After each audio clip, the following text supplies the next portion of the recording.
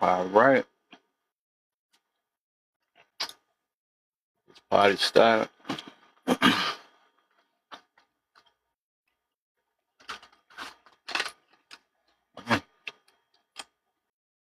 What's up, Mia? How you feeling?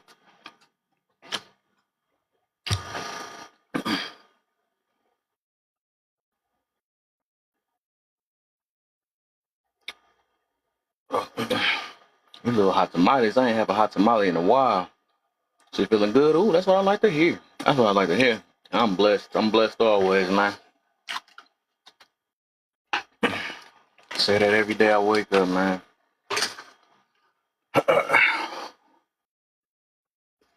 Trying to get this party started, man. This is the topic I've been trying to. I'm about to talk about this for a couple days. I'm gonna talk about this tomorrow too. So much stuff we be flexing, man. Let me send some invites up.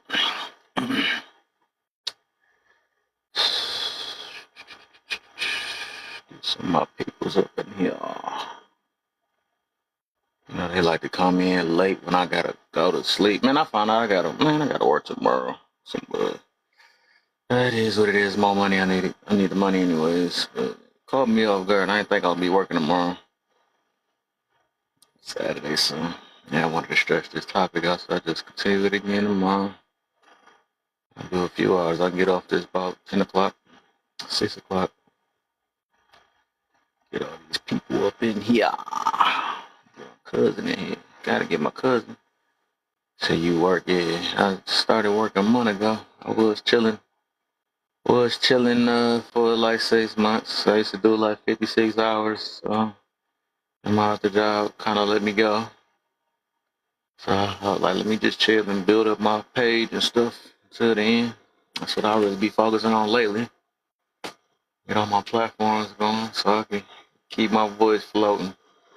All right, get my cousin in here. My new passion. I ain't seen her in here in a while. I'm gonna invite her. Boy. Mm-hmm. I'm coming in like that. Get them in here.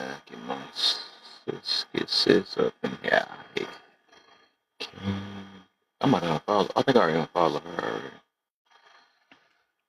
Oh yeah, you already know. You already know what you been up to. What you got up this weekend, man? Partying? Anything? Uh, I'm just about to relax. I heard, dang, my next week I gotta do 9 hours now.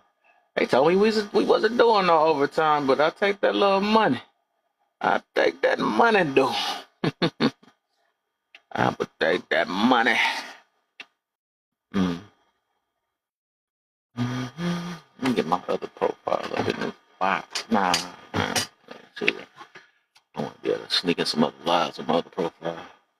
I ain't gonna hold my other profile hostage.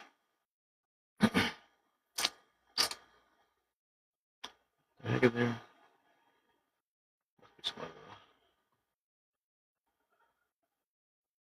Oh, well. I love it.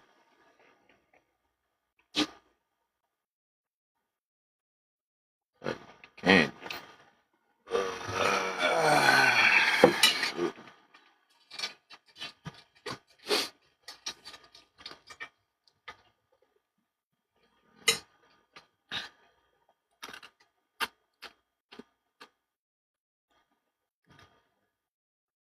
I was thinking about I just noticed something. That's why I ran it with this topic. I just had to see all these encounters I had. Hey, what the heck?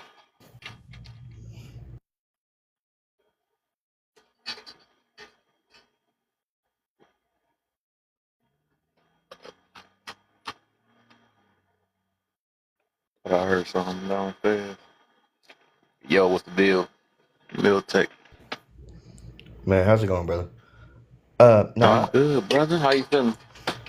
look, I'm feeling great. It's Friday night, and I'm Oh, you active already duty know. military. Ooh, I'm active payday. duty military, so it's Friday night.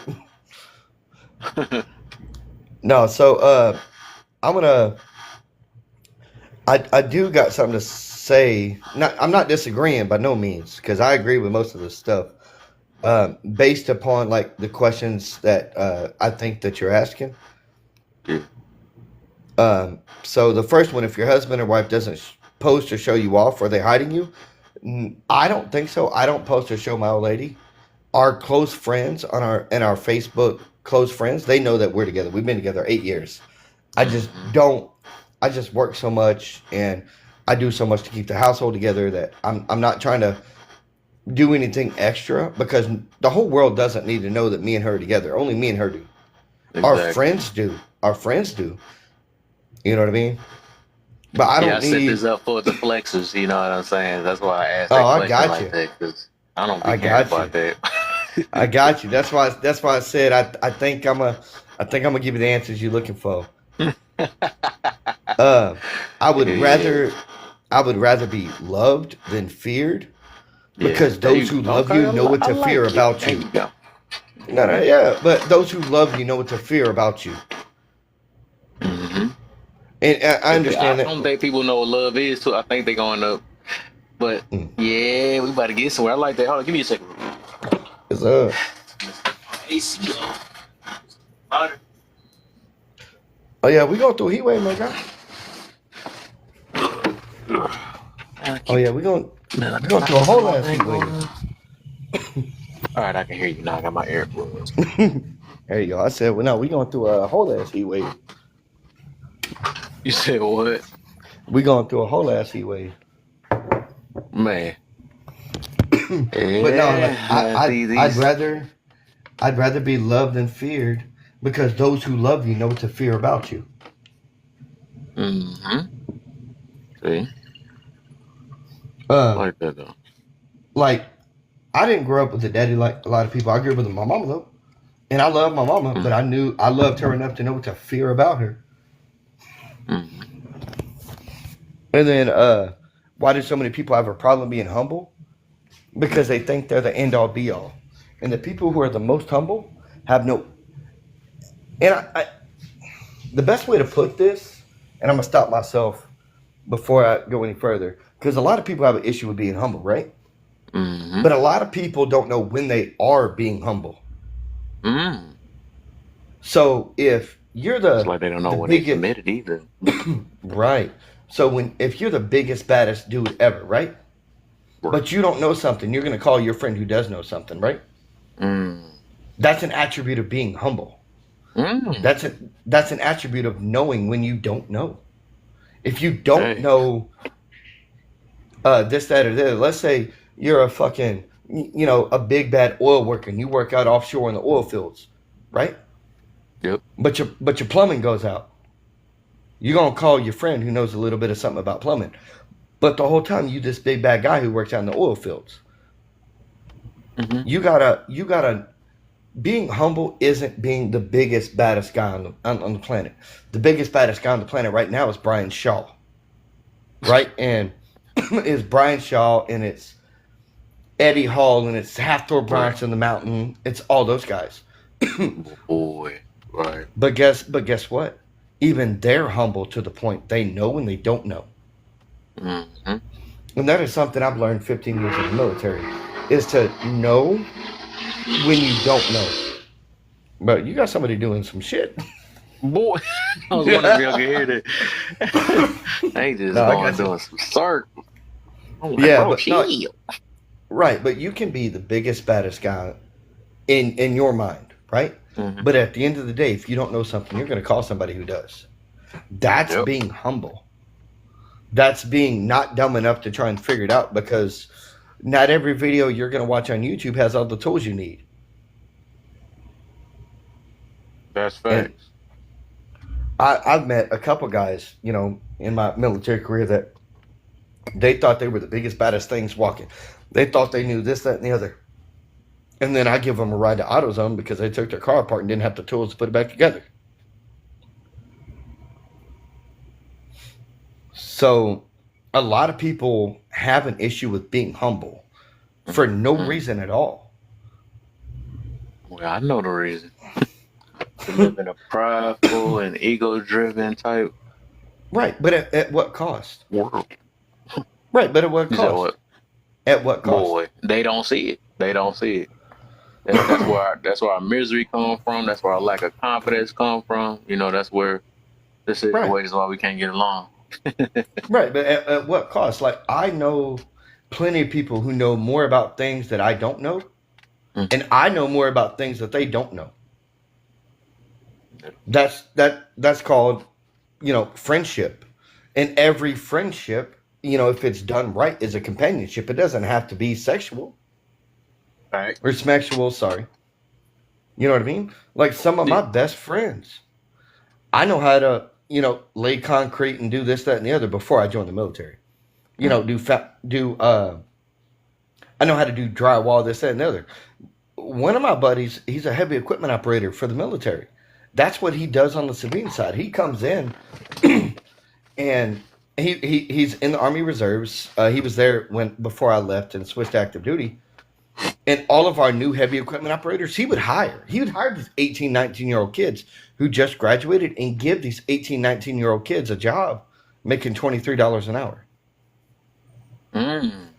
That's good moolah right there. Right, but he's humble enough to know that their training is newer than his. So they have something to teach him. And he's humble enough to know when he doesn't know. He'll go back and be like, why'd you do it this way? This doesn't make sense to me. And that's the key word. It doesn't make sense to me. Yeah. Like and a lot of people are like, oh, it doesn't make sense. It might, it just doesn't make sense to you. It makes sense to them. And if after they give you their after they speak on like why it made sense to them, it may make sense to you. Or you may just say, hey, no, you're wrong on this. But that's still a being of being humble. Just enough to say why. Always say why without getting mad.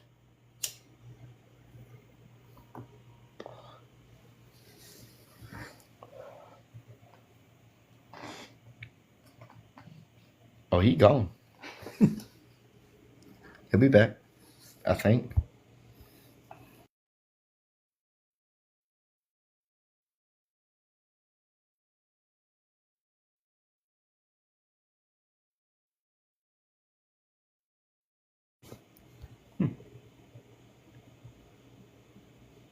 Like my brother No, you good. called me. No, But you yeah, good. you on point with that one. I ain't gonna lie. You got it all. You already know the deal, man.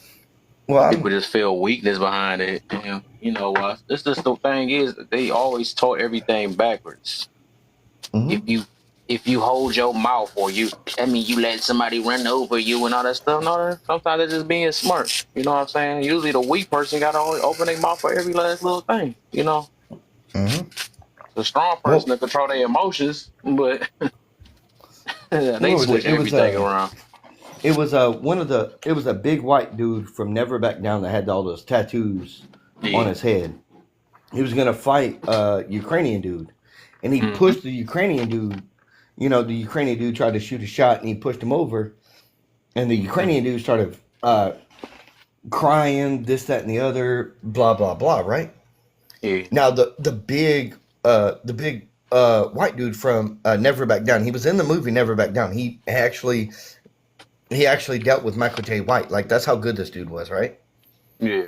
Okay, I remember that. And Yep. yep. And so he was supposed to fight a Ukrainian dude.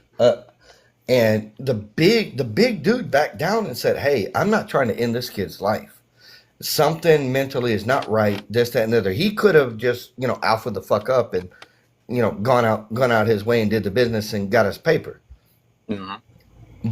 But in order to protect the weaker person, and after all the interviews and this, that, and the other, he was weaker, but the bigger guy backed down.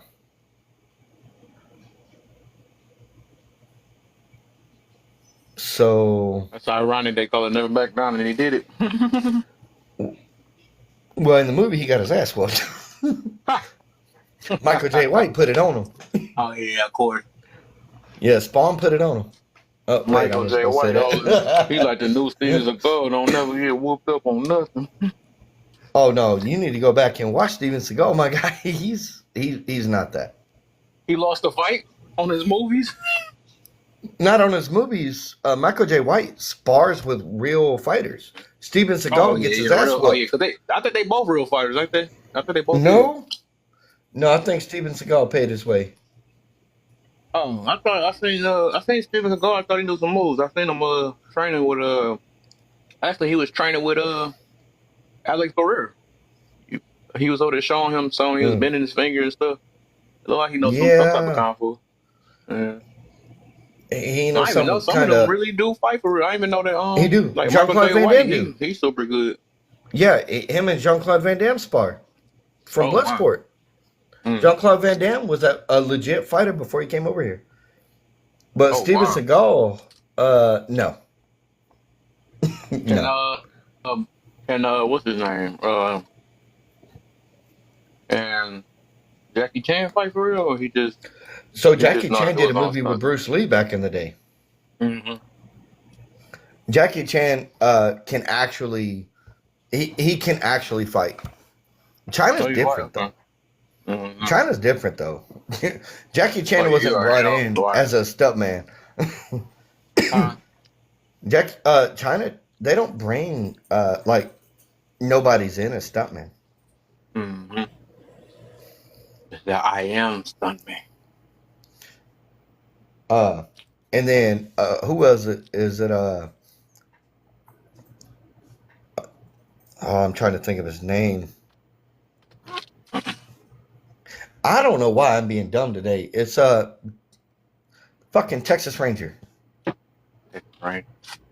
Can Jet Li fight for real? I wonder. Yeah, Jet Li was legit. He could fight though. I didn't know that. Wow. Yeah, I think the Ip Man movies I were used to based off like of his all his stuff. movies though.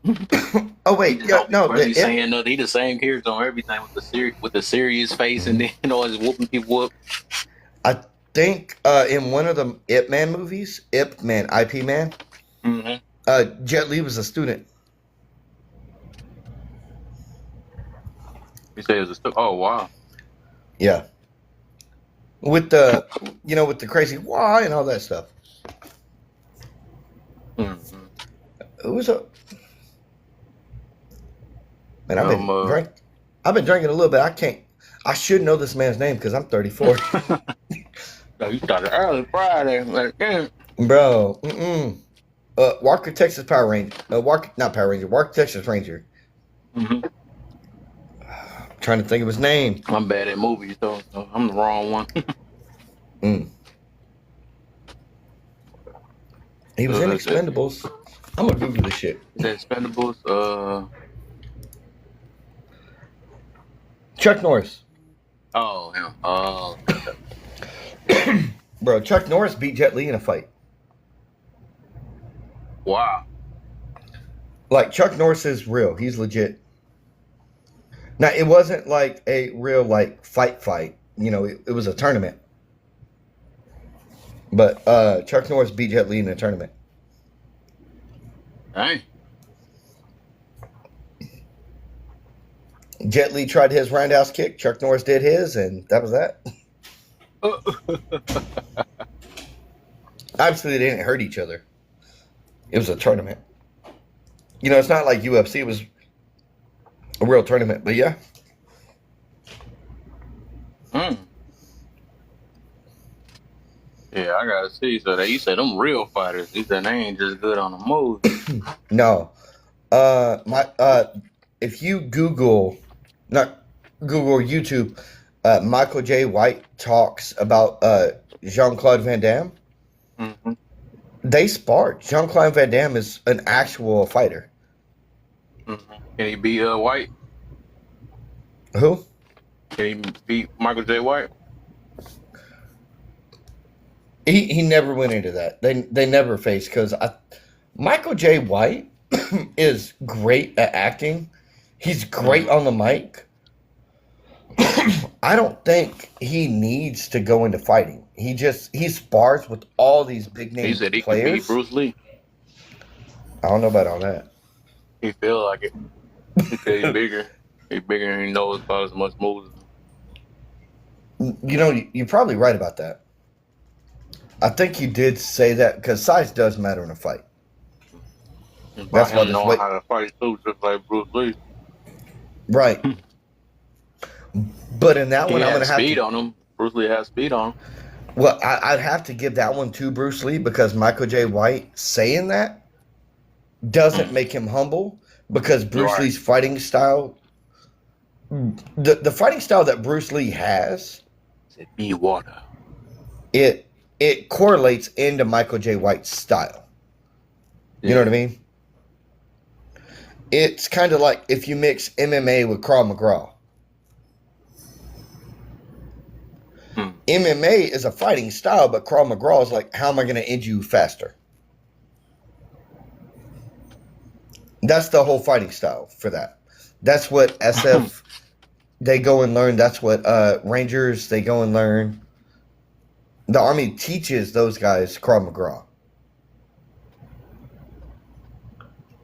And they teach the rest of us combatives level bullshit.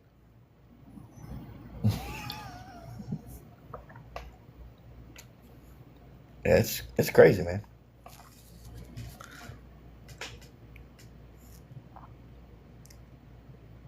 Man, I'm over trying to. You seen this thing? I went on and bought one from TikTok.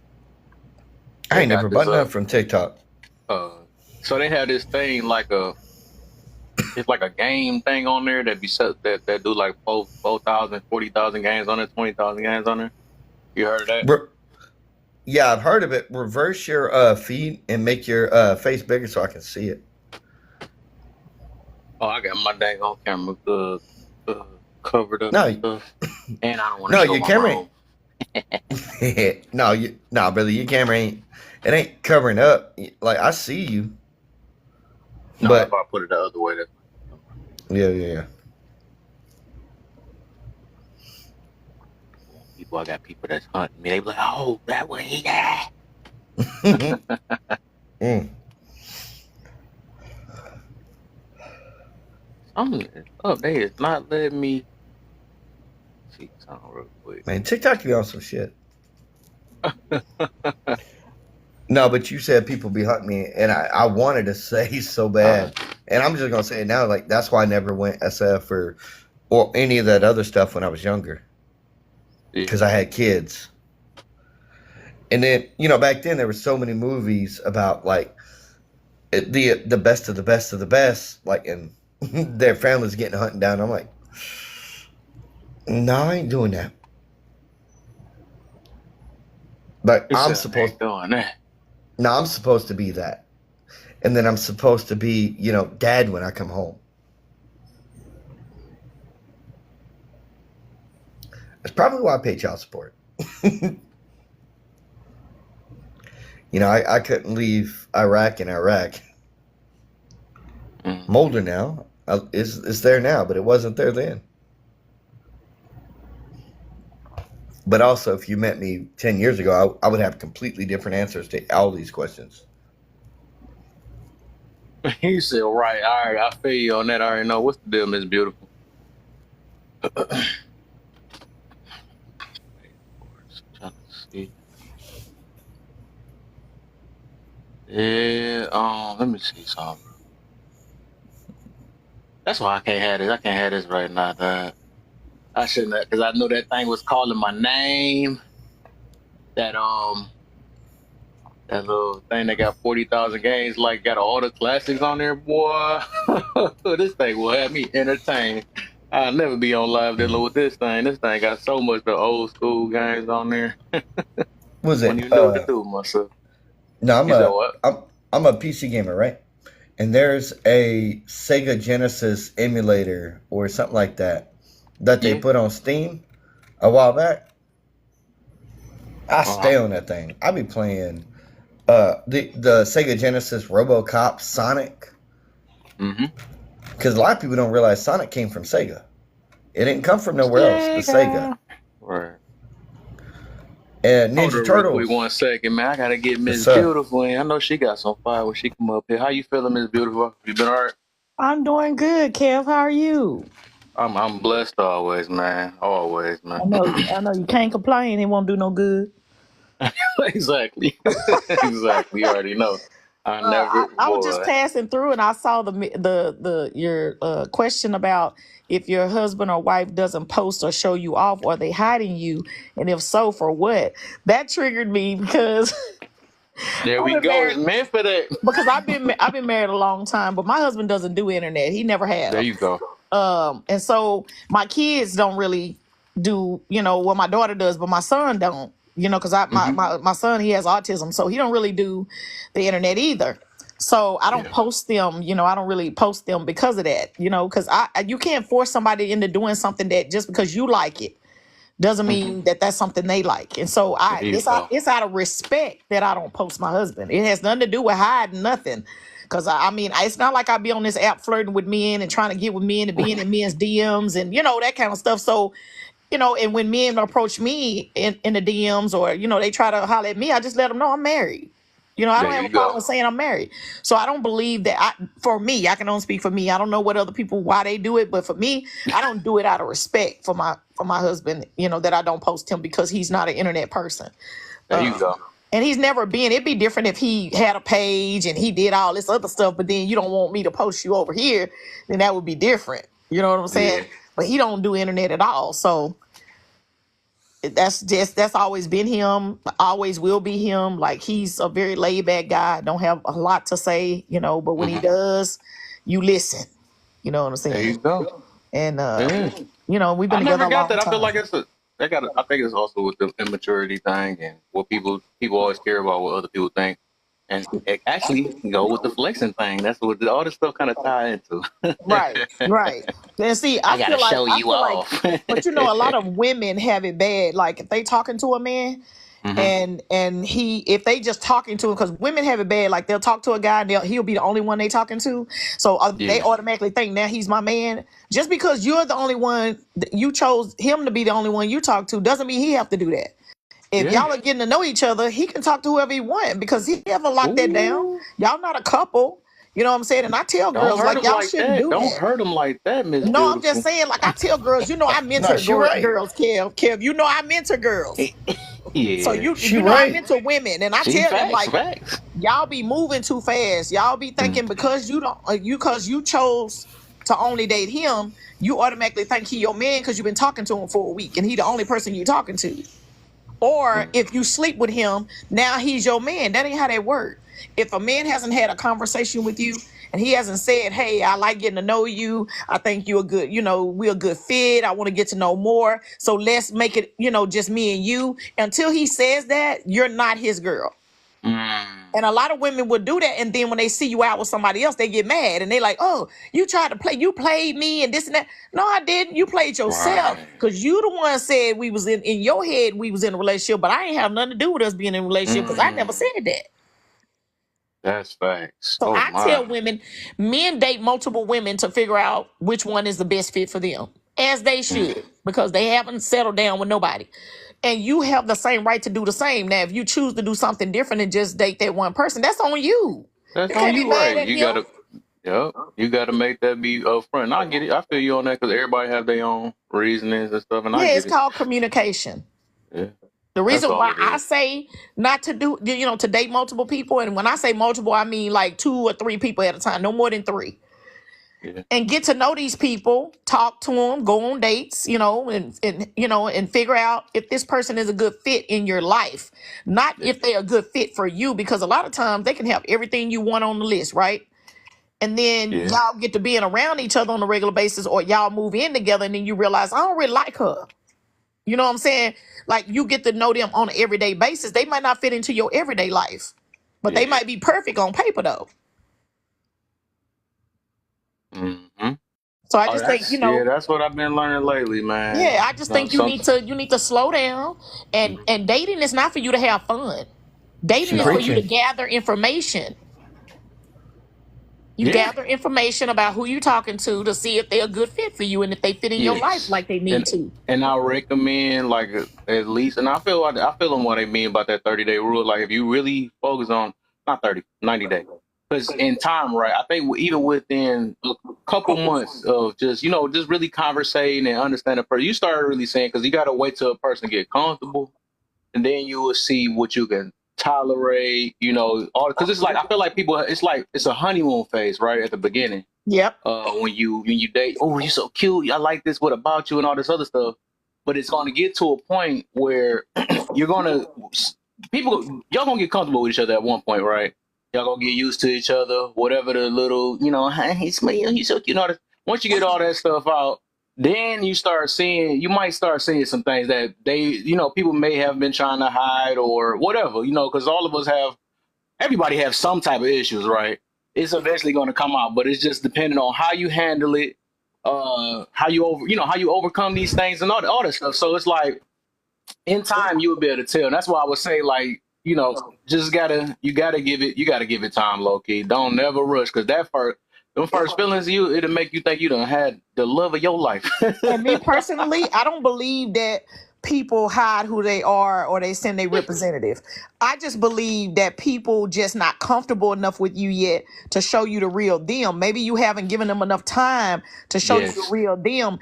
And a lot of women say that all the time. Well, he sent his representative. No, you ignored the signs because you were so infatuated with how good he looked and you wanted to get into bed with him. So you ignored the red flags that were there and you chose to go ahead and do it. And then now you done did it and he ain't interested. He decided he want to go a different way. Now he's used you. Now he's a different person. Now he done flip flop. No, it's because you didn't take the time to pay attention, because dating is for gathering information, not for you to be sleeping with people.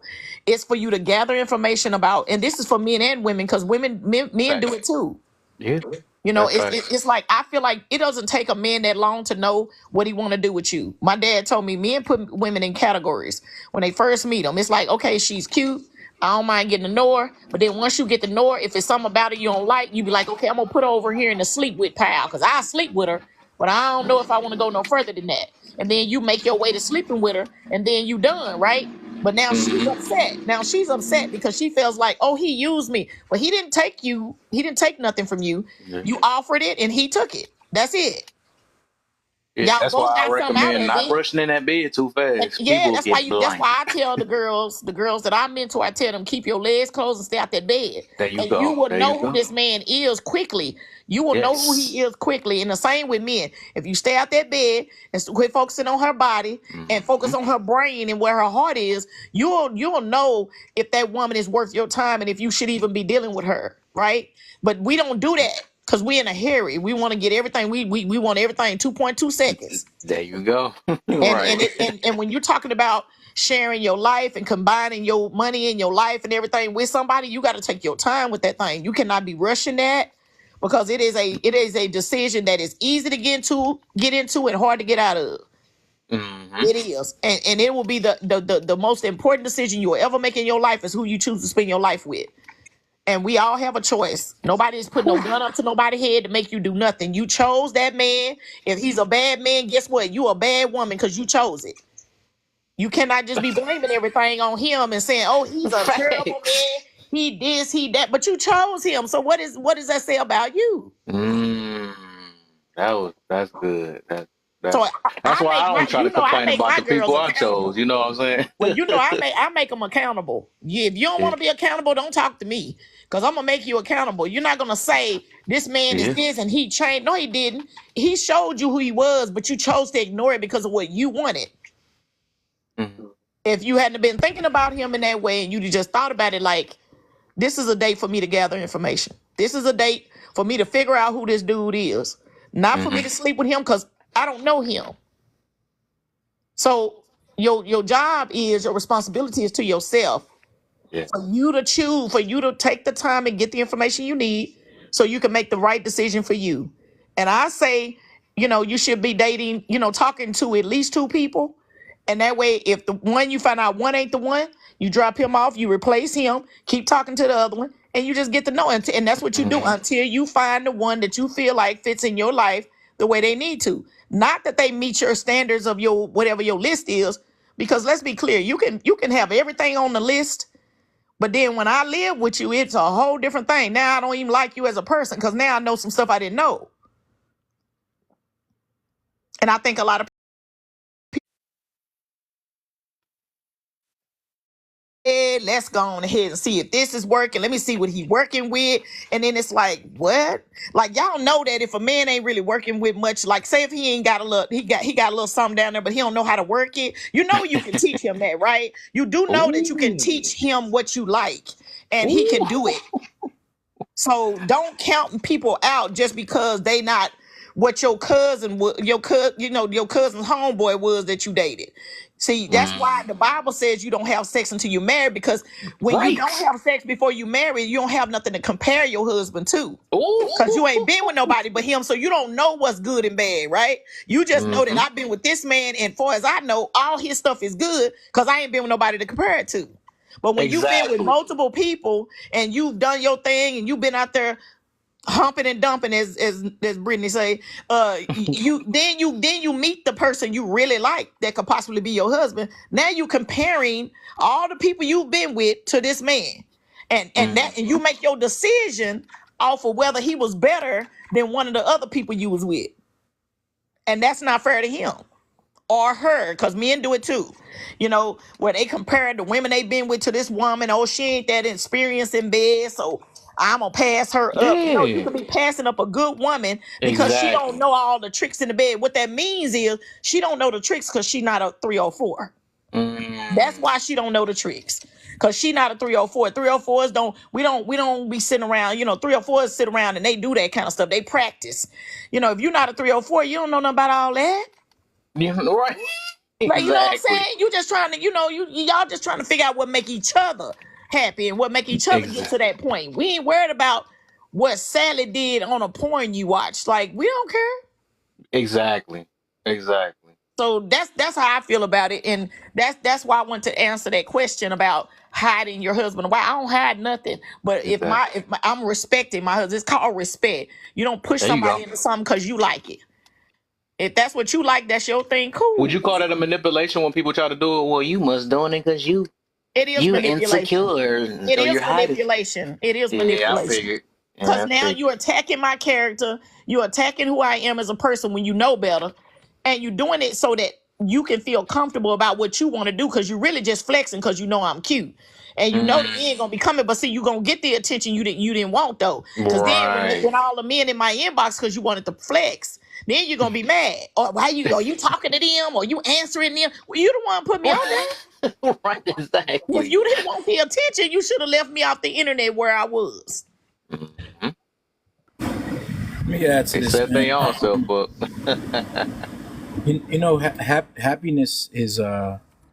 Happiness it's like it's taboo. The same way honesty is. I think happiness is extremely taboo. I think black women especially know how much the world does not like to see them happy. And I think that when black women decide to post their husbands, for example, that is probably the most hate that they'll ever get. And it'll be underhanded and it'll be behind their back and it'll be snickering, it'll be talk, I'm telling you, like, I think black women should hide or protect their happiness the best that they can, because I don't There you think the go. world truly wants black women to be happy. And when we Black show our men, husband, it just make more women want us. oh my It God, just make man. women. But and guess When what? The y'all show women don't y'all want the husband, man so much as because of what he look like. They really yeah, want him because of you, because of the wife. If she's yeah, beautiful they and she got it going on, they want they him want because them of to that. hate you. Yes, They just yes, want him to so that they can make a problem with you. yep. You own it, bro. Yeah, so it's like black women really seriously. I think especially black women seriously have to guard their happiness, like with barricades and everything. So I don't really tell black women, like, I would never scrutinize a black woman if I never seen if she never posted her husband. I wouldn't scrutinize. Now a black man, I'm not gonna say that it's different. I'm just gonna say that it could be finicky, because he's gonna face the same things that a black woman faces, just a little bit more minuscule. You know what I'm Yep. saying? Like, So it'll be the same women or women that will suddenly begin to hit them in the inbox and say, I should have married you. Just like what happened to me last year. I had 3 women. I posted one picture, and it was kind of like an accident reel, right, on my Facebook of me and my wife. It was like, we went out, and it was just like a funny picture with a bunch of us in it. Not just me and her, but a few people. And right after that, I had like 3. And my wife has access to all my social media stuff. I don't care about that stuff, so she'll come in here and check y'all inboxes. But she literally was like, "Who is this?" I was like, "You remember that girl? Whatever. I was telling you about her." And she was like, "Oh, okay." She was like, "Well, just delete her." I was like, "Okay." And then, but I had 3 women almost in the same week to say I should have married you. They all said almost the same thing. I should have married you. And I was like, this is crazy. And she was like, man, either I really got a catch, or they think, like most women think, that you hide in your inbox and that you would pretend not to do this or whatever and all that. And I was like, nah, my phone be right there on the bed. I'd be in the shower. My wife be making phone calls on my phone. She'd be setting the barber appointments for our son on my phone. You know what I'm saying? So it's like I mean, it's the same. It's a similar thing, but men just more or less have to guard their reputation. Yep. Women have to guard their happiness. Yeah. And those are 2 different things. It is, brother. You was on it. Yeah, a man's reputation is something, because a woman will try to bring up some shit from 9 years ago and be like, remember that time we was, she'll jump in your inbox and be like, remember that time we was at that party and you picked me up and I did this. It is Michael Jackson. They'd be like, remember, right away. He's like, remember that time I was at that party, you picked me up, you swung me around. Remember that time, you so strong. I remember back I'm telling you, I had like just recently, because I'm part of my high school community or whatever back home, and they invite you to the reunion and all that stuff, and then lo and behold, there was somebody, because they was like, hey, post your now picture in your high school community, right? So everything's my high school community. He's like, post your now picture. So I posted my now. They said, man, you don't even look that different from what you did in high school. And then this girl was like, you remember that time we did this and you was playing football and you made it, you scored a touchdown bro, it was a whole thing. I'm like, dude, I'm thinking to myself, like, I don't even remember all the details that she remember. Like, I scored a touchdown and I kneeled in the end zone and she walked over and gave me some Gatorade while I was kneeling. She's like, see, but I had you though. I kept you fresh. And I'm like, oh my God. Like, you know what I'm saying? Like, because a woman will read that and be like, oh, she kept you fresh then, she's trying to keep you fresh now. You understand what I'm saying? So men gotta really guard their reputation, man. Yeah, that's all I gotta say about that. And that's why it's good for you to have a great relationship and communication with your partner, so that they know when it's something you did, or if you not that type of person that would do nothing like that. And that's kind of how it is with me and my husband. Like, we know each other very well. We've been married 34 years, so we know each other. I know what my husband will do and what he ain't gonna do. So if you tell me something about him and you say he did this, and I'm like, no, that ain't my husband. He would never do that. Like, and I'm not saying that he perfect, because nobody is, but I know if he's cheated on me, I don't know nothing about it. He a real good one, because it ain't got to me. So that's the important thing. If I don't know about it, then that means that he cared enough about me to keep it away from me. I don't know nothing about it. You know what I'm saying? But, I feel like if you're intentional and you're consistent with how you treat your person, then you don't have to worry about stuff like that. It's the breakdown in the communication and the things, that the intention towards your mate, that causes things like that, causes people to go outside and looking elsewhere for things. But when you're intentional and you are consistent with how you are and how you are with them, I think you can avoid a lot of the pitfalls that happens in marriages. It's because of the inconsistency. It's because the ego gets in the way. People have ego and pride, and that's what kind of gets in the way of marriages going down and people going outside of it. It's because they get out, people get comfortable, especially if you've been together a long time, you start to get comfortable. And that's why you got to be intentional. You know what I'm saying? You gotta stay on top of it and say, yeah, we've been married 10 years, but now I gotta do something to keep it fresh, because I want him to keep looking this way. Because it's hard for men. It's hard for y'all. Y'all are very visual creatures, and Man, having to look at all these women, and then these women are disrespectful because a lot of them will throw themselves at you and know you married. They don't care. So mm, you just gotta make sure that you on top of things with your man. Make sure y'all communicate so that y'all can keep it together. You know what I'm saying? Because it's easy to fall, it's easy to get distracted.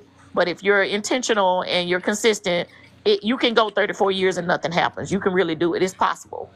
it's one key thing you said though, and I like that you said, it, and I wish a lot could see it that way. And I think it come because I feel like it's a maturity and a growth thing, right? Where you said, even if your man, somebody said something about your man, you automatically, you take up for him, right? Yep. He not like that. He not gonna do that. And I feel like that's with anybody, right? Once you know a person, you don't have to have no doubt. You don't have to have no affirmation about whatever you want to call about it. When somebody say something about the person you be like, no, I'm confident in who my man is, and he don't even sound like nothing like him. You just hating, you know what I'm Right. saying? But I think it's the opposite way today. Right. Sometimes they falling for the, oh, he said, she said, what? All the other stuff. And then my man, then they gotta go question their man. Are you sure you didn't do that? And all that. It's like it's so backwards. It's like, but that's why I like that you said, and I think that's something real deep right there, and not many people do that no more. It's I because don't think they do that. it's because we friends. Me and my husband are friends. There you go. And so when you friends, you know the ins and outs of your partner. You know what they'll do. You know how they are. If like my husband's not a talkative person. So if a woman said, well, he was talking to me and we had this long conversation, I'm like, baby, my husband is not a talker. So you ain't had no long conversation with my husband, because he not a talker. He say what he mean what he say, and he done with that. Like, he not finna be doing all this long drawn out conversation. So if you saying you did that, I already know you lying, because Mhm. that's just not how he moved. That ain't who he is. So it's just things like that when you That's a been real with woman somebody right so there. long and y'all really good friends, and because see, you have to.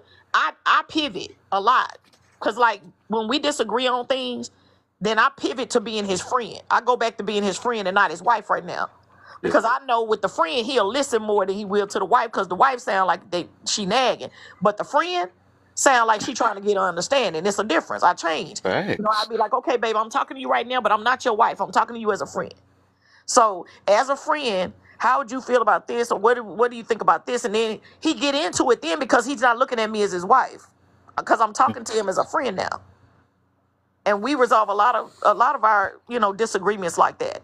We don't argue, but we disagree, because we have two different backgrounds, come from two different places. We're not the same, so of course we're not going to agree on everything. But I'm one of them people where I listen to my husband, and even if I don't agree, I just listen. And then he'll say, well, what you think? And then I'll tell him what I think. And I'll say, well, and if he don't ask me what I think, guess what I say?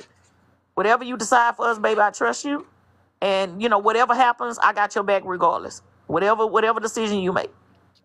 And submission comes with trust. And if you don't have that, it's gonna be hard to submit to anybody if you don't trust them. Good evening, everyone. Hey, Kev. What's the deal? So, You ready for it? no.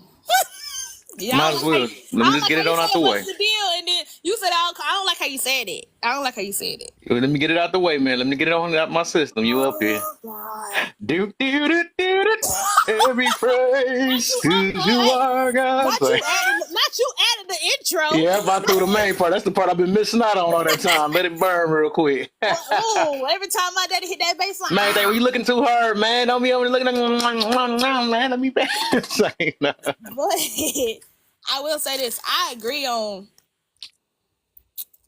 everything that y'all are saying. And then, let me not say but, because but contradicts everything. I started, put a period in that. I started looking at it about how some people fall for that trapper movement being so fast, right? And I'm going back to what Miss Beautiful had said about how dating operates. Because recently, not too long ago, I was in contact with a young man, and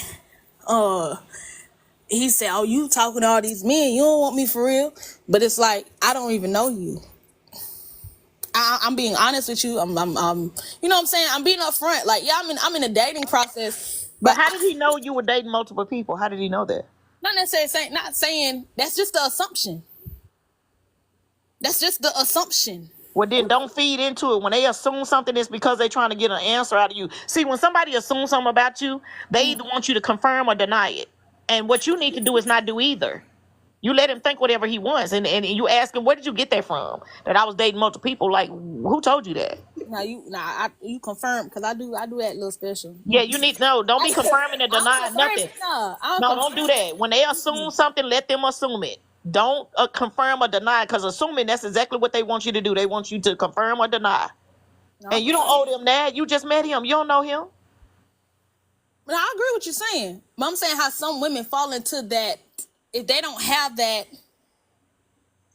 knowledge or that I don't want to say the word maturity, but know how to operate a maneuver around those conversations. Some be like, oh, you know what? Well, he think that I'm in contact with other people. I'm gonna show him I just want him. You see what I'm saying? That's what a good bit. And the reason why, for me, let me say, when I say a lot, let me say that, because, on TikTok, you got to be very specific. When I'm saying a lot, I'm saying from within the people that I noticed, not even saying one-on-one close friends, it's like, I noticed, oh, you fell for that too.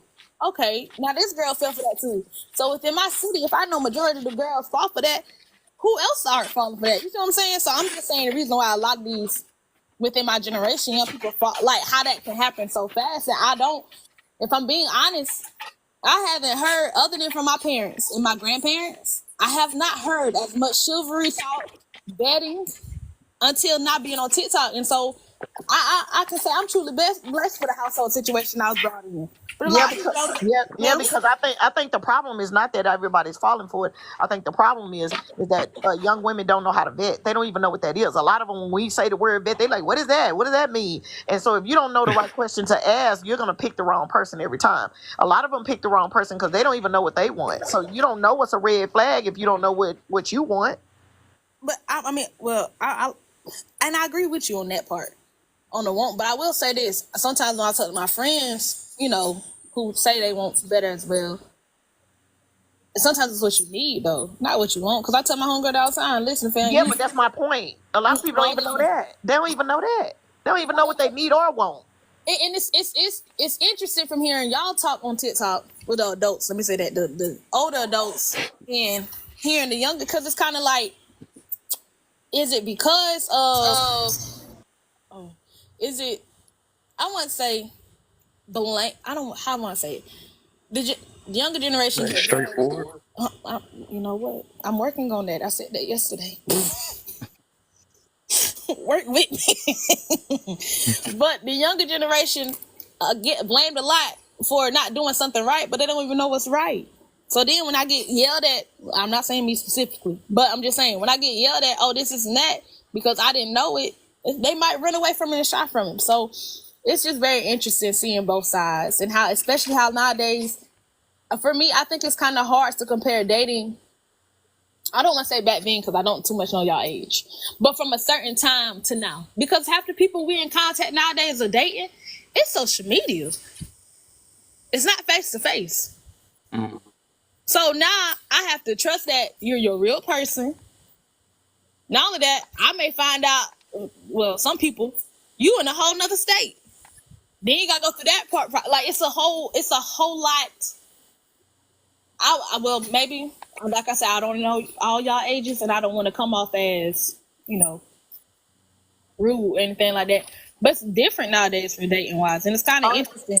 I definitely agree. I'm 53, and I've been married 34 years. So yes, dating is definitely different than when I was dating. It's definitely different because I think a lot of the dating happens online. A lot of it doesn't happen in person. So it makes it even more difficult for y'all to vet properly, for y'all to know. But a lot of young women don't even know the right questions to ask because they haven't been taught. Good one. A lot of times they on the phone with these guys for hours and they're talking about stuff that don't even matter to a relationship. Like What can you do for me? color? What is his favorite color? Like, and then, a lot of young women are asking for things from a stranger. You don't know this man and you're asking him to get your nails and hair done. You're asking him to pay your bills, buy you a new phone. Like, why are you expecting somebody to do something for you that you don't even know? Well, I'm gonna tell Because you. men don't do nothing for free. They want something in return eventually. So to be asking Eventually. for things, yeah, eventually they want a return on their investment. Men, that's just how men are. They're not gonna do nothing for free. And I agree with you on the investment part, but I will say this as well on the why of thinking. And just like I'm gonna say I said this in your live not too long ago, Kel, how we created social media. Social media was brought in. You said what, Kel? How are you feeling today? When your emotions get involved, even if it's in person, stuff like that, a lot of people don't know how to, differentiate the two. But I would say also me as a woman, I have had men offer the cash out. What's your cash out? What's this? I'll pay for this. I don't take it because I know it's an investment. But I could be one of those grimy girls when I know You're a smart young lady. Ain't you 21 again? That's I'm smart. 21. There you go. I could be one of them, grimy girls. Oh, I know you live in Texas or this and that. I ain't never gonna see you there in my life. And it's gonna be men who keep doing that. So it's kind of like it's an interesting game. I hate to say game, but it's an interesting game to be in nowadays for the dating world when it's online. I agree. You have no pushback from me. I'm not disagreeing with you at all. Yeah, I don't think you are. Yeah, I just want young women to be smarter about it. If you're gonna be out here dating and doing it, just be smarter with the questions that you asking, because you can trip people up if you ask the right questions, and you can figure out if they fake or if they real. Like a lot of this information that y'all want to know, if you ask the right questions, you can get it quickly in the first conversation with them. But if you don't know what to ask, then you don't know, and then he knows you don't know, so he gonna play the game until he can't play it. So I have a question, and I mean this with all due respect, right? So, for example, within this live, we don't know who listening, and why when we're having these conversations, most older adults say the type of questions we should ask, but doesn't give an example of what we should ask. Like I said, all due respect, I'm just curious on that part. No, I was beginning to do that earlier. I'm sorry. Yeah, I was beginning to do that earlier. I'm sorry. Question. So y'all ask questions like, oh, what's your favorite food? What do you like to do when you're not working? Like, but the questions you should be asking is, how's your relationship with your parents? Do you have siblings? How close are you with your siblings? Do you have children? If you do, how often do you see them? How often do you talk to them?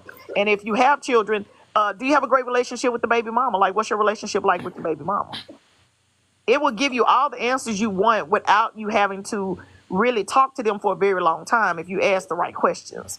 And you don't have to ask them like reel them off like that. Just in between conversations, pop in a question here and there, but make sure that your questions are informational, because dating is about gathering information. It's not about you having fun and laughing and having a good time. It's about you to gather information. So it's important that you ask the right questions, whether it's online or in person, so that you can cut that off, so that you don't waste your time talking to somebody that is not being real with you, or is not on the level you want it to be on. If he's not your type of guy, or he don't line up with what you want, you can cut that off and not waste time on somebody that you've been talking to for 5 months, and now you realize that, oh, he's not my type of guy. But he told you that, really, he gave you those warning signs in the first conversation, but you didn't ask the right questions, so you didn't know it.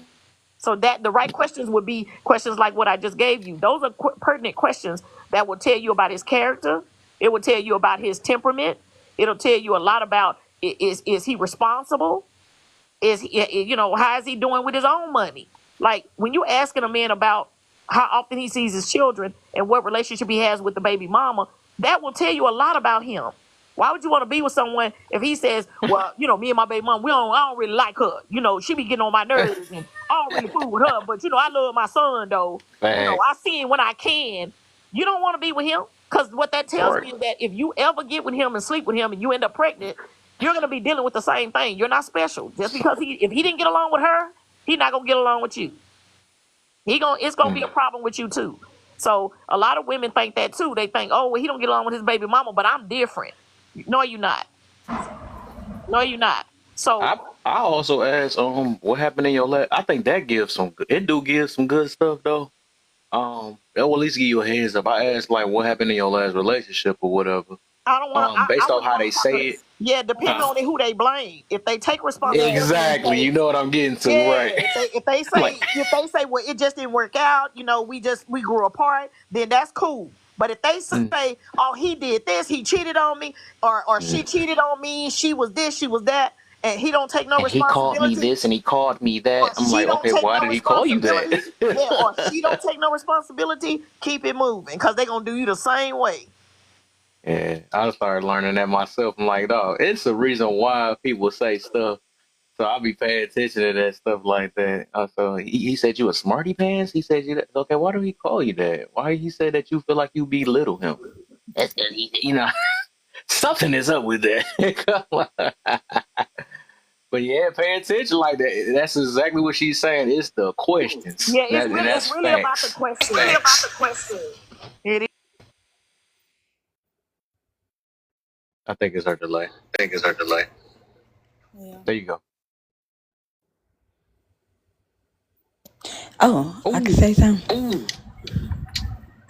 go ahead. Okay. I'm gonna say, okay, to the first question, being a Bible scholar, degrees, money, experience, marriage, and more. We flex these things instead of being better with them. Well, I think people flex their all this stuff because these are accomplishments in a way. I think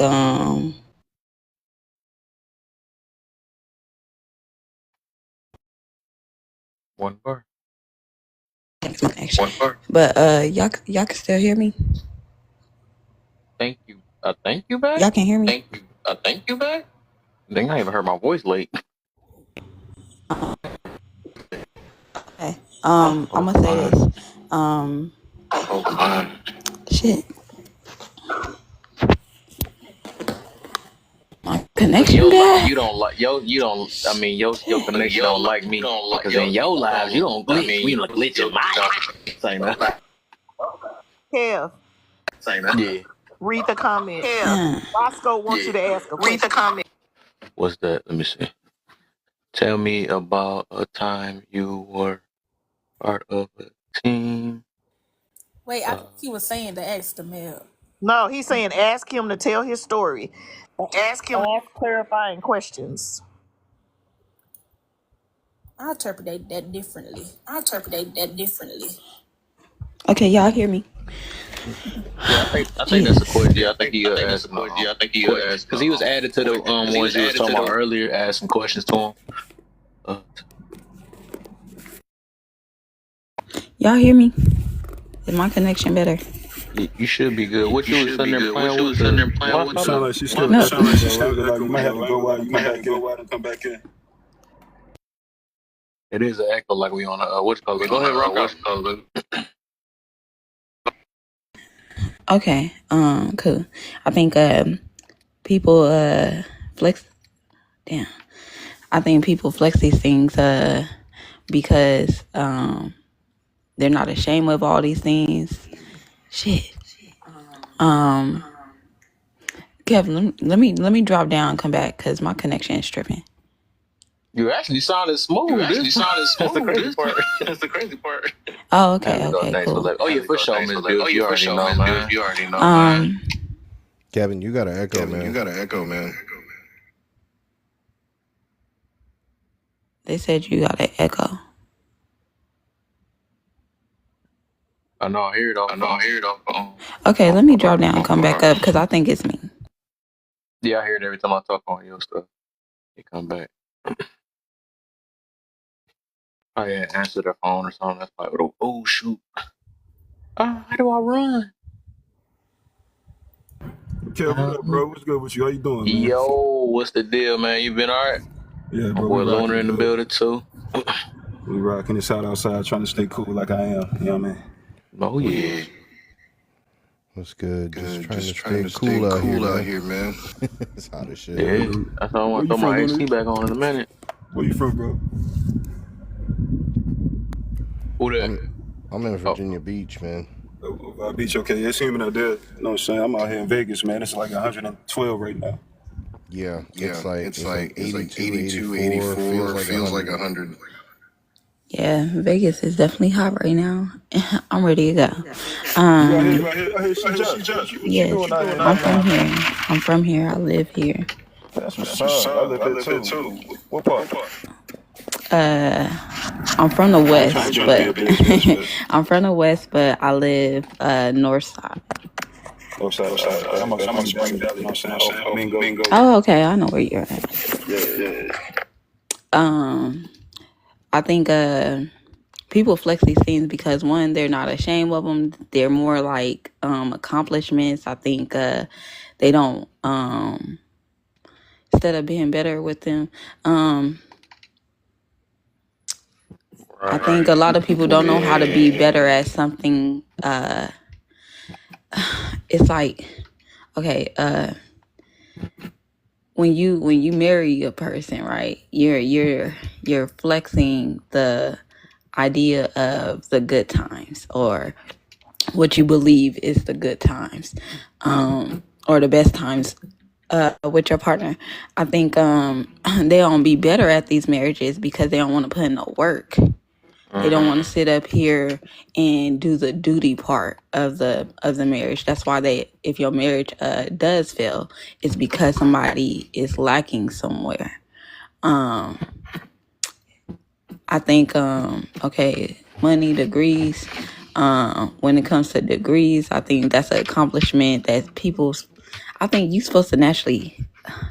If you desire to have a degree, I think that's something that you supposed to have because shit, we all went to school, and at the end of the day, shit, they teach us to go get our degrees. So to me, I think you're flexing something that you're supposed to have you're supposed to be educated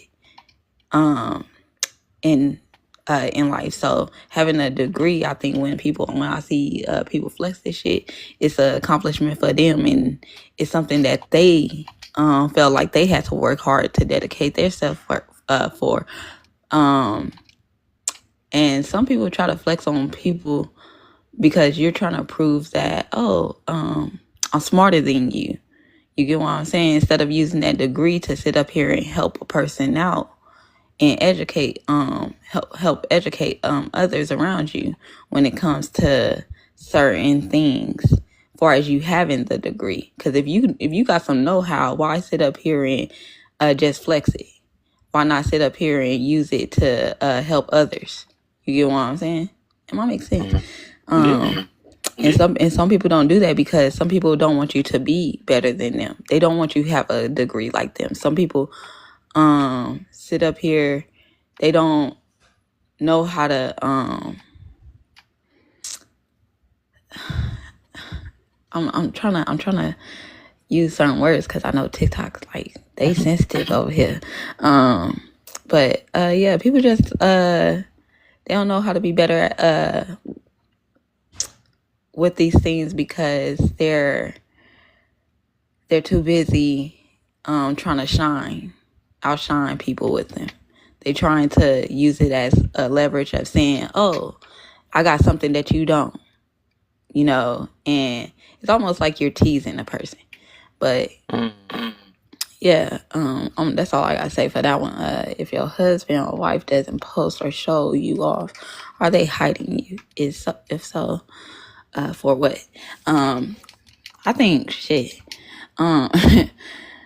I don't think they hiding you. I just think if you're like, for far as my partner, like he's not a big social media person. I choose to post him or us. I don't think a person is hiding me ever. I just think that shit, that's just something that you're not into.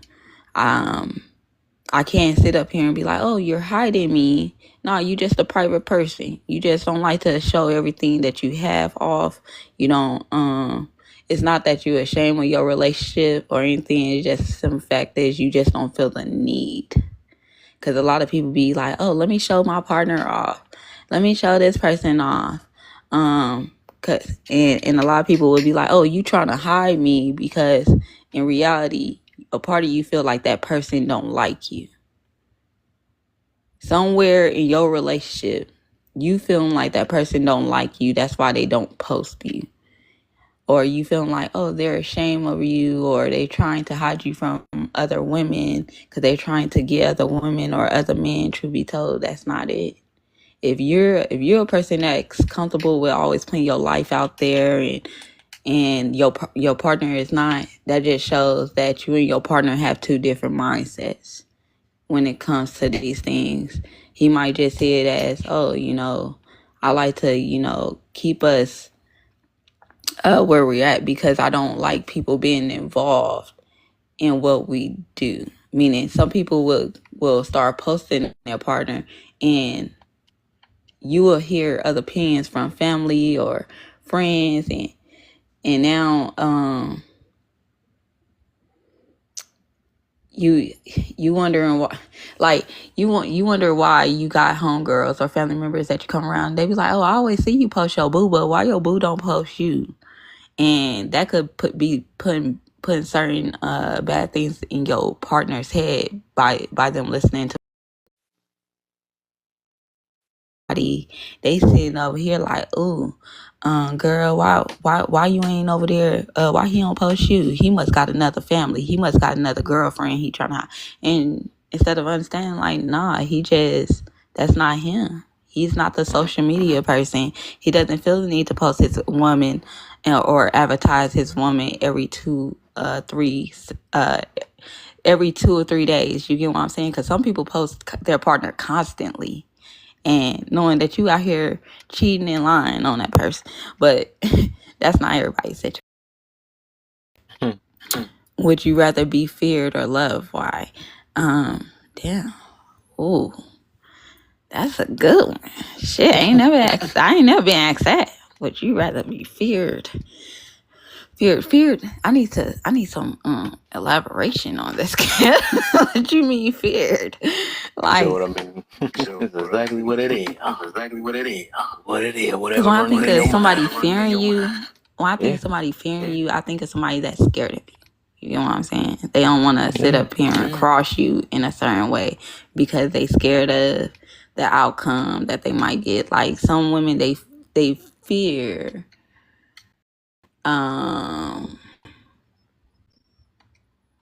Let me see. Like, when I think, I don't know. I'm just not used to that word.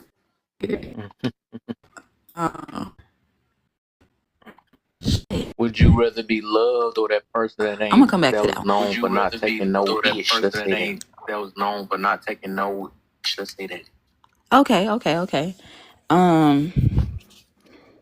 I'd rather be that person than love, because I think I'd rather a person, shit, I really don't like that freaking word, feared, but I'd rather a person fear me and then to love me, because and I say that because I could love you, but if you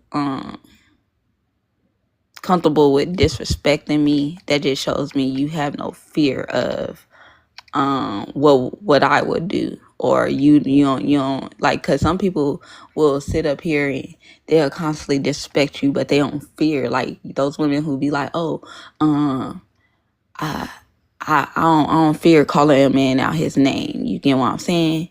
And it's because she doesn't, she's not scared that this man gonna hit her. You get what I'm saying? That because she ain't never probably been smacked before by a dude that didn't care to not put his hands on a woman. So I think when you have a level of fear in you, you're not going to sit up here and cross certain boundaries or do certain things, because you're more cautious to understand who you're dealing with. Everybody don't approach people the same. It's like, yeah, this dude, you could sit up here and disrespect him. He might not put his hands on you at all, because he just fear himself going jail, or but I'd rather be the person that a person fear, because I don't want you forgetting the comfortable idea that I'm just somebody that you can walk over, disrespect, or treat any kind of way. And what I mean fear is fear to me is more like shit. You better fear of losing me. Fear. I wouldn't say necessarily harm you, but just be cautious, like when it comes to what you do to a person, because you never know what might lead them to be a certain way towards you. I just don't like that freaking word. I need you to elaborate more on that.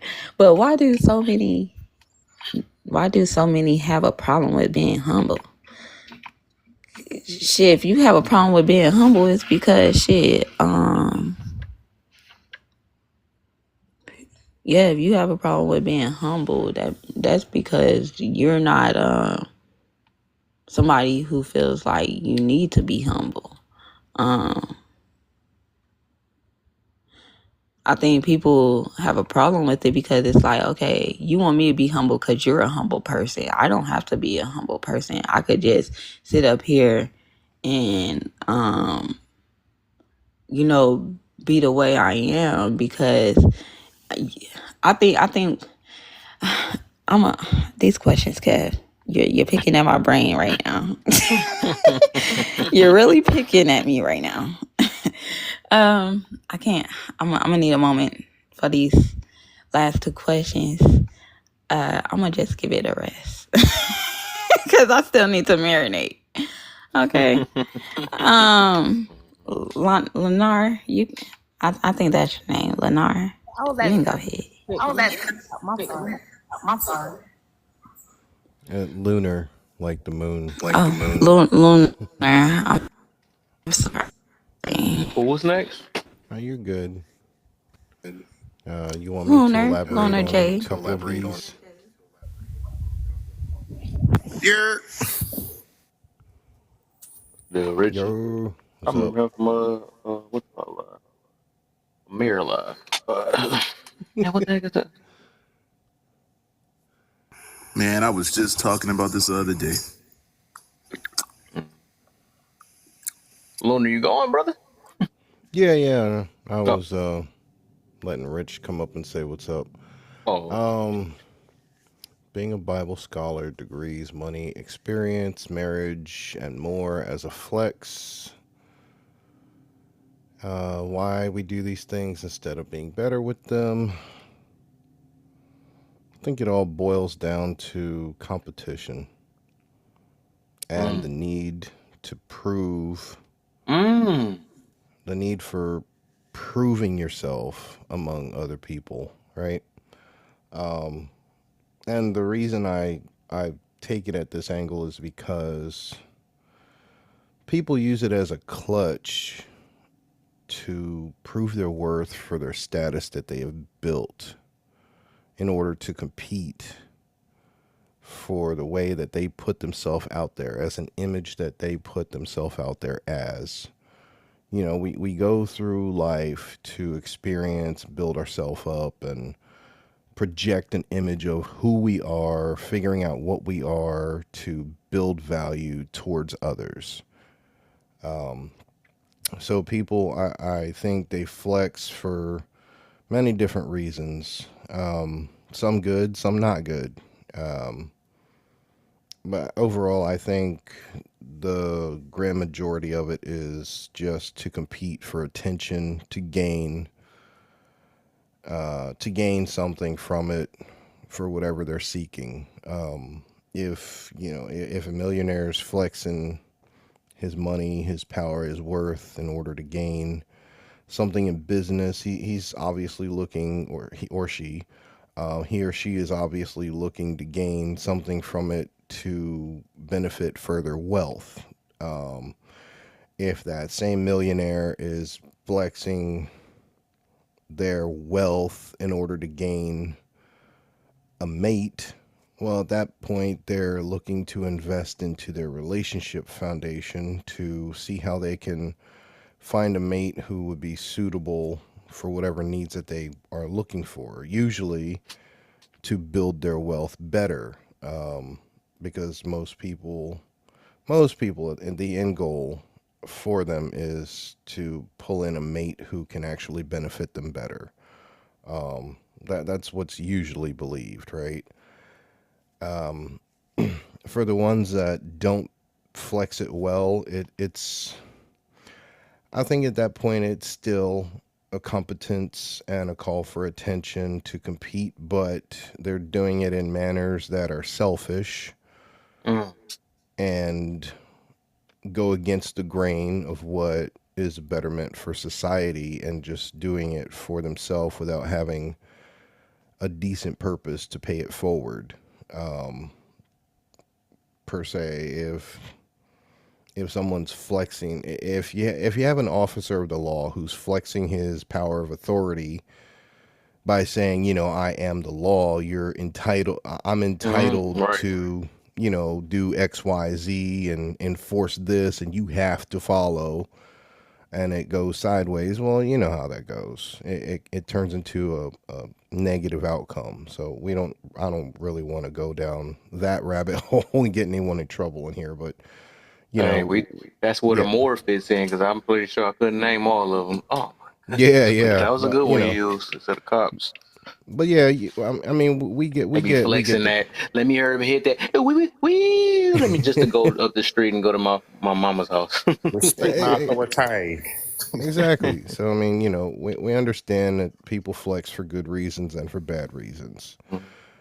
It just people have got to learn What's a to. good reason though? I do want to see that though. What's a good reason to Well, flex? I mean, a good reason could be like some of us who get on here to flex our knowledge to try to Mm. promote betterness in the community by pointing out truth. Some of us get on here with a better purpose to show what we can do instead of just telling people what they need to do. There's people out there who, Yeah, I like the for instance, word Richie used though. I wouldn't call it flex though. yeah, I to mean, flex inspire always has a negative thing on it, but to I don't inspire know. others, to promote positivity, to see a growth, right?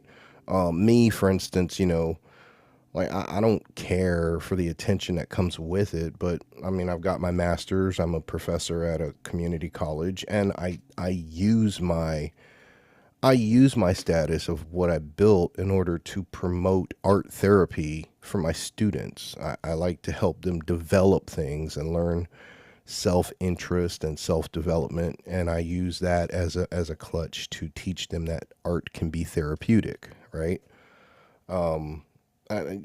At that point, it's for them to see where the interest lies, how they can develop themselves, and promote peace. A positive means. Not everybody has that kind of angle. Not everybody looks at it that way, and these are the times in the life and the society that we live in. So it's perfectly acceptable to say that.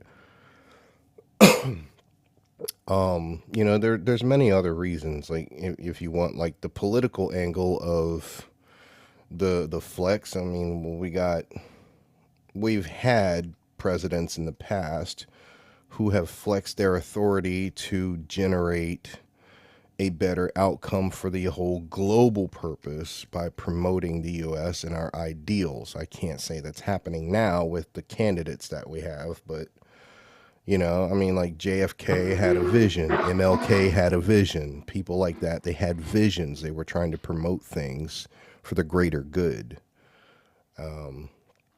It goes against the narrative of people who are flexing for selfish reasons. So it's a balance. It's an offset. Mm. I'm gonna touch the second one, and then I'll take a break and pass the mic on. If your husband or wife doesn't post or show you off, are they hiding? If so, for what?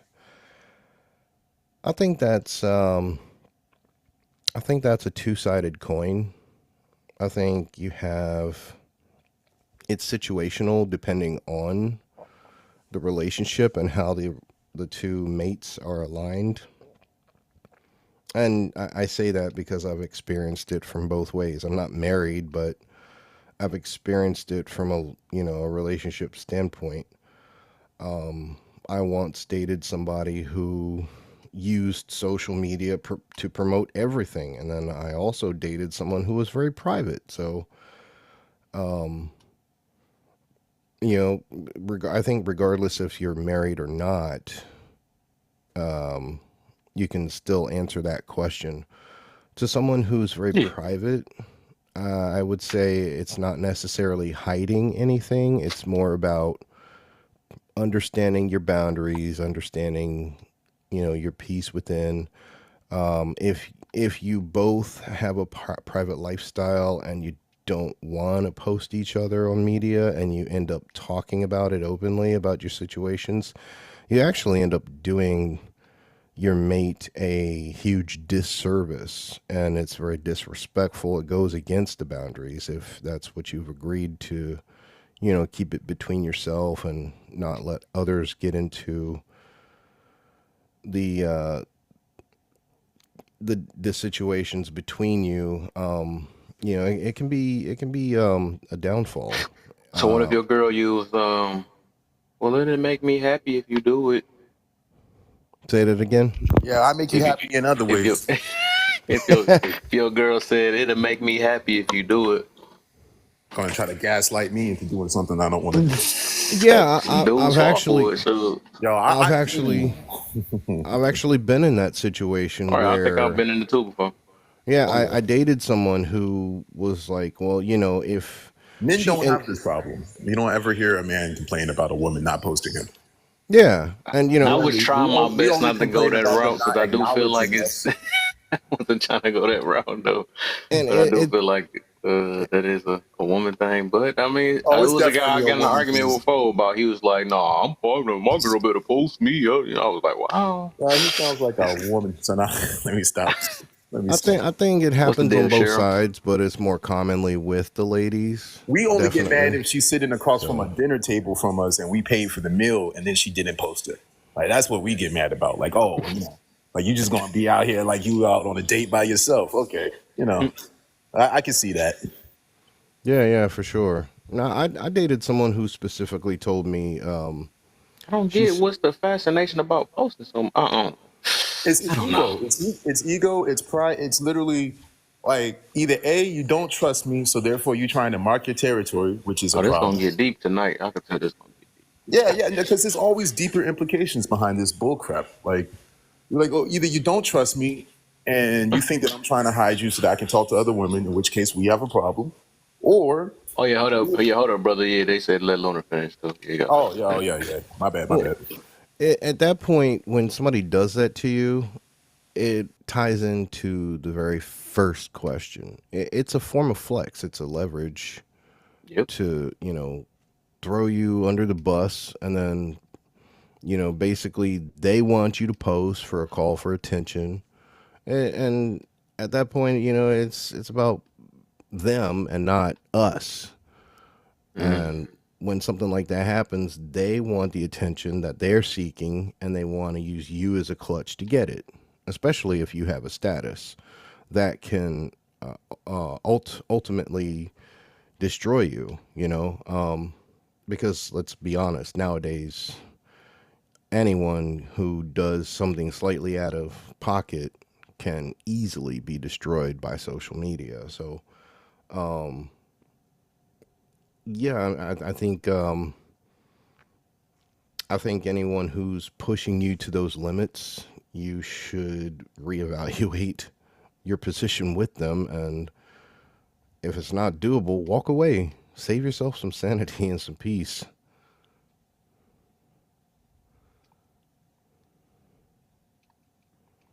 Oh my goodness. Um, I think it's Bagger. Then it's you, Richie. You're the last one I came up. Go ahead, Bagger. Didn't I ever? No, I think she did one earlier. I was about to No, say I ain't answering nothing. You did. Oh, Do that's your when you thing, all Naya. quiet. I Go was ahead, Naya. wondering. Do your I thing. thought you was supposed to win before actually I Lunar. thought so. Do your Yeah, thing, you Naya. supposed to I'm spoke after up, you. man. I don't remember. I'm paying. But go ahead, Bagger. Then Naya can go. Then Rich. Naya can rock. She can rock, man. You know what I'm saying? Okay, She was okay. waiting. She can rock before me. For sure. Thank you, cause I ain't finna hold y'all. I'm finna watch me some Grey's Anatomy. Yeah, I could tell you sent those the goodbye gifts. I know when you do it. Yeah, so I'm gonna go through them real quick. Yeah, let me know how I go tomorrow. So, so for the first question, being a Bible scholar degree is money. We all know the question about how do people flex. So about the flex, now I do have a little pushback from what honestly said, just on the thing of everyone should have a degree. Nah, so I can put all my facts out before anyone say I'm contradicting. Am I in school? Yes. Am I going to get a degree? Yes. But do I believe I need to live with a degree to survive? Not fully. I don't believe you should. I don't fully believe that you need a degree to be knowledgeable. Let me put it like that. But the reason why people flex, that flex, I'm gonna say this real quick. Also, as well, the word flex remind me of this one man. I live in a small city. When his family member passed, he paid for it all. And y'all know at our funerals, we take a long time because people had to do their little talk about how they feel about the person. And he always said to the family, I can talk as long as I want because I put as much money down as y'all needed because I got the degree. Now that's nasty.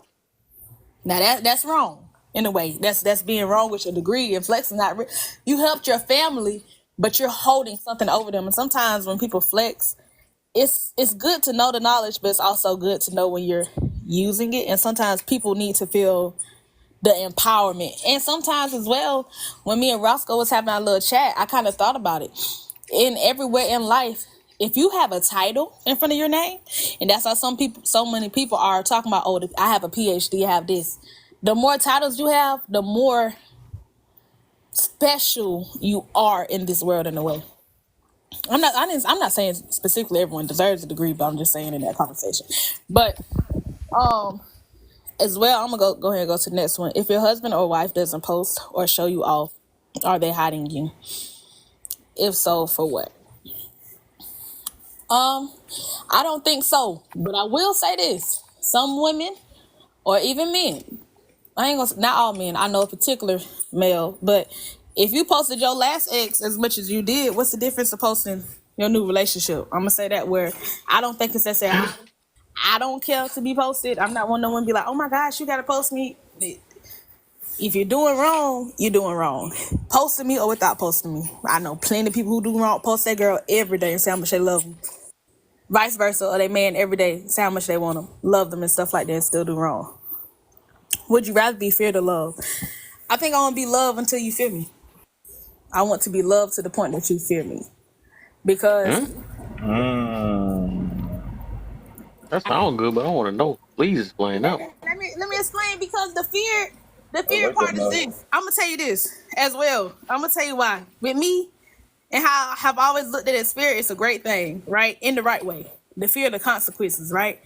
But I want you to love me to the point that you fear the consequences that you get. You see what I'm saying? Because I feel like if you're fearing to the point of love, I don't see that correlation in my mind. That didn't correlate. Weaponizing your love? Yo, that sounds like you weaponizing your love on that one. I think for me, when I hear it, I think fearing till you love is weaponizing it. That's for me. I hear it, for how you hear that, I hear it backwards, because how can I say? For some reason, in my mind, my mind, when I read the question, I correlated it to the Bible. When I say God, fear God, and I was like, wait, I'm not a God, and I guess that's where my mind is not going to be clicking right there. That's just me. I'm telling you my reason why. It is. I'm just saying my point. My reason where my mind got, I want to be loved till you fear the consequence. That's it. I mean, I don't know. That's how I looked at it. And then, anyways, why do so many people, why do so many have a problem with being humble? Because so many people are not used to being silent. That's what I think on that part. So many people are not being used to be silent. And plus also including the environment. A lot of people are used to being so loud, and you have to say this, you have to do that. So many people are not used to being silent. So that's what I think on that. That's it. Okay. Bagger. Then my boy Richie after that. Then old school in the middle. That's one of my favorite guys on this app, man. He been around since I've been on this. That's like, no, but he been around for a long time. That's fam right there. Go ahead, Bagger. What's up? Yo, what's up, bro? Good topics, as always. Hey, can you read that first one for me, bro, in its entirety? I think I don't know if your screen Part of kind it of is cut in it it. off. You saying? Basically, it's just saying being a Bible scholar, degrees, money, experience, marriages, and more. We flex these things instead of being better with them. Why? A lot of people like to flex, man, because insecurities be running wild, man. Insecurities eat a person up from inside out, and in order for people to feel like they are, how can I say this, shining or showing themselves outside of their own inner self-esteem and confidence that should be enough, they feel like they have to flex. You know what I'm saying? Because of insecurities, man. You see insecurities all over the place. I think we talked about this before too, Kev, a couple of lives ago. You know what I'm saying? But, you ain't got to flex, bro, if you're already secure in what you've done and what you're doing and if you're using it for the right purposes. You know what I'm saying? So that's a reason why I feel like it is because a lot of insecurities, man. I got to tell you, like, there's certain people up here, they talk about their degrees all the time. My degree is this, my degree is that. But when you get off this platform, you probably crying on your pillow at night because you ain't that confident. You know what I'm saying? The degrees, still got you lonely. You ain't, you know what I'm saying? So and not to mention no names. You know what I'm saying? But it's like, they just want to flex, man, because they insecure and they really don't love themselves. A lot of people don't love themselves, bro. A lot of people don't appreciate their own value. They don't, you know what I'm saying, value their own worth, bro. So they want you to value their worth. They want you to value their degrees. They want you to value their money. Look, I got this. I got 100 bands. I got 5,500 bands or whatever it may be. You know what I'm saying? Like, look at me. You know what I'm saying? But at the end of the day, that shit don't even mean nothing to them. So that's what it is. Insecurity should be. If your husband or wife doesn't post or show you off, are they hiding you? If so, for what? All right, so man, I tell people all the time, this is not a flex for me. I live in Vegas, man. You know what I'm saying? I'm 37, single, no kids, bounce at the #1 nightclub in Vegas, bro. You know what I'm saying? I live my life and I enjoy it right now. And so a lot of people, bro, they are halfway in their relationships. They got one foot in and one foot out. So you're not showing your spouses because you're still entertaining, you know what I'm saying, being outside. You're still entertaining DMs, you know what I'm saying, in the whole nine. A lot of people are just, you know what I'm saying, just they in a relationship, but they still out here playing around and getting dunked on too. You know what I'm saying? So that's what my take is on it. Oh, so I see you shaking your head, bro. You outside with me. You already know what it is, bro. You know what I'm saying? So a lot of people, man, they one foot in, one foot out their relationships is why they don't want to show their other half. And then too, I agree with what Luna was saying. Some people are private too. You got some real, you know what I'm saying, like closed in, tortoise type people. You know what I'm saying? They just closed in. They don't want to show too much or whatever. They don't want you in their business. But 9 times out of 10, there are a lot of people one foot in, one foot out. Yo, shorty come out here on a girl trip. She left her man at the crib. She out here to have a ball, bro. So let me see what else. Would you rather be feared or loved? Honestly, man, I think we talked about this. I don't know, was this you? We talked about the unconditional love, Kev? Yep. We was on that. Everybody don't Yep. know how to love, man. People don't know how to love these days. Love is so conditional and so wishy-washy and fake. I don't care about love. You know what I'm saying? Love means nothing to me. Like, I don't even want you to tell me you love me, because behaviors are louder than words to me. You know what I'm saying? I will know if you love me by your behaviors. Your words don't mean shit. So it's like, I'd rather be feared. I'd rather be feared, bro, and not feared as far as people being scared of me, but just respect my stature, respect my business, respect what I do. You know, so when I come through, hey, this man about business, this man stand on his 10, and he stand on his word, and he carry out what he's supposed to carry out. So I don't care about love. You can keep that love shit. Like, I don't even care about having friends for real. I'd rather have strong associates. Because when you have friends can hurt you. Associates can't, because you ain't gonna let associates too close to you to even get the intel to harm you. So I'd rather have, I'd rather be fed. You know what I'm saying, in that regard. Was somebody saying something? My bad. No, I was agreeing with you. I mean, not agreeing with you, but I was listening. Respect. Why do so many have a problem with being humble? Again, that just comes with your inner peace, man. See, I got peace in my life, bro. When I come up here to be constructive. You can tell the ones that want to be destructive. So they always got to be with the rah-rah, the nonsense. You want to be the loudest one in the room. Look at me. You know what I'm saying? Because they ain't humble. They ain't got no peace within. Again, it goes back to insecurities as well. You ain't secure within either.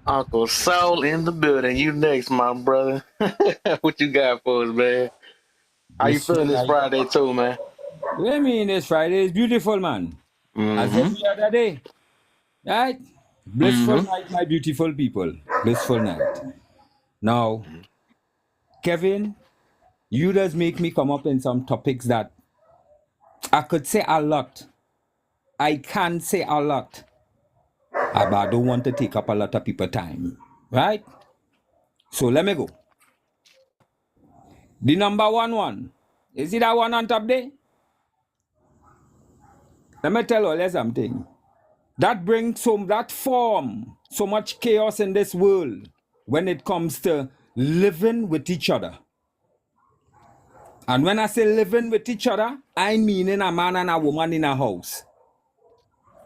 Living with each other as in we walking amongst each other in the road. Normal. Passing each other in a building. Normal.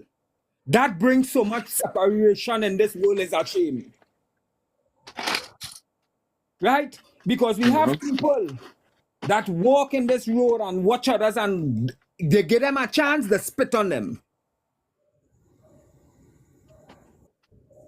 Understand what it is I'm telling all you. You give some people with these degrees and all these kind of business and all these kind of thing, they spit on some of all you. That's facts. That's facts, bro. Let me tell all you something. It's 50 years, right? I ain't went no stupid school. I went good schooling. Because the last school I went in my life, it just turned out college the other day right in Trinidad and Tobago here, which is St. Francis College in Trinidad and Tobago. Right? So I know I'm dotish.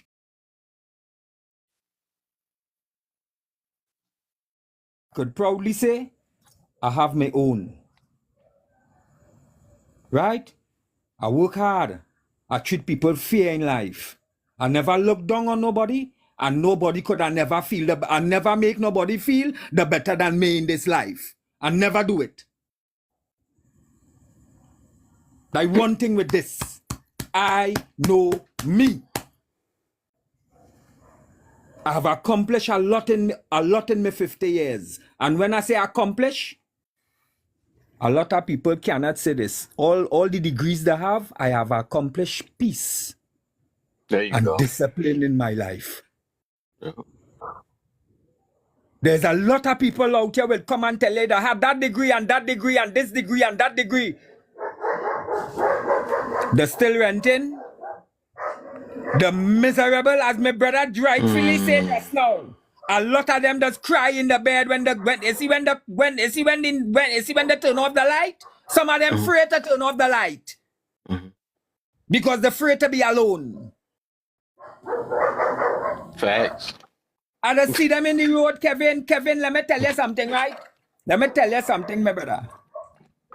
That what I could tell all you plenty. See experience. I don't care when nobody say experience beat old talk.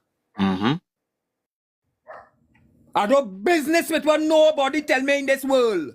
Experience beat old talk any day, anytime.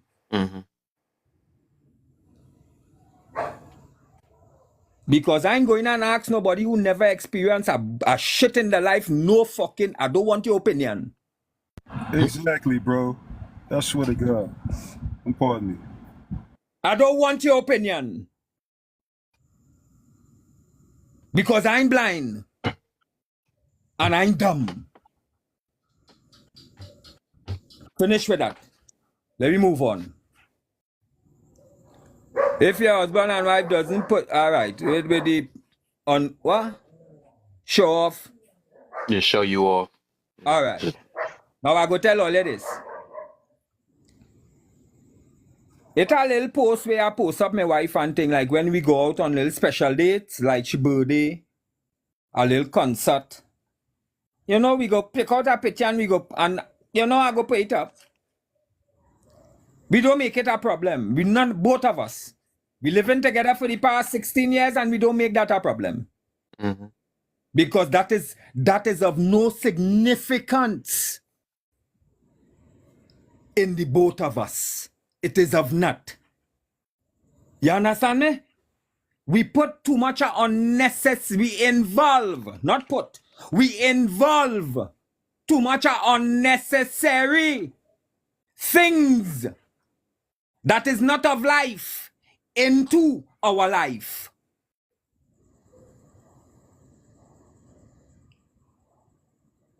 All you feel me?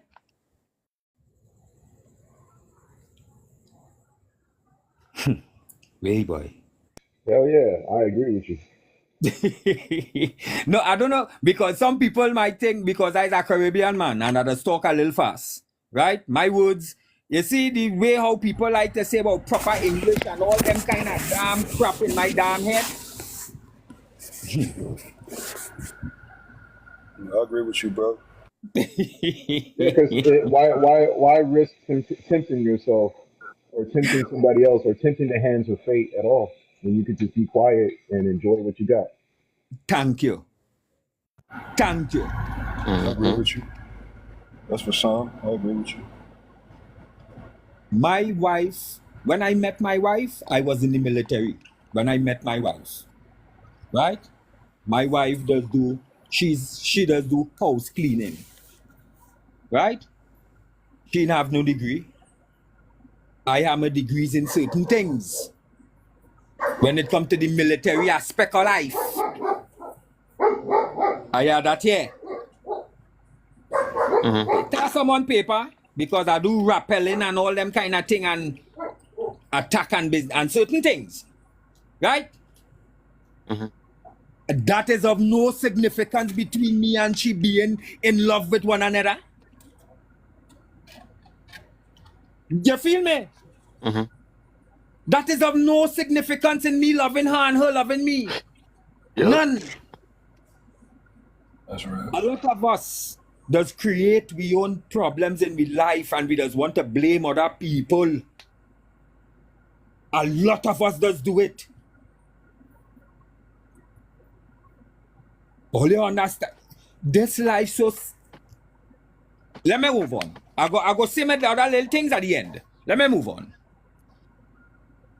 All right. Rather be loved than feared. As I tell all you, I love all my people. When I tell all you love, I love all my people. I don't know all you, I never see all you. I never interact with all you physically, or only on this. And I telling all you, I love all you. You see, from the time all you start to do all yourself shit, and all you start to complain, I go still love all you, you know. But from a distance. Facts. You understand? Unconditional love right there. Because at one point in my time in my life, I was bad. I do wrong things, plenty wrong things. All you understand me, I do plenty wrong things, but you know what? You see, for the people in the first world countries, you all live so fast. You all don't have time to sit down and really think. I'm telling all you. You all live so fast. You all don't have time to even sit down and catch a breath. In Trinidad and Tobago, yeah? We could work one job and be comfortable.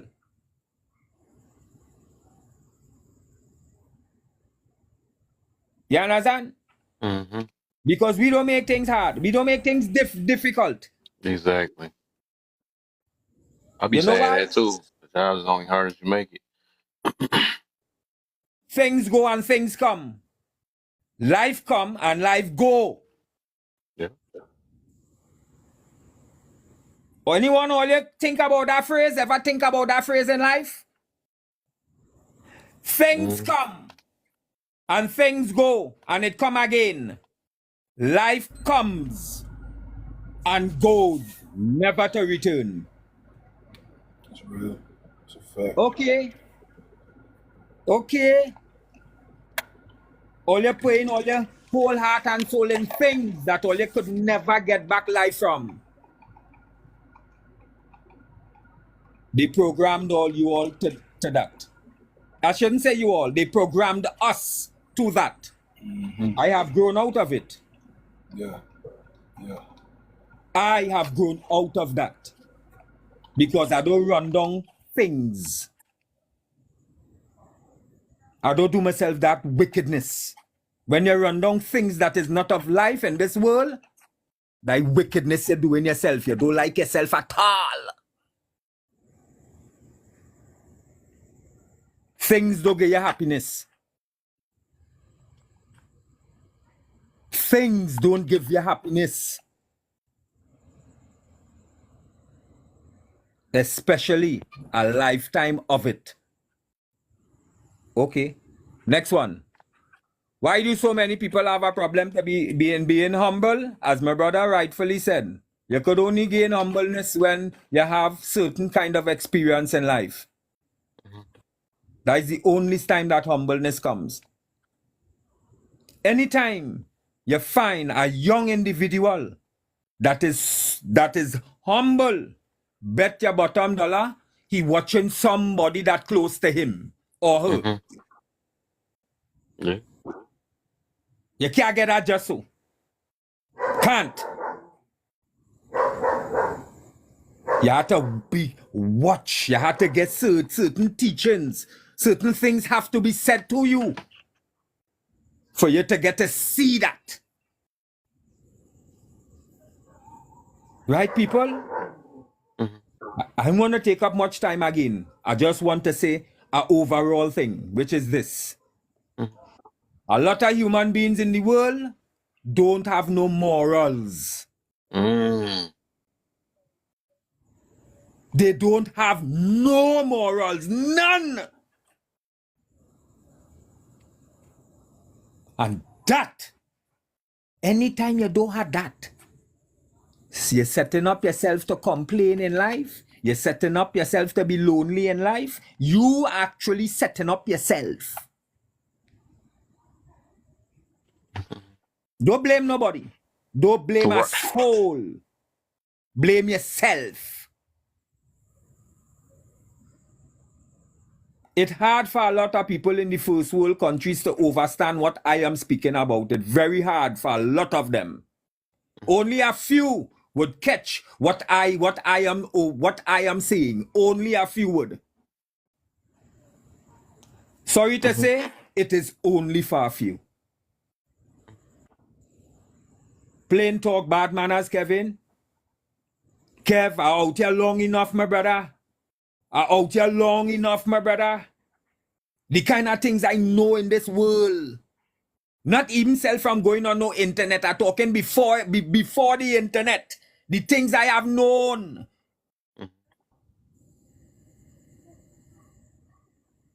Everybody feel because the internet gonna make them smart.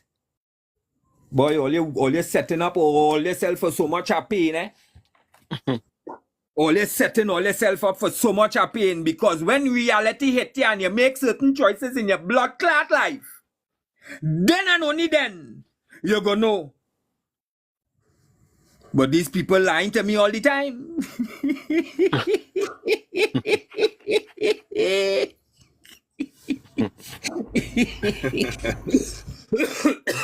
Kevin, Kev. It's only, you know me, right? You know me or going into almost 3 years now and you know not anybody could really get me up in damn panel. You know that. Yeah. Because I don't, imagine things that I saw 2 years ago happening on this app today. I see it happen. I see it happening. And I'm telling my wife, I say, baby, just now we're going on a real bacchanal with so and so and so and so and so and so. Kevin, and watch me. I seeing it. I seeing it, my brother. That is why I always tell my wife. It's for the past 5 years I telling her, I say, babe, let me tell you something, eh? I know when I go dead. I know. I know when I will leave this world. I know that. That is how much I in tune with life.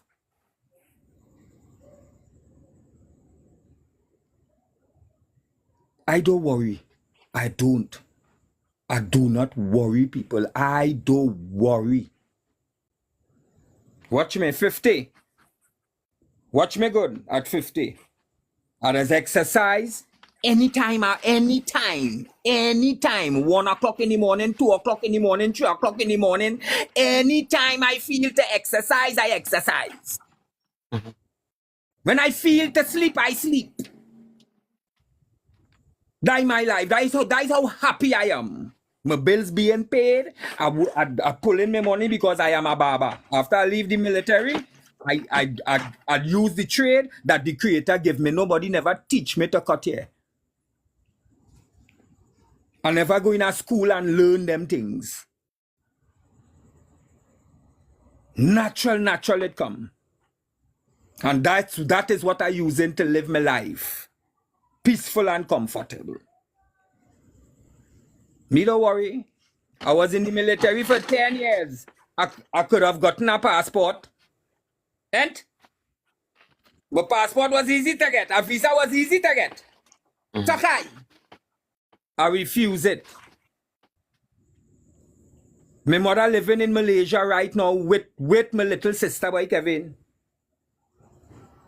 My sister that after me, she live in England. It's only me and my little brother here. That is on my mother's side. Well, all my father children here. Me and rush to go a place. You know why? I know what how they give. I'm not in love with things. Car, big house, plenty more. That don't fancy me. My peace and happiness worth more than that. It have no money, no amount of money could amount to my peace in my life. None. So people, you all ever want to be one day in living in peace and comfortable in life? Make up all your mind to let go of things that is not of life. Otherwise, I'm going to hear all your people complaining just like my mother. She lonely. All you go ahead. All you go ahead, and my mother is almost 70. All you... You just made me. You just very. All I just have to do is watch and listen. I don't have to say a damn word. Like all I have to do in this life. Watch and listen. See how much good it go do all you. Stop quick to talk. You just made me think about that. That's gonna be my. I'm gonna put a fourth question up there. I did want to talk about that too. When you don't know about nothing, stop quick to talk. Then I here. One babe. Then I serve. All right, babe. Thank you. All you understand? We overstand. A lot of people, all you say, all you want to be happy in life.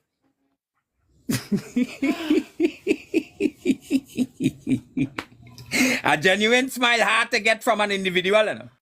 Oh, yes. Yeah, like that. A genuine smile hard to get from an individual, you know? And I want all you to know this before I go. The hardest thing in life is to be good to yourself. Because the amount of things coming in your way to humbug that goodness.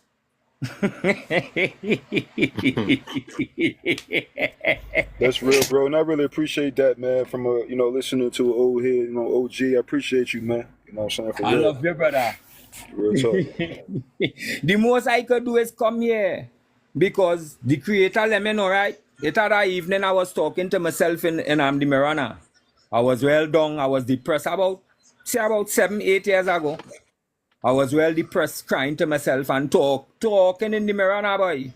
You understand? Watching myself dead in my eye, now, boy. And asking me Creator about certain things that happened in my past and how certain people, especially the ones who supposed to love me, treat me and thing. And you know what he turn and tell me? He said, boy, Don't be a damn ass, eh? Fix your damn self. Is who are to make you happy, boy? Any one of them could come and make you happy? You're studying them. You're a damn ass. Look at where you have. Look at where you have. Look at where you reach. Anybody? Yes, people help you. But the ones who you want to be dwelling on, what's wrong with you? Get your head straight. He hit me a tap on the inside of my brain and shake it. Since that, I find extra peace. Oh, you understand? So, and you see the deepest, darkest part of you? Try and know it. The top parts of you ain't even dream to fucking venture yet. Right?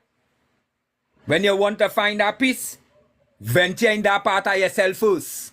All you afraid it, ain't? All you afraid it? All you afraid it?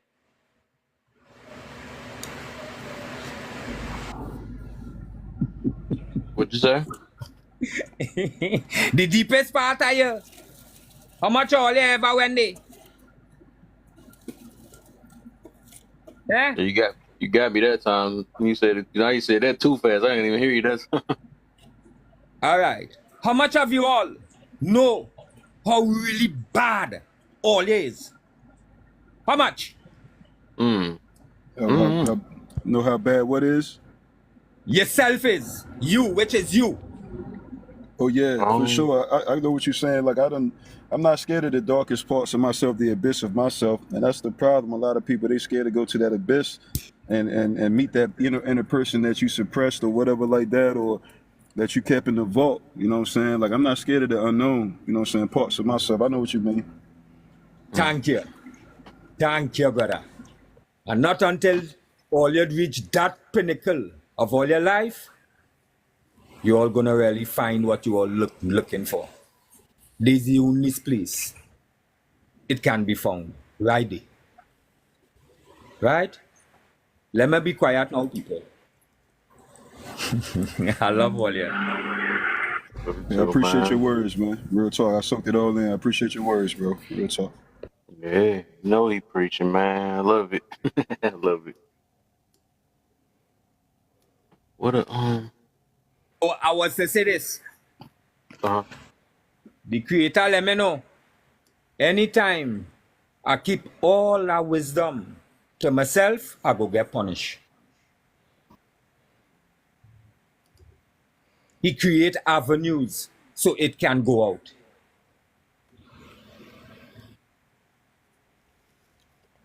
All you hear me? All right. Yeah. We meant to give back. You know what I'm saying? We don't go through the trenches in the wilderness for no reason. You know what I'm saying? And not give back. Right. That's what Kev doing up here. That's what I'm gonna be doing in so many different avenues outside of this platform too. You know, we ain't go through the hell for no reason, man. A lot of our brothers, a lot of the youngins, especially these days, they need to hear this versus the nonsense that's being, programmed and tweaked in their head. So I feel what you're saying, big homie. That's right. So, and that's why we keep going. That's why we keep going, man. You gotta go as strong as they pushing the other stuff out. You feel me? I don't be like when people be like, "What are you doing? What's the point of you doing this?" You ain't saying that to the people that's the point of them keep putting all this crazy music out and all this other stuff. You ain't saying that. Right. You ain't saying that ain't gonna help change nobody when it come to that. You know what I'm saying? So One thing I come to know that is factual and logic in this life is this with human being. Right? You see, anytime an individual doing something over and over and over and over and over and over and over until they die, let me tell all you something. Know that it have souls out here that is amongst you just for that.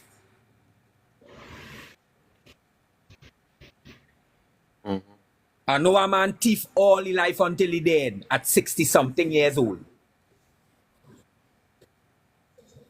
You understand? 60 something. So you telling me no point in part in your 19, in your teens, in your 20s, in your 30s, in your 40s, in your 50s. You had some kind of thing to stop. You just want to go in people's store and thief people thing and all this kind of thing right through all your life until you're dead. That was to show me I come across the individual in my life to let me know, Clyde, when you see people at a certain age and they complaining about certain things in their life and they're doing certain things, they are to be just the way they are.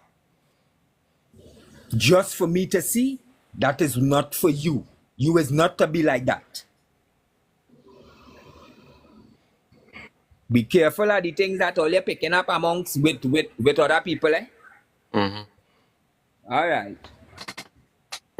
Dang, this thing gonna take.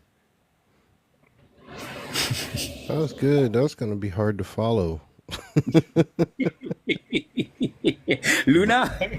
But I do my best with them last two questions, though. Yeah, do your thing, bro. Yeah. We added another one. The last one's gonna be a bonus. Do Right. money make you happy? That's gonna be the bonus.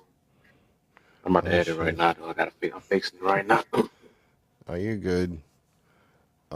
I mean, I can continue with both questions while you're Good. doing so. You're good. Why do so many people have issues or problems with being humble? I think that raises a good point for us to answer or ask 2 or even 3 other questions with it. So I think if you're going to ask why do so many people have a problem with being humble, I think it's also a good way to approach asking yourself, is your interpersonal purpose to be hostile or humble? How long are you going to battle your own demons? Are you reflecting on yourself for owning every aspect of yourself to pay it forward to others? What is your purpose? And, I would answer that question with this. I would say nowadays people lack the beauty of life. They take it for granted. People lack hope and they give in to fear. They're more afraid of everything. And the reason I say that is because fear is negative, hope is positive. We know this to be true. We know that energy doesn't dissolve, it doesn't disappear. It simply just transforms itself. So The fact that you said it reminded me of difference between pessimistic and optimistic. Probably them two words right there: fear versus hope. Exactly. That makes sense. Yeah. Exactly. So when you have people that are fearing things and they forget that they have the choice to be hopeful, they're looking at things in a negative manner. They're not looking at the positives. So they're not hopeful. They're not looking at the better outcomes. And it's difficult to be humble in a society that has become selfish and that has communication failing because of how so many people are defining things that they want to go against biological nature. People have become slaves to themselves. They're so short focused, and it's all about me, without being accountable instead of being humbled enough to do better in society. Things are not so authentic as they once were. People do manipulative things to appeal to a visual purpose so much that they're willing to do it for a fake benefit at any cost. People are not willing to put in the work that it takes to be better for themselves so that they can openly cater to the needs of other people. Willingly, and that right there that's the overall submission that we need moving forward. It's not just about being controlled or controlling others. It's about openly submitting to the needs of others in society. We need it. We need unity. And as long as people are going to be selfish and not be humble and not have hope, we don't stand a fucking chance in hell to survive. And human legacy is at question at this point.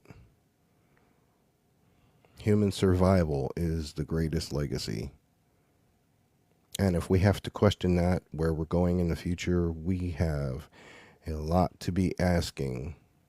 Are we really doing ourselves a service?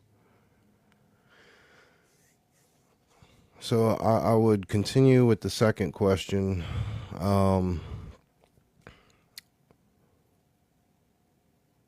Would you rather be feared or loved, and why? Well, that's pretty easy. I would prefer both, because I would prefer to have people afraid of how much they love me. I ain't gonna make it that easy. It's either or. You gonna go on both. You made me want to highlight not both. Well, I'll give you my reasoning why, and then I'll choose one. All right. Gotcha. Okay. So if I had to say I would prefer both, obviously I would want the better balance between all. Fear can be healthy in ways that can give you natural accountability for self-awareness to prevent situations and keep you safe. So if I had to choose one or the other, I would say I would rather be feared, because fear in its healthy aspect can generate love and respect and appreciation for others. A balance of both gives appreciation and respect that places a unique value for what you can give into someone's life that has no physical price whatsoever. A humble leader or a mentor is a great example of that.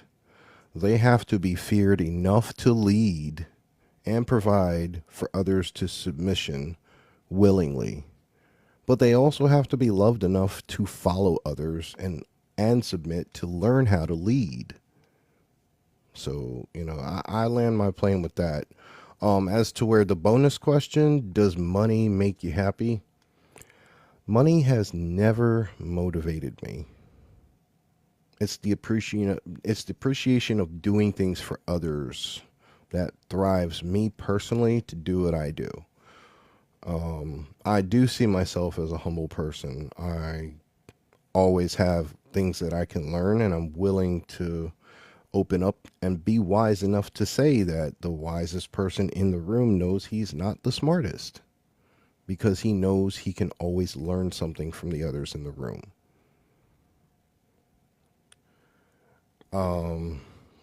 Money has never motivated me. It has its play to make you happy in a society where we need it to survive if you're not totally independent.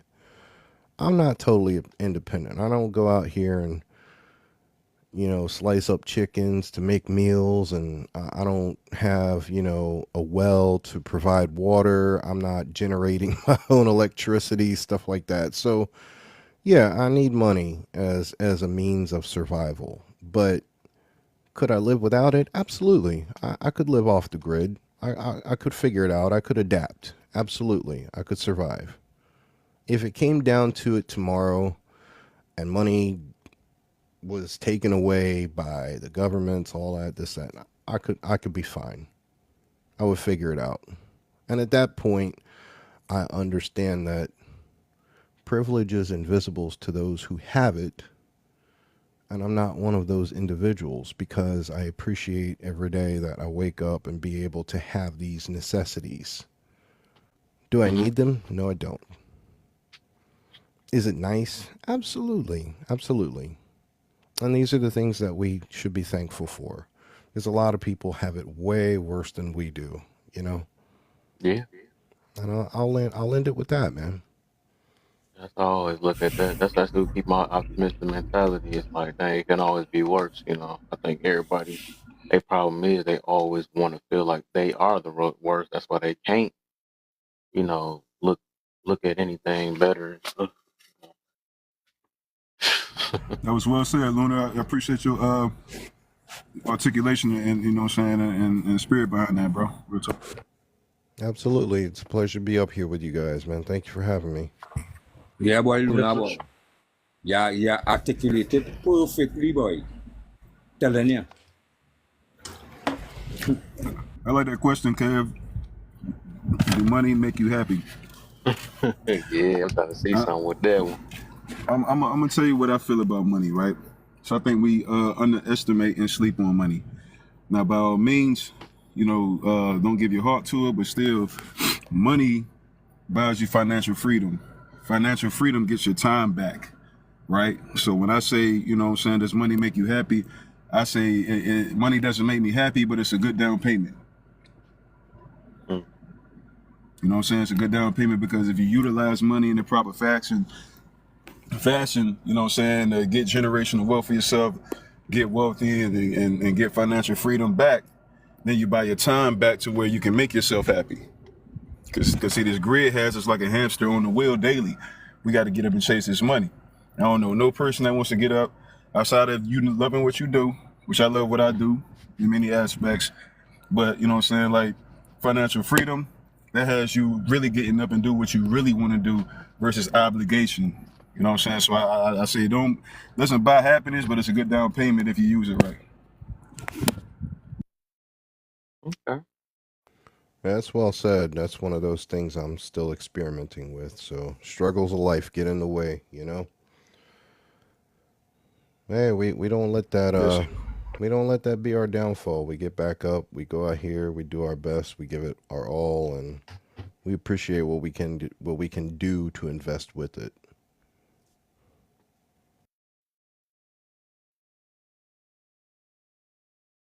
All right. So I guess I'll try to see if I can remix this a little bit. You know, I ain't little amount.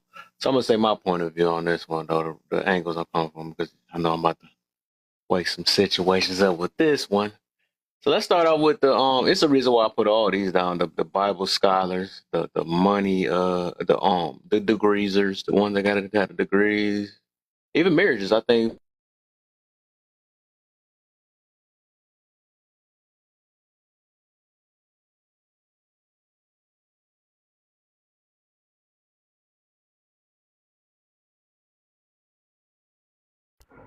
Hey, Kev, I think it went out. Oh man. Oh, shoot. Of course I got kicked out. Of course I got kicked out on my turn. Of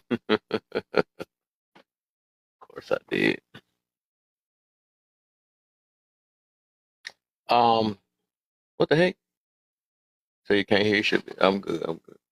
What's the chances of y'all both popping up in here at the same time? That's crazy. The twins and triplet stuff. What y'all was doing something. Y'all high.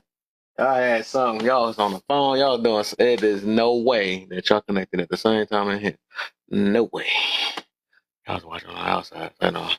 So anyways, so the angles I'm coming from, and I'm gonna talk about this for a couple of days, like I was saying, a couple of days. Hey, are the same person? What the? Because I'm gonna do this tomorrow too. Because I really want this. I want to get deep on this though. But so okay, all these I mentioned, right? There's something I kind of noticed with even a lot of people on this app and outside this app, man. So let's go. Okay, the Bible scholars first. And I was talking about this some days ago. It's like, you know, somebody. It seemed like, you know, they learn all these things, right? They learn it. I know this scripture. You don't know about the scripture and all this stuff. You can't tell me all this stuff, whatever, right? But it's like, I think nowadays they don't use it to become a better person because they, you know, a lot of them still be having this whatever issues they got and stuff.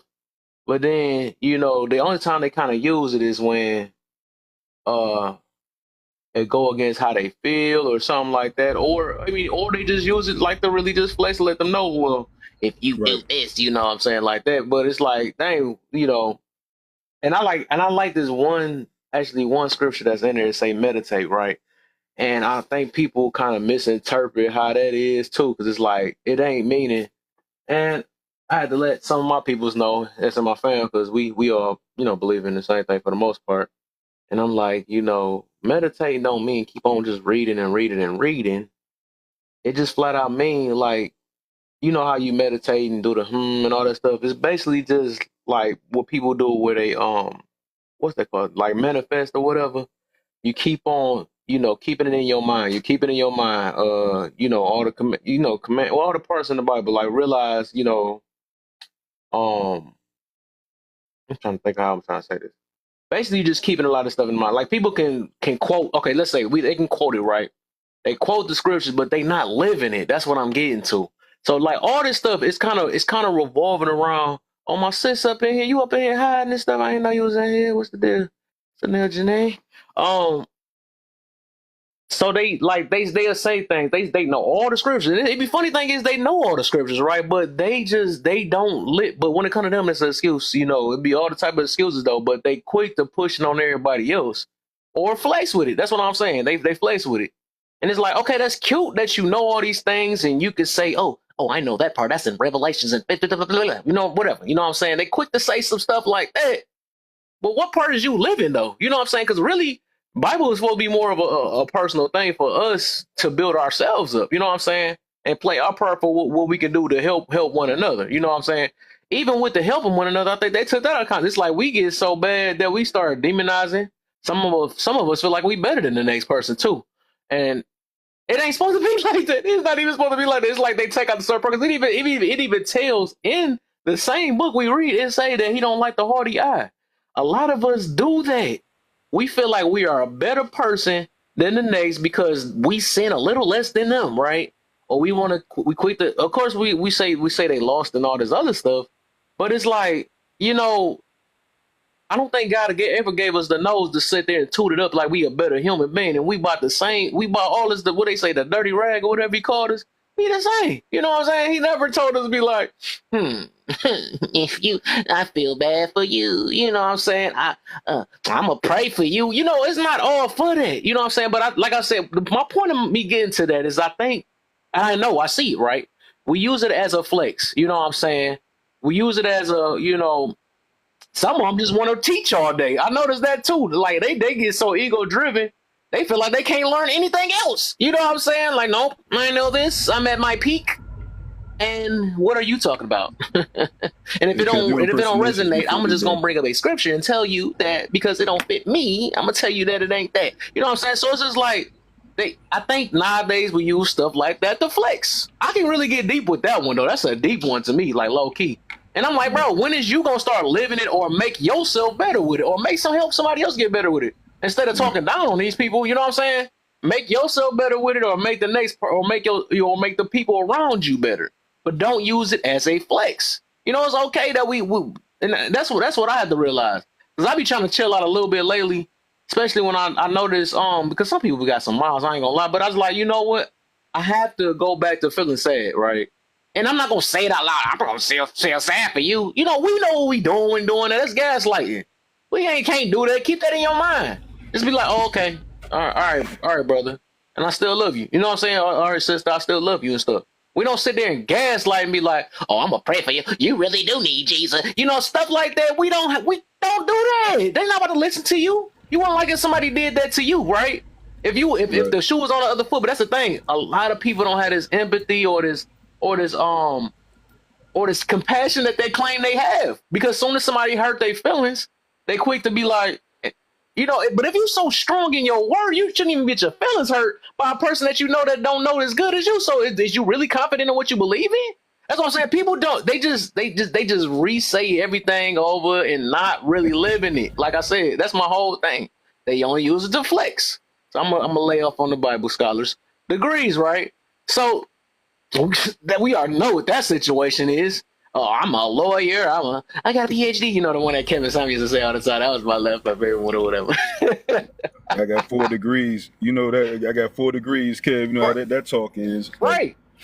You seen the last person I asked with that? I was like, okay, now that I know that, and you keep pushing the same old thing. I'm trying not to summon nobody. So you said that too many times. Right. Then I'm like, okay, now what are you doing with these things? Just like I got with that, right? And I'm thinking about people that look up some stuff. They say, oh, cool. I just found out I am high vibrational. Things like that. People just find some stuff and rock with it, and they be like, oh, I just looked up the word high vibrational, and that's me, so I'm gonna keep on using that. And I'm gonna say, I'm not messing with you low vibrational people and all this other stuff. Like, what the heck?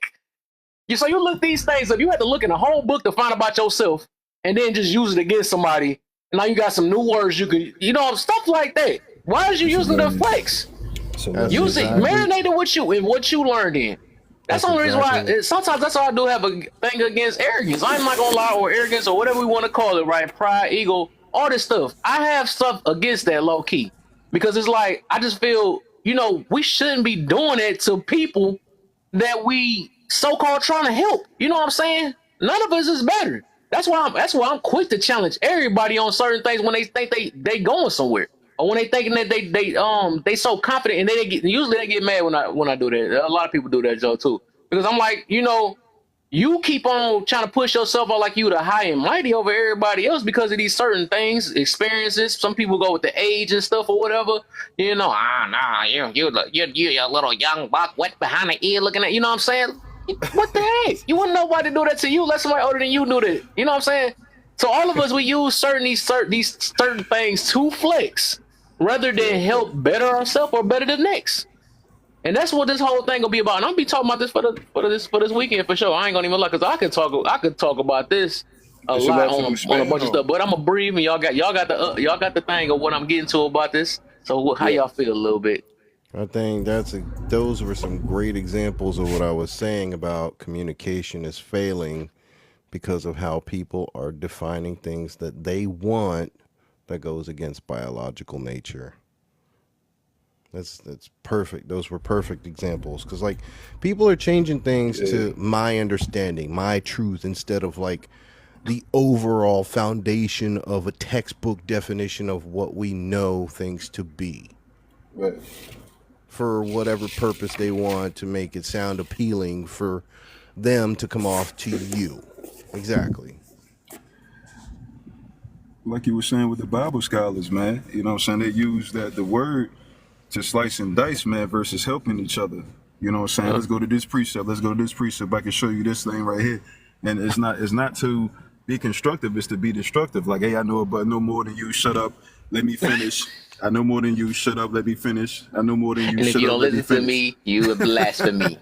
You blasphemy. No, that's not right. That's not correct. No. You wrong. I'm right. That's all it is. It's nothing constructive that come from it, bro. You know what I'm saying? They use that in that fashion.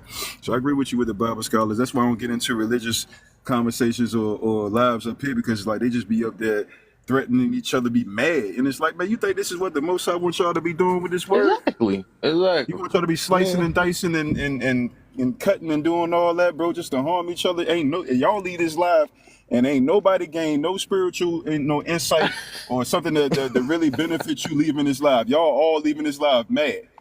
Right. And then guess what? When they leave out, that's the devil. That ain't nothing. What the heck? You did all these devilish moves on them, and then go tell them that they the devil.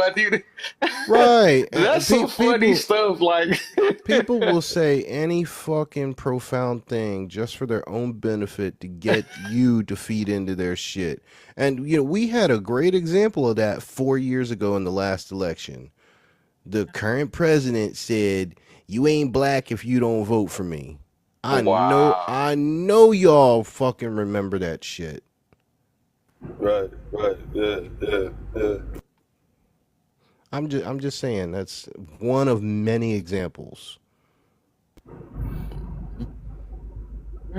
So like you said, Kev, this is a topic that can rock, because we need to find out, okay, you have all of these, it's nothing wrong with studying, and great. That's great that you studied. That's great that you went through and you got your degrees and stuff like that. I'm not knocking nobody for getting it, but what are you doing with those degrees? What are you doing? That's what I always ask. Like, what you on TikTok saying, I got 4 or 5 degrees here, boom, boom, boom, boom, boom.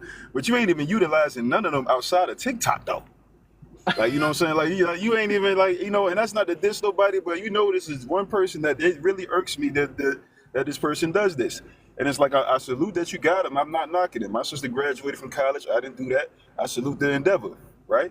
But it's like, okay, now that you got that, what are you doing with it to actually benefit society outside of flexing? You know what I'm saying? Like, you got it, and you know that you went, now you got student loans, you got all this or whatever like that, you got to pay back all this debt, right? So how did those degrees really benefit you in your life, and how you going to use it to help us? Because you tearing us down. You ain't even using it to be constructive. You're very destructive. You know what I'm saying? So Yeah. Well, that destruction happens online and offline in the real world, both ways. It does. I know people that got degrees and ain't even in their field. They managers and store managers at McDonald's.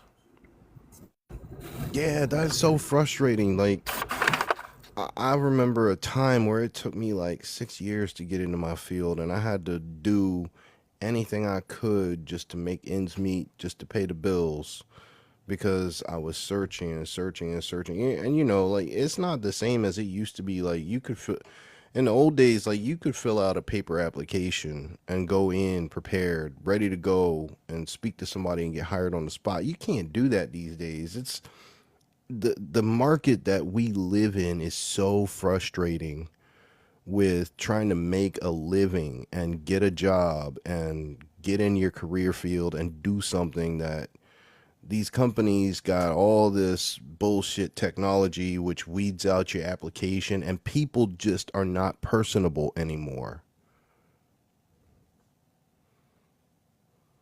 Right.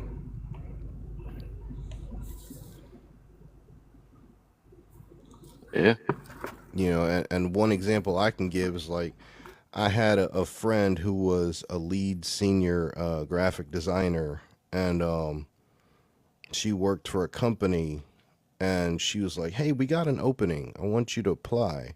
So I did. You know, I was looking. That was back when I was looking. And she was basically using her upper title in the company to flex, to say, hey, you know, do this. Let me see if I can get you in. Because, you know, nowadays it's all about who you know, right? So here's the outcome. She told me to apply. I did. And she reached out and said, hey, I'd like to have a meeting, but to discuss with you as a one-on-one friend about the potential that your portfolio has as a designer. It wasn't about an interview for the job. It was as a one-on-one, as a friend, to say, here, this is why you're not getting selected. So we end up having a meeting, right, as friends. And here's the bullshit that I saw in it. The bullshit was this. She went on to tell me, you know, I see that you have all these technical skills. I see that you're qualified. I see that you're educated. I see that you're able to do such and such. You totally get it. You know the processes, X, Y, Z of being a designer. You know the planning process. I can see everything. But here's the kicker. She was like, we're willing to get, she was telling me about some of the other interviewees that they were selected. And she went on to say, some of these other less qualified people, as she, you know, classified it, she said, we're giving them the interview because the visual appearance is more about what they can provide instead of the actual skill set. And I mean to say that because she told me some of those interviewees couldn't do shit when it came down to design. And that told me right there how full of shit these companies are and how less personable people are to connect with each other these days, even in the business realm. It's all about a fake image. A fake image. Mm-hmm. Yeah. That's what I'm getting at. So, you know, I have a friend that clearly tells me you are more than qualified to do this job, but yet we're going to go with somebody else that doesn't even measure up to your level. And I can clearly see that because they're able to give me a fake facade based on what the company wants. How much fucking bullshit is that? It's a game, bro. Like you said, it's all a game, and it's rigged too. You know what I'm saying? Exactly. Like, very rigged. Exactly. Very rigged game. And I'm gonna say one more piece, man. I'm gonna be done. I see we got some new, you know what I'm saying, new folks up here. You know what I'm saying. One thing I learned, Kev, in my endeavor, what I'm doing out here in business, man. I'm a broker for a firm, and I, you know, also I'm a bouncer as well. Well, a lot of these people that flex, man, they want to flex amongst people that they know that don't have what they have. When they in these big rooms, when they in these big rooms with cats that's making 30, 50,000 a month, you know what I'm saying, and really like winning for real, they hush, they quiet, they're quiet as a mouse in the corner, man. You know what I'm saying? Like even the rappers in the whole now, they can flex amongst, you know what I mean, the ones that ain't got it, and we see the rappers or celebrities or whatever as rich and wealthy or whatever. A lot of them aren't. It just looks good to you. So they flexing in front of you. But it's real ones that's out here winning, driving Bugattis up and down Flamingo Road. You know what I'm saying? I'm in Vegas, you know what I'm saying? So it's like, yo, I'm seeing cats is really winning. You're not flexing like that out here. You're not, you know what I'm saying? You just a regular schmegular person in the corner trying to learn how to get to where you get, you know, where you need to get to. So you only gonna flex amongst the people that you know ain't really got it. You know what I'm saying? But when you in them rooms, bro, I've seen it, bro, and it's quite cringy. You know what I'm saying? Because a lot of people you may follow on social media or whatever like that, you see how they talk. But when they in them rooms, bro, you fly on the wall, man. Learn something. Shit, man. I'd rather flex what I don't got, and that is the knowledge, the creativity, the willingness to connect to people, the willingness to be in the community, to provide better. I'd much rather flex on some morals like that than some fake snake shit. Just saying. Kev, when you talk about the flex about being a Bible scholar, right, I go tell you this when I come across people like them. I being the one who has outgrown living in a book to overstand the book in what everything really and truly supposed to be. I don't bother to argue with nobody. Anytime excuse me, just 1 minute. Watch me, my brethren and them no come to breeze with me. Dai Rajade, and Dai Rafaeli. Right? Now these is my two brethren, wait is Kevin, wait is others tell you. It's three of us that sit down and we just reason about the things in life. Right? About what we see every day. We talk about it, we reason on it. Right? Big men, all of us are big men. Married, living with our wives, with kids. Yeah, I'm filming. So we sit down and reason about life every day, my brother. Right? We speak on what goes on, we speak on what we see, and we come up with solutions that could better us. As in, what we see is not to happen to us. You feel me? Some of us make little things in life that, lover, blessed night on. No, that is how me and my people just live. When the neighbor passing and I sit down here, the neighbor go say, Baba. You understand? That's how we live. Right? So, to tell all you, I don't argue with people concerning the Bible. Right? I know my creator. I don't believe in a creator. Right? I know the so-called man they call Jesus Christ. Right? Which is in all of us. Right?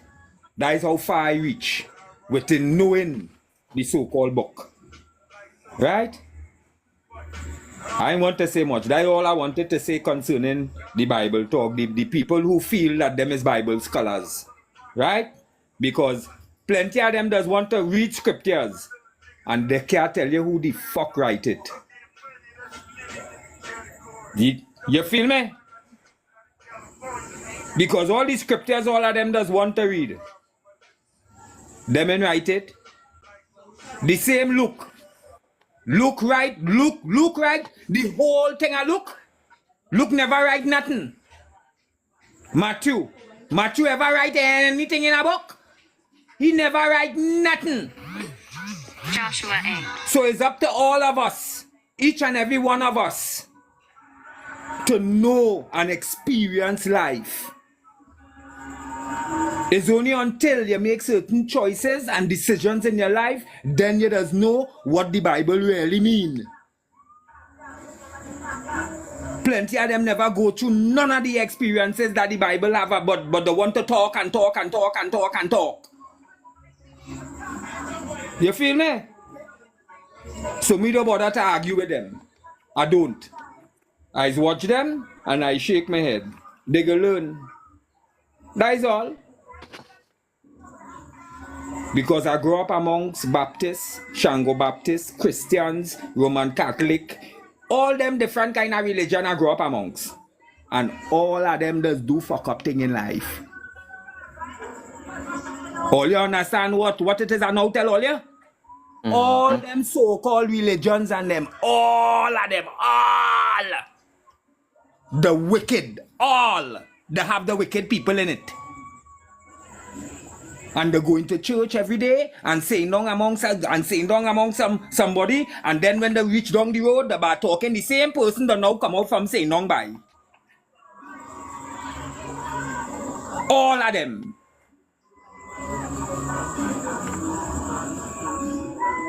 I'm not really no religious man. I'm not about that. Right? I about my creator and I about life. That's what I about. You understand? People, again I call. I go be down in the comments, right, Kev? Love all you all the time. Oh, yeah, Do sure, good bro. and be good. Oh, yeah, for sure, man. All right. Oh, you feeling it over there. I think Sean in the building. I think you next, and then it's twin, and it's triple. You said I'm next? Yeah. Yeah, well, I'm the total opposite, man. I'm boasting like a mug. I ain't gonna sit there and lie to you. yeah, I'm boasting. The way I look at that first question, and this is just my perspective, right? How I view the Bible. If you're a supervisor or a manager, right, you could correct those people that work underneath you, right? Like as far as like, if you know all the rules, you know all the procedures. So if they're not following those procedures, you have every right to pretty much call them out, right?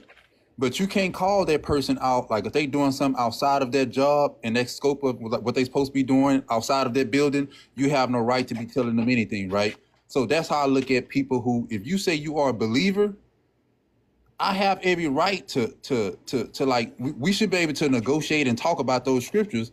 And when it say boast, you could boast in the Lord. You know what I'm saying? So you're gonna have to prove to me like some of the stuff you saying, because if you saying the wrong stuff, I have every right to call you out. And I think people think that you shouldn't be doing those things. And I think if you're a believer, and you should want to seek the truth, no matter who it come from when it comes to the Bible. And if we say we believe in the Bible and you have a different perspective than me, I think since we both agreed that we believe in the Bible, we should want to come to the table and have some type of, okay, let's talk about this. Let's see, like, how did you come to that conclusion?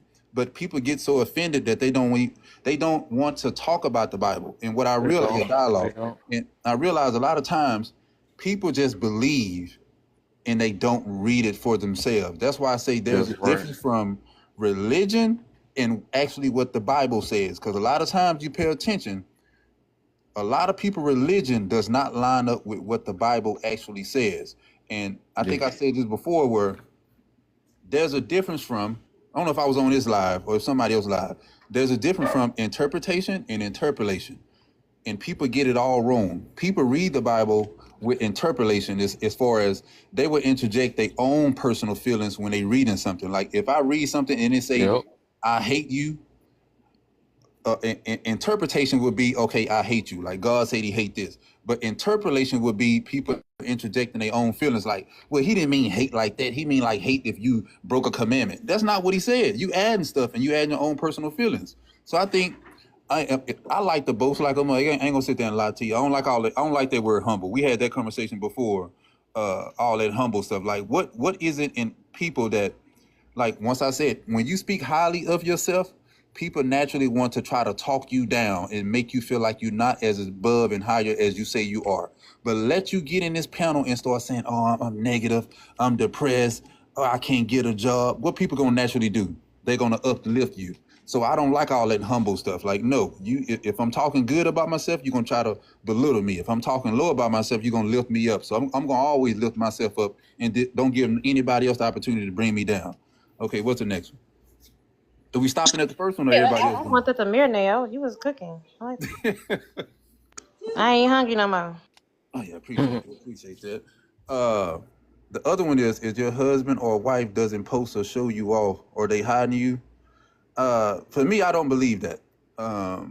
No, it depends. If my wife is active on social media and she posts all kind of things, she posts the kids' birthdays and all this stuff. Yeah, I want to get posted too, because that means that you telling me that social media means something to you, and you expressing some of the most important things in your life, like your birthday, the kids' birthday. So yeah, I want to be in there too. Like, it tell me how you think of me. But my wife is not an active person on social media, so to me, my birthday was July the 6th. She didn't post me happy birthday on my birthday. I wasn't tripping, because you know why? She told me in person, and she did things for me on my birthday. You know what I'm saying? Cooked my favorite meal. So I could care less about the validation of social media. Would you rather be feared or loved? Damn. Okay. Would you rather be feared or loved? I'd rather be loved, because I know if I'm feared, the people that's close to me can't tell me the truth.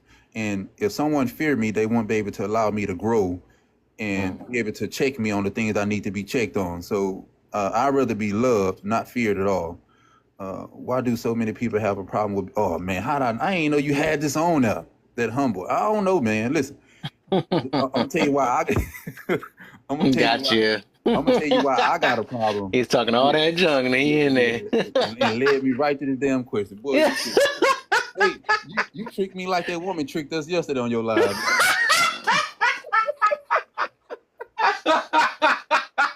Yeah, she tricked us yesterday.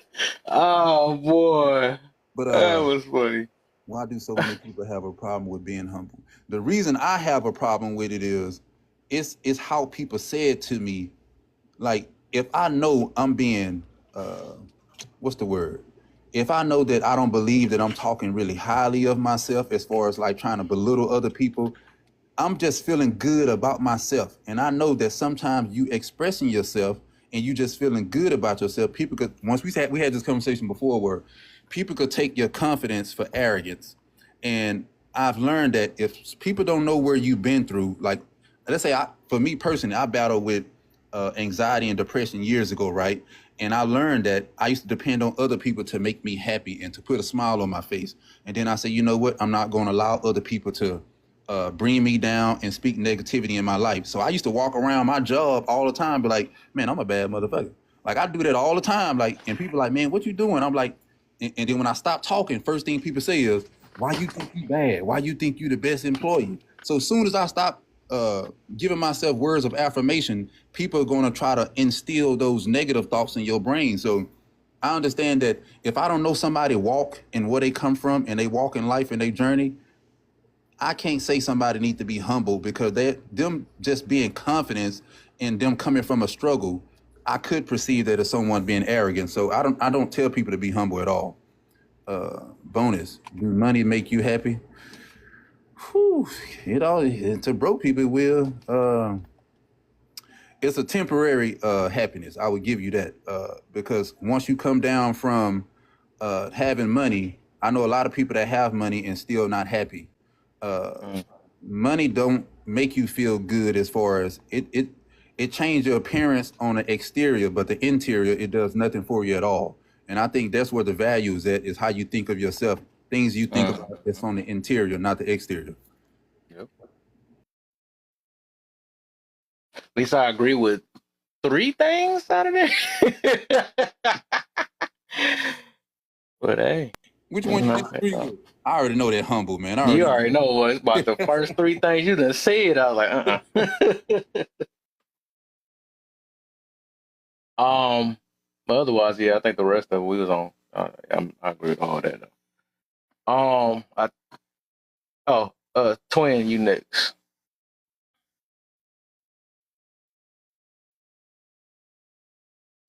Okay, my bad. I couldn't push me. Well, I don't even know what's left. Sean pretty much said everything literally out my mouth. I think he just literally stole it out of my brain. So how to add to that? Guess I just had to start to say it in my own words. So, you just told me to get out. Sorry, I think I have to fight my son. Hold on a second. Down. Okay, that's fine. Okay. Hi guys. She just, I did not see you in there in the panel. Did not see you in there. Dang, I snuck up in here. Yeah, man. I know Maine was in there. Okay, so. That's what she said. Don't be in there, Maine. Being a Bible scholar, degrees, it's a lot. Okay. Money, experience. He was hitting them all on marriage and more. We flex. Okay. These things instead of being better with them. Why? Okay. I like how she did that. I'm gonna use her voice for that one. Why? All right. So, that's a lot of ones. Say, let's see, being a Bible scholar. Okay, I gotta read stuff twice, y'all. Okay, so we said these things instead of being better with them. I'm thinking you're saying except like being better with them on your own, like building. I'm not sure. And why? So when it comes to being a Bible scholar, I think it's good if you love the word, you want to learn the word. People probably call themselves scholars. We give ourselves a lot of titles, in the world. We get a lot of titles for things. And people even give you titles that you didn't even ask for, because they perceive you a certain way. So praise the Lord. So, it depends on how people perceive you. Degrees. That's interesting. Money. Sorry, y'all. Y'all in my Tetris brain. My bad. I think I look at the Bible scholar thing is just like, I think because so many people just be like, well, I read the Bible for years and you can't tell me, so I feel it. Yeah. But I also see people, just like my pastor one time, he like, well, it's people that go to church for years and they always flex that, but ain't nothing changed about them. So stuff like that. Yeah. So hold on. Yeah. So so I see this on every scale. I think depending on where our offense is, whatever offends us, whatever we have had negative experiences with, we can decide what that looks like or how people are using them. Now, some things are blatant, right? You see a person, they're absolutely using this against a person, or just based off how you perceive something, you can see it that way. But I think individually or collectively, we all have titles that we're not perfect in. I think once you get a title, people think, oh, there's perfection there. I mean, there's not. You a man, that's a title. You're not a perfect man. But you operate in it, you speak about it, your experience in it. And I think that's fair. That's in all levels, right? If you have money, you're in that position, you can speak about it, but people can still perceive it the way they want to perceive it based off how they see you move with it or whatever the case is, So yeah. So when I see you, it says,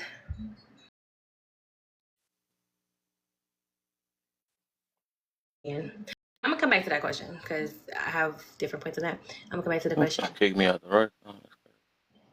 It hates me. If your husband or wife doesn't post or show you off, are they hiding you? If so, for what?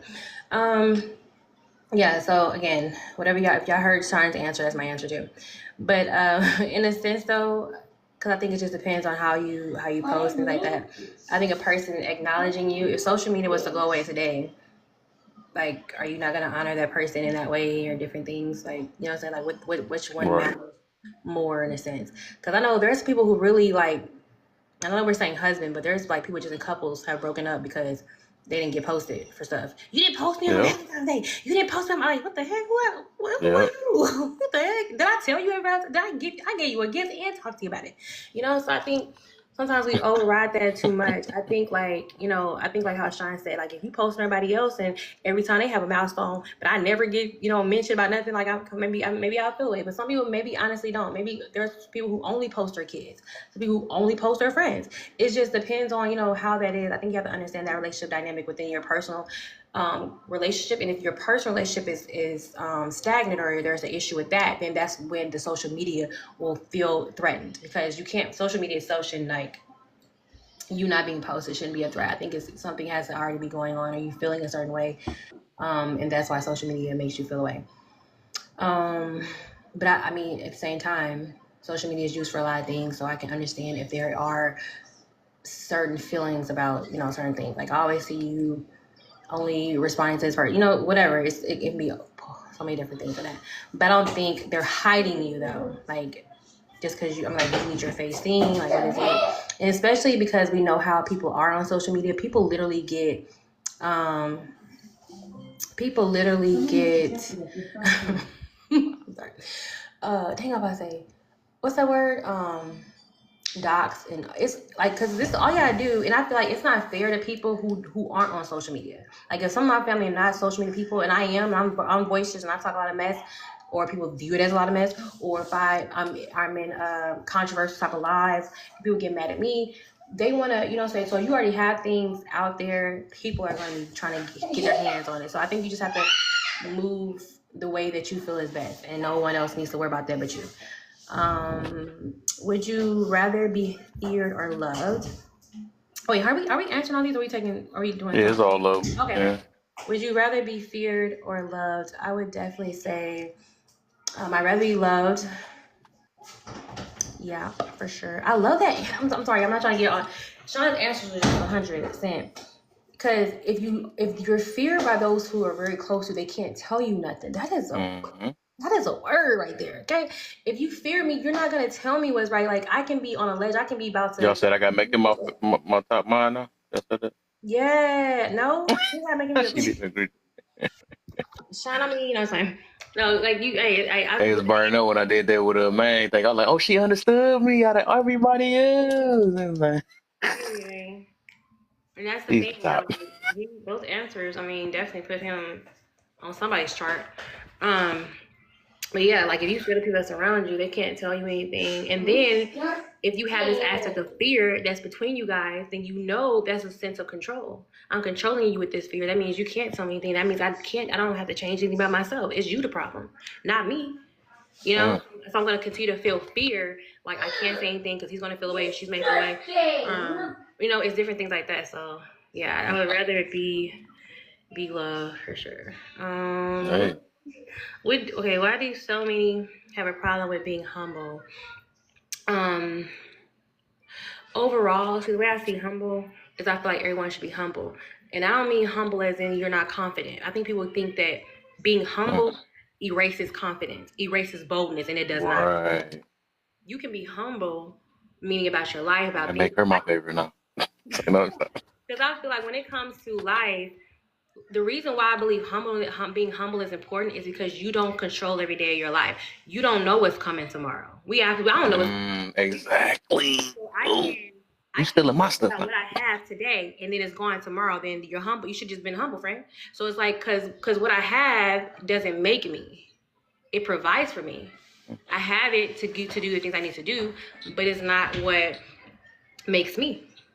So I'm going to be humble because I know the things that I have, I didn't have to have it. And people say, well, I work for it. Well, at the end of the day, if I work for it, I'll work for it. My job fails me, I know God got me. So what gives me and what they don't give me, I know I'm still going to be provided for because it's not the people that provide for me. It's for God. It's God who makes a way and makes sure I got what I need. Praise the Lord. All right. So that's why I think humbleness is important. But why so many people have a problem with it is because they have a lot of things, or they know how to. And with social media, all you need is AI to make it look like you in Cancun and you in a garage somewhere in your mother's basement. You know what I'm saying? You can be in Cancun. You can be anywhere you want to be. Okay, 2024 with social media, as long as you're good at what you're doing. AI will make you be anything, be anywhere. You ain't gotta have clear skin. AI will make sure you got clear skin. So I'm just saying, you know what I'm saying? You bald, you can have hair with AI. I'm just saying, you can have anything. You ain't got no suits in your closet. AI got you. I'm just saying, you can look and be like anything. That's just what it is. So that's why people don't have to be humble, because things are easily accessible now too. As long as things are easily accessible, I don't have humble for what? I got millions of dollars in the bank. Humble for what? I got these cars. I got these people. I got this promotions. I got this name. I got this brand. I got all these things, and positions, and people don't have to be humble. But then when life says, "Hey, what you doing? You been chilling?" You like, "Oh," you know what I'm saying? So it's just, whew, yeah. So that's what I say about that. Bonus. Do money make you happy? No. Money makes me comfortable. Money makes me do things, like provide things I need to do, because really we have to use money for things. You know, you use money for things. So money provides the things that you need. But to make you personally happy, we know that's not true. If anybody thinks that money can make you happy when you see people with millions of dollars unalive themselves every day, I can't agree with it. Some things that money brings can make people happy. You know, I use this money to buy a pet. I use this money to buy a girl for 2 hours tonight. Money can do some things, but doesn't make me happy. I would say that it can make you comfortable. It can make you feel like, I can't find the words I'm thinking right now, but that's why I say that. I'm gonna come back to the green part, but I'm gonna let everybody else go. But thanks, guys. Yeah, that green part I could talk about for some days. I only stopped at half of it. But go ahead, Triplet. Hey y'all. Sorry, I'm dealing with my crazy kids. Okay, let's see. Yeah, I liked everything, obviously, that Sissy was saying, period. But also, Sean was, I think Sean was speaking really well as well. Hi, main thing. So let me see. Being a Bible scholar, degrees, money, experience, marriage, and more, we flex these things instead of being better with them. Why? So I'll say this first. I personally don't have a problem when people are excited about having these things and they talk about it a lot, or they use it to qualify themselves. It doesn't bother me.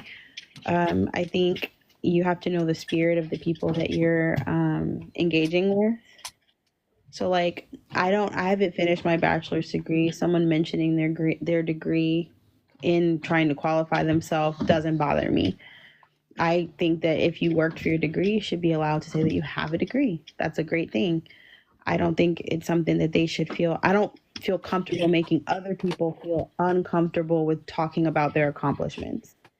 I think we work hard for everything we have in this life, and if it's yours, you're allowed to be excited about it.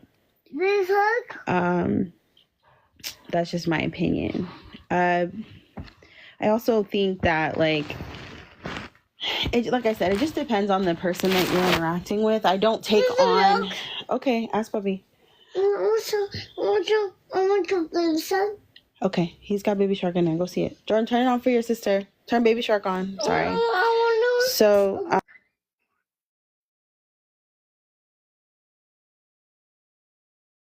Baby Shark, do Baby Shark, do.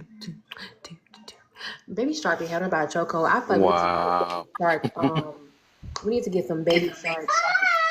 Sorry, you guys hear the meltdown. That Baby Shark.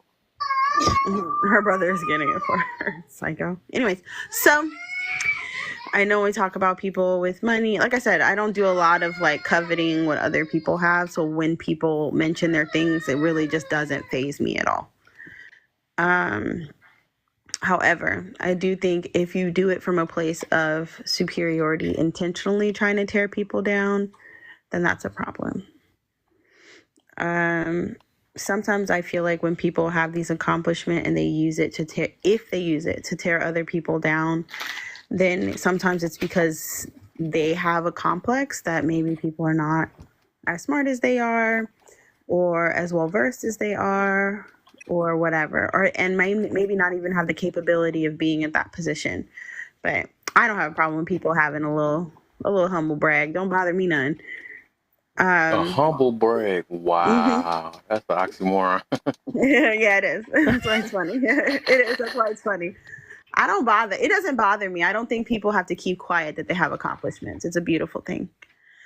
And I don't get jealous easy, so it doesn't bother me.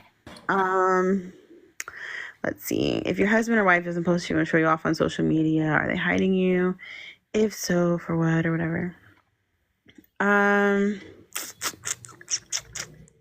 Let me think. Well,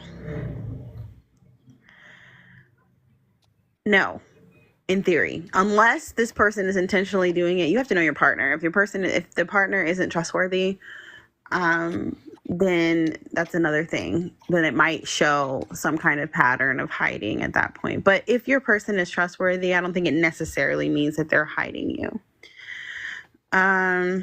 Let's see. Would you rather be feared or loved? Of course. What do you say? What do you say? Oh, I hate her. What do you say? What if they blot you out the picture? Right, that's hilarious. That would be so funny. Yeah. I don't know. At that point, we might have to break up because I don't even know why you would do that. Yes, that's it. Don't talk to me. And so, would you rather be feared or loved? Why? I would rather be loved. What do you mean? It feels so much better than people being afraid of me. Even though Kelly claims to be afraid of me all the time.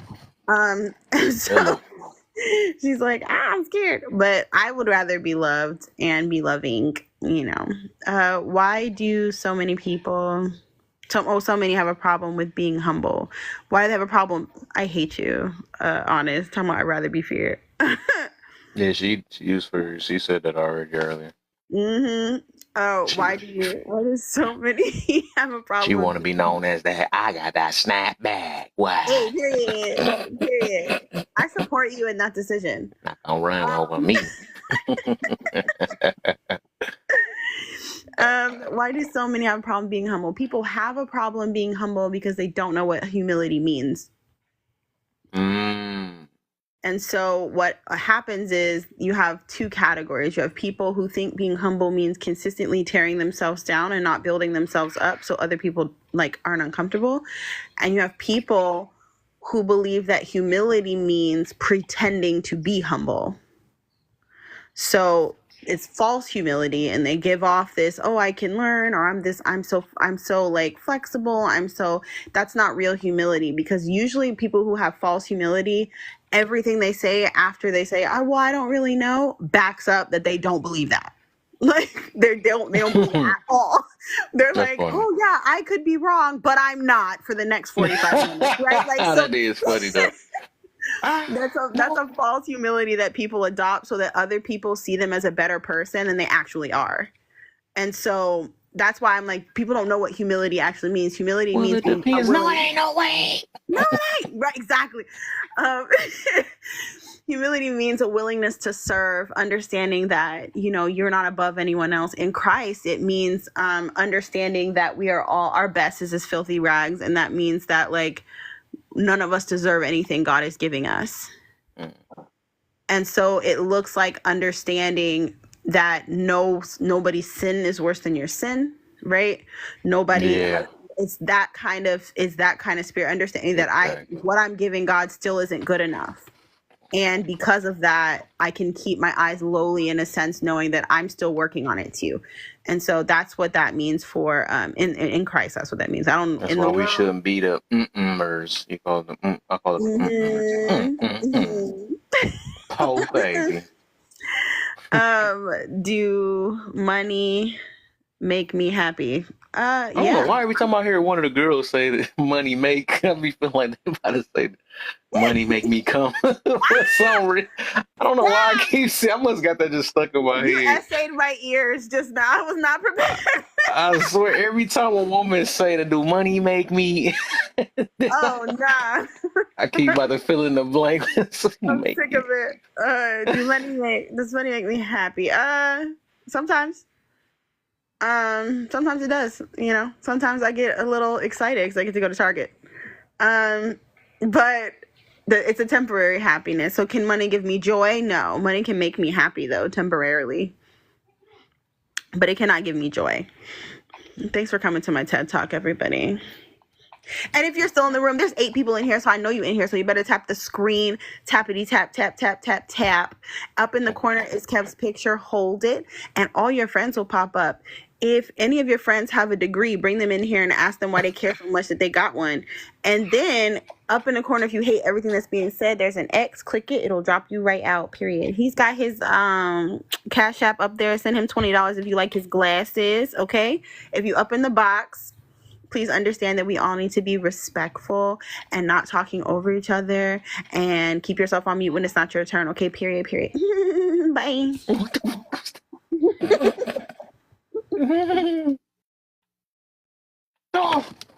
Stupid flocky mess up. Am I next? Or no? Yes, you are, PQ. Okay. It's all right, Shine. They can hate all they want, because tomorrow I'm about to be on it up. Because I can't be on that long. I didn't even know I had to work tomorrow. I'm mad. I want to ask you a question real quick for PQ though. Okay. What's up, Kev? How you doing, brother? What's the deal, PQ? Nothing, chilling. Everybody else, how y'all doing? What's up, PQ? What's up? So let me go ahead. If your husband, let me let him ask this question real quick. He want to do this question real quick, and then I'm gonna let you go after that. Hey, he said to forget what I gotta say. Hey, nah, I'm just joking. No, I was gonna say He probably was low. He probably didn't hear you. That's all. yeah, I know. Like, is it fair to say, like, I know when I forgot her name, Lele or Lala, she said a humble, which is a humble brag, right? Humble brag. Yeah. So when you think of a humble brag, right? Let me ask you this. So this is only for people that believe, right? If I'm talking about God, if I'm talking about the Lord, is that me being humble, or is that me like boasting or bragging or exalting myself? What would you consider that? I consider it both. I consider it you're being humble and saying, God, I'm so bad and my God is so good. So that's a perfect example of a humble brag to me. No. Okay. I agree with that. So my next thing Oh, I agree with that. So the next thing I would say is it fair to say I thought that you asked me. Oh, sorry. You said Lele. Oh, I didn't know Oh, you he did ask were. Lala. He did say that. I thought he asked me. Okay, I'm gonna be quiet. Let you talk to I Kev, can't 'cause wait it's to clearly answer not that. my He show. yeah, I got a part 2, but go ahead and answer that one right quick. You already know what I'm about to say. But no, I was about to say, I think anytime you use God, that has nothing. That's the whole point. That's why he don't like pride in general. I think pride is the sin. So that's basically us taking credit for anything we do. He wants us to actually always thank him or say these are the reasons why I made it here. Everything should be in his name. That's basically how that is, though. So yeah, I would say when you do use his name, I wouldn't call that humble at all. I mean, some wouldn't call that. I wouldn't call that bragging at all, because you're not putting it on you. You putting it on God. So that's how I look at it. Like if you say your mother did it, thank my mother, thank my father. You can't say that's bragging. Okay, cool. So would you say that a lot of the times, like when we think of, like, I believe that the only person would know if someone is being humble or arrogant is the person that's actually talking. And the reason I believe that can't no one really 100% say that someone is bragging or boasting or they're being arrogant is because you don't know the person's intent. You don't know what they're thinking when they're talking, right? And a lot of times what we do is projection. You believe this person is saying something which they may not be saying, and then you're going to judge them based upon what you think that they are thinking when they say something. So a lot of times when we think of these words, the words be like, I think to me, I think a lot of the time is projection. You don't know what this person's intent is. You don't know what this person is saying when they say the things they say. So how can you in return could say that they're bragging or boasting or being arrogant when you yourself don't know their true intent and what they are saying? I know when you comment on it and they get mad at you comment on it, but the whole point of bragging and boasting is for you to look for a comment or look for something. You don't do things out loud to it's never for self, right? If it's for self, you will keep it for self. But because the thing is, just like you said, if you voice something out, say, okay, let's put it in this way, right? You voice something out, hey man, I'm just like you said, I'm feeling bad today. You're looking for somebody to say or do something, right? Because otherwise, you don't have to say that you feeling bad. What you got to tell the whole room you feel bad today for? You mean you're looking for something when you voice things. So anything that comes out for the public to see, just like when people post pictures and stuff, you either looking for and most people look for a good response, but you take a gamble because everybody's not gonna give you the response that you want. So we can't really say, I don't know what to call it, projection or whatever to call it, right? But I just think that everybody just got their point of view. Who to say who's wrong? You know what I'm saying? I can't tell nobody wrong. If they think I'm ugly, right? That's what it is. So some people I'm ugly. Some people they might like me. So I can't say I don't know if I want to call it a projection, but I would say that that's how they view it. You know, that's how they view it. I can't really tell them different. I mean, I can't. You know, so it's the reason why we voice things or say things. I don't know. That's how I look at it, though. But that's like me lying. I'm just posting my videos. I'm like, no, I'm just doing it for myself. No, I want some extra feedback. I want something behind it. It don't matter if it's negative or positive. And I take what I can out of it and make better out of it. You know what I'm saying? Could it be this also, like what you running your live, right? Yeah. Could it be that you taking what you know, and I believe saying things out loud ties into your first question as far as what are you doing to be better with it, right? Like what are you doing instead of being better with it, right? If I have information that I obtain, this is like a pastor have information that the common people don't have. So if he want to keep it to himself, he can, right? But what you do is you say these things out loud. If I have knowledge on how to start a business, what good is that in me keeping it to myself? Ain't you supposed to say it out loud? Ain't you supposed to say it outside of your mind? Yeah. Also like we're humans, right? Like, so we build, sometimes that's a great way that people build community is by sharing their accomplishments, and then people celebrating the right people, because everybody not going to celebrate with you. Some people will just see it as a bad thing and be haters, right? But you do that because you want to share it with your accomplishments, and they connect that way. And if you have those kinds of friends, they'll be excited with you. I think I believe it's like timing though, right? Because myself, I don't know. I think if everybody else might have a problem with it, I really can tell the difference between boasting and not. I really can, because it's like it's the like the timing on it is when you want to say it. Just like somebody just like, okay, you have any other time to mention your degree, but as soon as somebody you get in a debate or something like that, right? You get in a debate, now you want to mention degree. You're saying it for a reason. You're trying to use it to either invalidate me or not. Because what was the whole point of saying, well, I have a degree in this or something like that? Who was talking about that? We talk about how to drink water and stuff. What they got to do with your degree? So it's people, the thing is, so it's like, it's really just timing. It's the timing and when you're using it. You know what I'm saying? Oh, I'm married. Okay, I know the difference between you using I'm married as in trying to, you know, either help prolong it to get somebody to listen to you. And I know when you're trying to use I'm married to make the next person say that you're less than, right? I'm married, what the heck do you know type situation. So, I mean, it's like, they come with vetting. They just come with vetting. When you get to know and understand and listen to people talk, I mean, you really can tell the difference. I can tell the difference for sure. I ain't God, man. I ain't saying God. I think some people, though, just use it to qualify themselves. Like if we're talking about, let's say, oil rigging, and I've been doing this for 20 years, it would make sense for me to say, well, I've been working on oil rigs for 20 years. And this is because I have experience in this thing, I feel more apt to share what I'm saying. And that's okay. And saying that also usually because humans are just naturally sometimes have a problem and are jealous and a little envious of each other. They will be annoyed by that, but I need to qualify myself, because if I didn't need to, I wouldn't feel I need to unless somebody was giving off the energy that maybe they know and I don't, or they know, because it can go both ways. Like you could be not having a degree and trying to act like you know more than somebody who actually does have a degree. And there's a possibility that that person with the degree does know more than me because they do this. This is what they do. Right.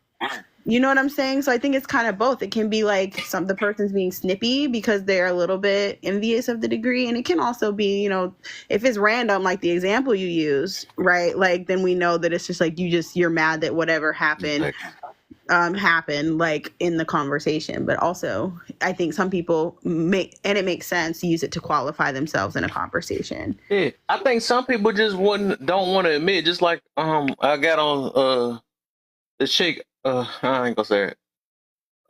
But some people just don't want to admit, like, so even with that, right? I think some of it even is to boost confidence, right? I think just some of them is kind of like, and nobody don't want to say that. I want to boost my self-esteem. I don't know why it's so hard to say that, right? Because we know, but I think we just want to keep this image so bad that we don't want to say that.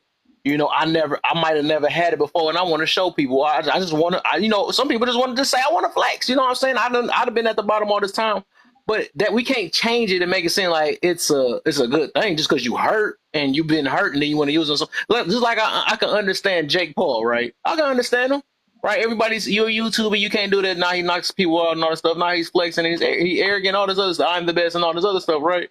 But I can understand it. But that usually come from hurt people, right? And they do it. But I think when I'm put it this way: when you mature and realize that a lot of these people don't really need. I mean, these things we trying to prove ourselves to other people ain't really worth it.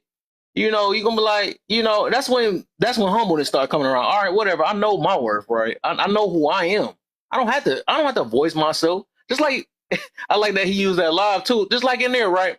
People tearing me up. You doing this? You don't get no punani. You all this other stuff. I'm like, okay, cool. I mean, y'all gonna say any and everything, but I know who I am. I know what I'm doing, and I don't have to prove myself to none of y'all because it's not like y'all trying to hear me anyways. You know what I'm saying? Y'all already put me in y'all little book. Y'all got me in. So I'm not about to. The thing is, I'm not gonna prove myself to people that ain't really trying to understand me. It's just people that just want to say, you know, call names and push their misery that they have within themselves. I'm fully aware of it. I don't even have to tell them that they're miserable. I don't have to go back and forth with these people. You know what I'm saying? Because it's like these are people I pray for. I'm not gonna tell them I pray. I'm gonna pray for you. I'm not, you know, stuff like that. I don't have to do that to let them feel any less than, because they already less than. That's why they coming at me, right?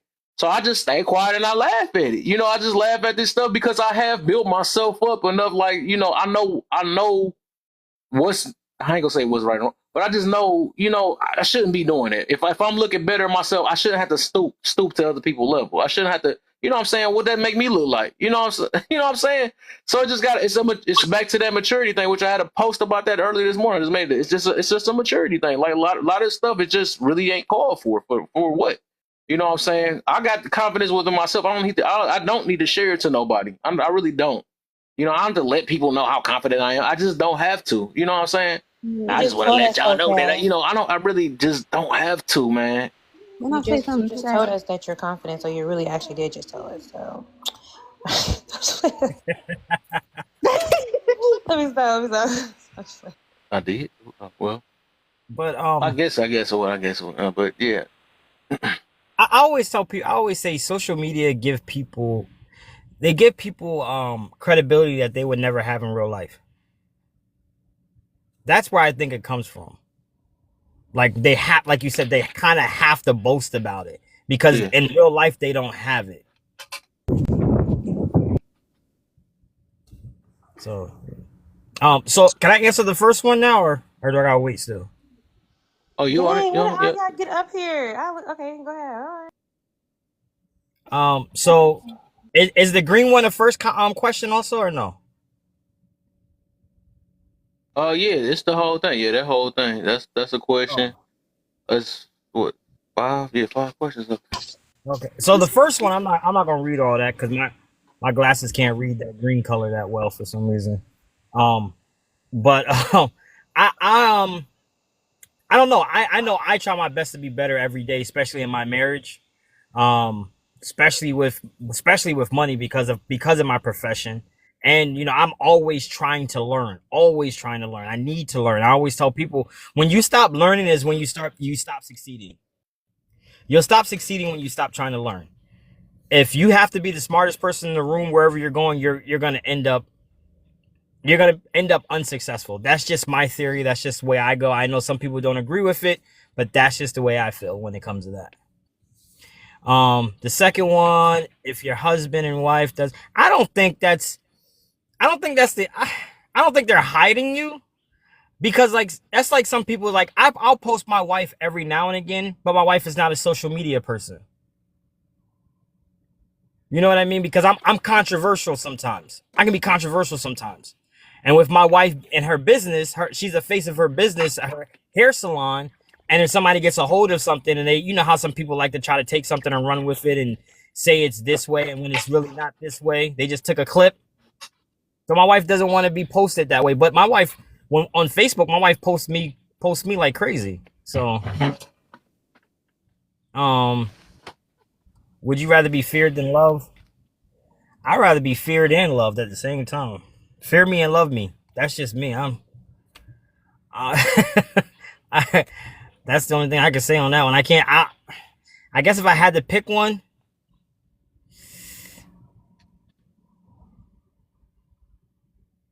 I don't know. I don't know. Cause love is, I don't know. Cause fear can end up to anger, and anger can become, I can be unalive. But then at the same time, love can end up as anger also, because I didn't do something you wanted me to do or thought I was supposed to do because you loved me so much. I don't know. You talking about the fake love. Yes. When people use love. Love is selfless, so that has nothing to do with it. But I don't want to give it away. But why do so many have me personally, I don't like the word humble. That's just me. Me personally, I don't like the word humble. Let's talk about it. The reason why I don't like the word humble is because in the definition, it literally says one person that has low esteem for themselves. Like it's basically you have a low self-esteem for yourself, and that's in the definition of humble. So that's why I don't like the word humble, because I can still. Because me personally, another reason why I don't like the word humble, I like to tell people the things that I've done, but I'm not going to do it the way, way you just said it. If we're over here talking about cars, I'm going, well, I'm a financial advisor. What the hell I got to do with an engine? We were just talking about how to change this engine. We don't need, I'm not going to do that, but I'll try my best to show. No, humble doesn't mean modest. If you actually go look up the definition of humble, it literally has in the definition, it has low esteem for oneself. Hold on, I'll be right. Let me see. I just looked it up. It did have it as a similarity though. It just means basically it's the opposite of pride. That's all it is. And I believe in balance. It's just understanding that you're not more important than anybody else. Like you're not so much better than everybody else. But you don't have to like it. I'm just saying. I believe I'm more important than a lot of people. I'm sorry, because I have to believe in myself. At the end of the day, like I'm back to that confidence thing, and that's what I noticed. The people that that's what I noticed though. The people we keep tying it into but go ahead, you can rock with it though. But I'm noticing the pattern though with the people that don't like the word humble. I noticed it. But go ahead. But even in the Bible, doesn't that's it just say like that 10 thing when girls call themselves 10? Huh? Doesn't the Bible say be boisterous? No, he hate that. It says to be bold in be bold in God, like when talking about God. Yes, be bold about God. Be loud about God. Yeah, I can be bold. He hate the holy eye. Look up the holy eye. See what that is. That's one of those. So how about if so you're saying so this is another thing. So if I'm like I became a millionaire because of God, that could be seen as boisterous. That could be seen as boisterous because I'm putting God in it, but because I'm saying I'm a millionaire because I've done all these accolades first. I'll say these accolades first, and then I'll put God behind it. So that can do that. It can be a double, but people can still say you're boasting though. You're not humble. Do that. From that point, that's when they project it. I'm going to say that people are going to say you're boasting no matter what, because in a lot of situations, because people are just, to be honest, people are just really jealous. People get jealous and envious. They just do. And it's because usually that's not a you problem. That's a them problem. Yeah, that's when you use projecting, because that don't even mean it. And the bonus, do money make you happy? Yes, it makes me happy. Money makes me very happy and it makes me very joyful. But the thing about me, I understand money. I understand that money's a tool. I'm already a happy and a joyous person without the money. So all the money I'm able to give to people and create, and as you know, Kev, I'm Muslim. So one of the 5 pillars is being able to give, and that I'm able to give freely under the eyes of God. So that's why money makes me happy, because of when I have it and I can give it away, I give it away. Okay. Hey, hey, Kev, would you? A Sean question. Let me sit back. Hold up, I gotta ask this question, right? If someone were to say that that a certain group of people is above all other races of people, would you say that they're boasting? Would you say they bragging, or would you say they arrogant? What would you say? Arrogant. Okay, so Because we looked at the real definition on that. Remember that we did that a while ago in one of them live. okay, cool. So with that being said, then when the Bible said that if you believe and you should become a spiritual Israel, right? It said that you will be above all nations of people that's on the face of the earth. So I asked you that question to set it up to see if you think the same. The Bible says that people who believe, Israel, become a spiritual Israel, you will be set above all people that are on the face of the earth. Not below, not equal, it say above. So is that boasting? No, I would say with that. That's funny. I see I see how that. But what I took out of that is basically he's telling you that's just like, okay. I think the difference is I don't have to tell people I'm above them. That's the difference. I think or whatever you mean. Like I guess I get what he's saying. If he like once you, I don't know that scripture, but from what I'm hearing about it, how you saying it, it's just he telling you that you will be above a lot, right? A lot of the average people or whoever. If you, I don't even know what the scripture just said though. But from what I'm hearing, basically he's just saying you will be above, but it's not saying he give you the right to say that I'm above. That's the difference. No. What I'm saying is, he said that he would set these people above all nations, right? Because they have the laws, they have everything, right? And the other nations don't have. So it's Right. basically you have something that other people don't have, and you think you're above those people. Who's to say that's wrong? That's what I'm saying. Like because it's So only it's only wrong if you use it to I guess I say belittle the next or talk down on the next. I would say. I agree with that. But here's my whole point about that. I agree with you on that. My whole point is no one truly knows someone's intent. All we can do is speculate. All we can do is assume that they mean something. Have you ever Give me an example, then I can tell you what intent. Okay, I give you one. This is what I mean by assume. A lot of times, let's just say me and my wife having a conversation, right? And she say something, and I'm like, damn, that kind of stings a little bit, man. I believe, and I'm like, damn, she kind of, hold on, let me take this.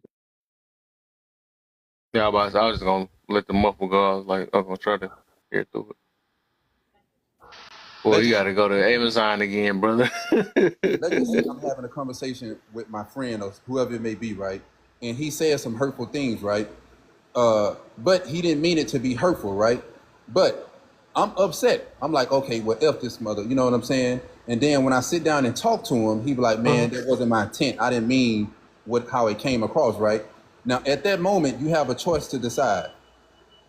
Do I want to be mad because of what I thought he meant? Or do I want to take what he actually said and what his intent when he explained it and then base my feelings upon that? And a lot of times people can't do that. They're going to go off what they think this person meant or how this person felt when they said it instead of actually what the person said. I get you on that. I never know someone's true intent when they say something. A lot of times I do a lot of projecting because even when like somebody called, okay, and go to you right quick. If someone were to say Kev is a red pill, I know you heard that several times, right? The boy. Now they can only call you a red pill because of certain things, right? But that means they didn't get a chance to know, come into your lives, see what type of topics you talk about, and understand that you don't even talk red pill talk on your panels. That means that people have this certain image of you that they created on their own, or if they took a snippet of your life or what you like to post, they took a snippet of that and then they labeled you instead of just coming inside and really getting your perspective. And I feel like that's what a lot of times that's what people do. Yeah, somebody call you a half red pill. Damn, man. Not the half red. What the heck going on? Actually, and I'm gonna start. I should get what you call it on that. The next time he called me that, bro, I'm gonna give him a question because I think he using that, and I just found out the real definition on that. I got kind of shut down on what red pill was before people misusing that wrong too. But And I the real definition on that is basically a realist. It's a new term of realist. That's all it is. Can I say something real quick? Because Lala just asked me what was I mean by I think you talk about the last one, right? We were, yeah. It ended up coming, and then Yes. Sean had a special Y'all trying to be quick because I Sean got had a a couple Sean's people up corner here and I gotta go to questions. bed. Okay. Because I said people who don't, I said people who got it don't have to bite their tongue just because somebody doesn't have it. And then I said because the person who doesn't have it, they not gonna spare the person who got it. Meaning, because when I think about people saying, "Oh, you need to humble yourself," I think they're saying that because you're saying it to a person who have it, but you feeling like, oh, that because you got it, you could lose it all tomorrow, and you could be up in this position, and it's like almost like yes, they can, but that because they don't sit up here and make your feelings feel comfortable to the point where they're not triggering to you, because you could get triggered by anything when it comes to a person's lifestyle. You could envy them without them even knowing already. So it's like when I think of people talking, oh, you need to humble yourself, you need to this. Truth be told, you coming from a place of like, oh, you only want me to humble myself because you're not on this level. And if you was on this level, you wouldn't be telling me to humble myself because you understand the position.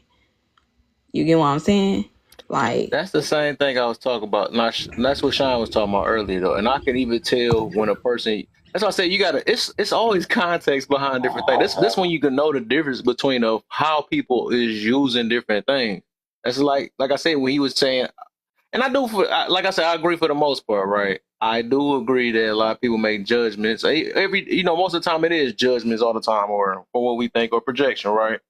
But just like even with Cousin said, some of this stuff is just visible, no matter how we want to look at it. Like, it be the randomest times, and sometimes people can't even bag up or they confirm it, right? We wait for confirmation to actually know that this is what they really talking about. Because if you let somebody talk long enough, you'll figure it out. You can figure it out if you give it time. That's just like saying that we will never get the because like we got it's like to a certain extent we gotta be able to stand on some stuff and like, you know what, this is exactly what you mean. This is what an attitude look like. This is what ego driven. This was prideful look like. This is what love look like.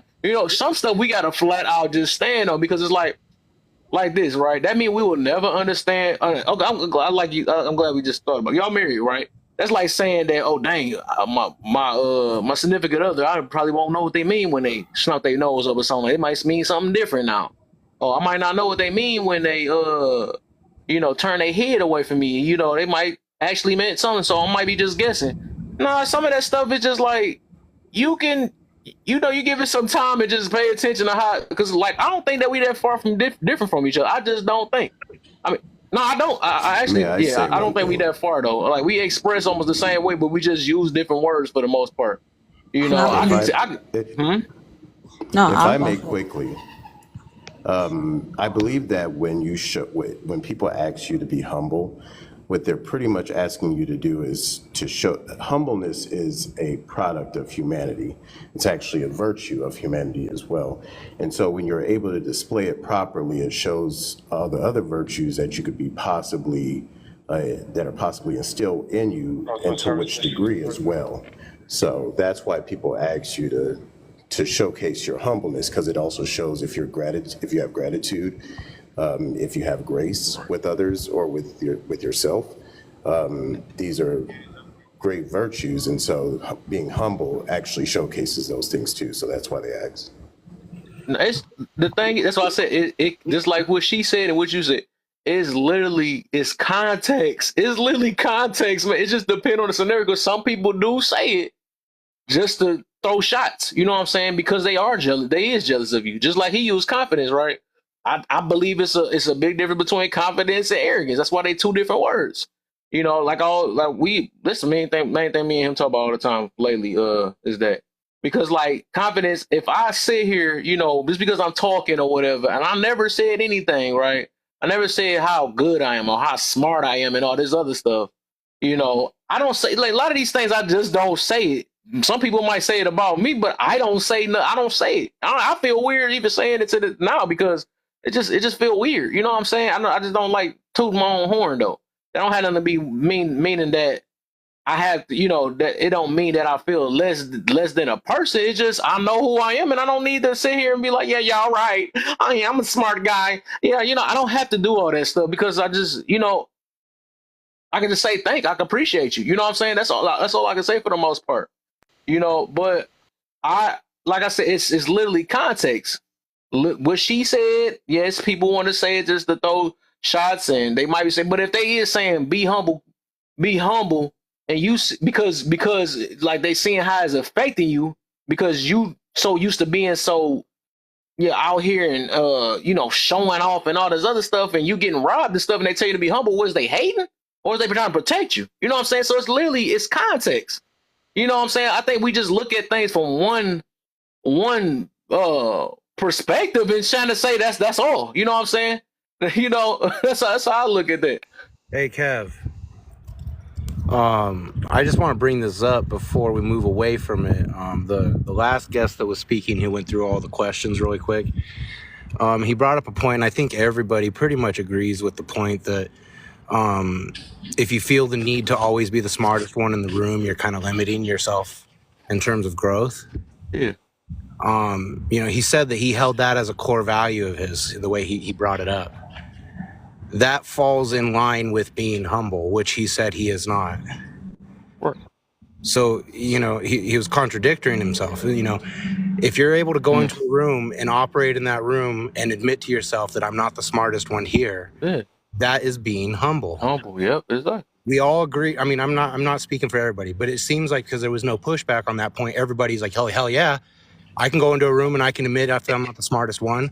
But then when it's like, okay, now how about the word humble? Oh, well, I ain't humble because I ain't weak. I don't have low self-esteem. I'm confident. Right. Okay, well, that's not what humble is necessarily about.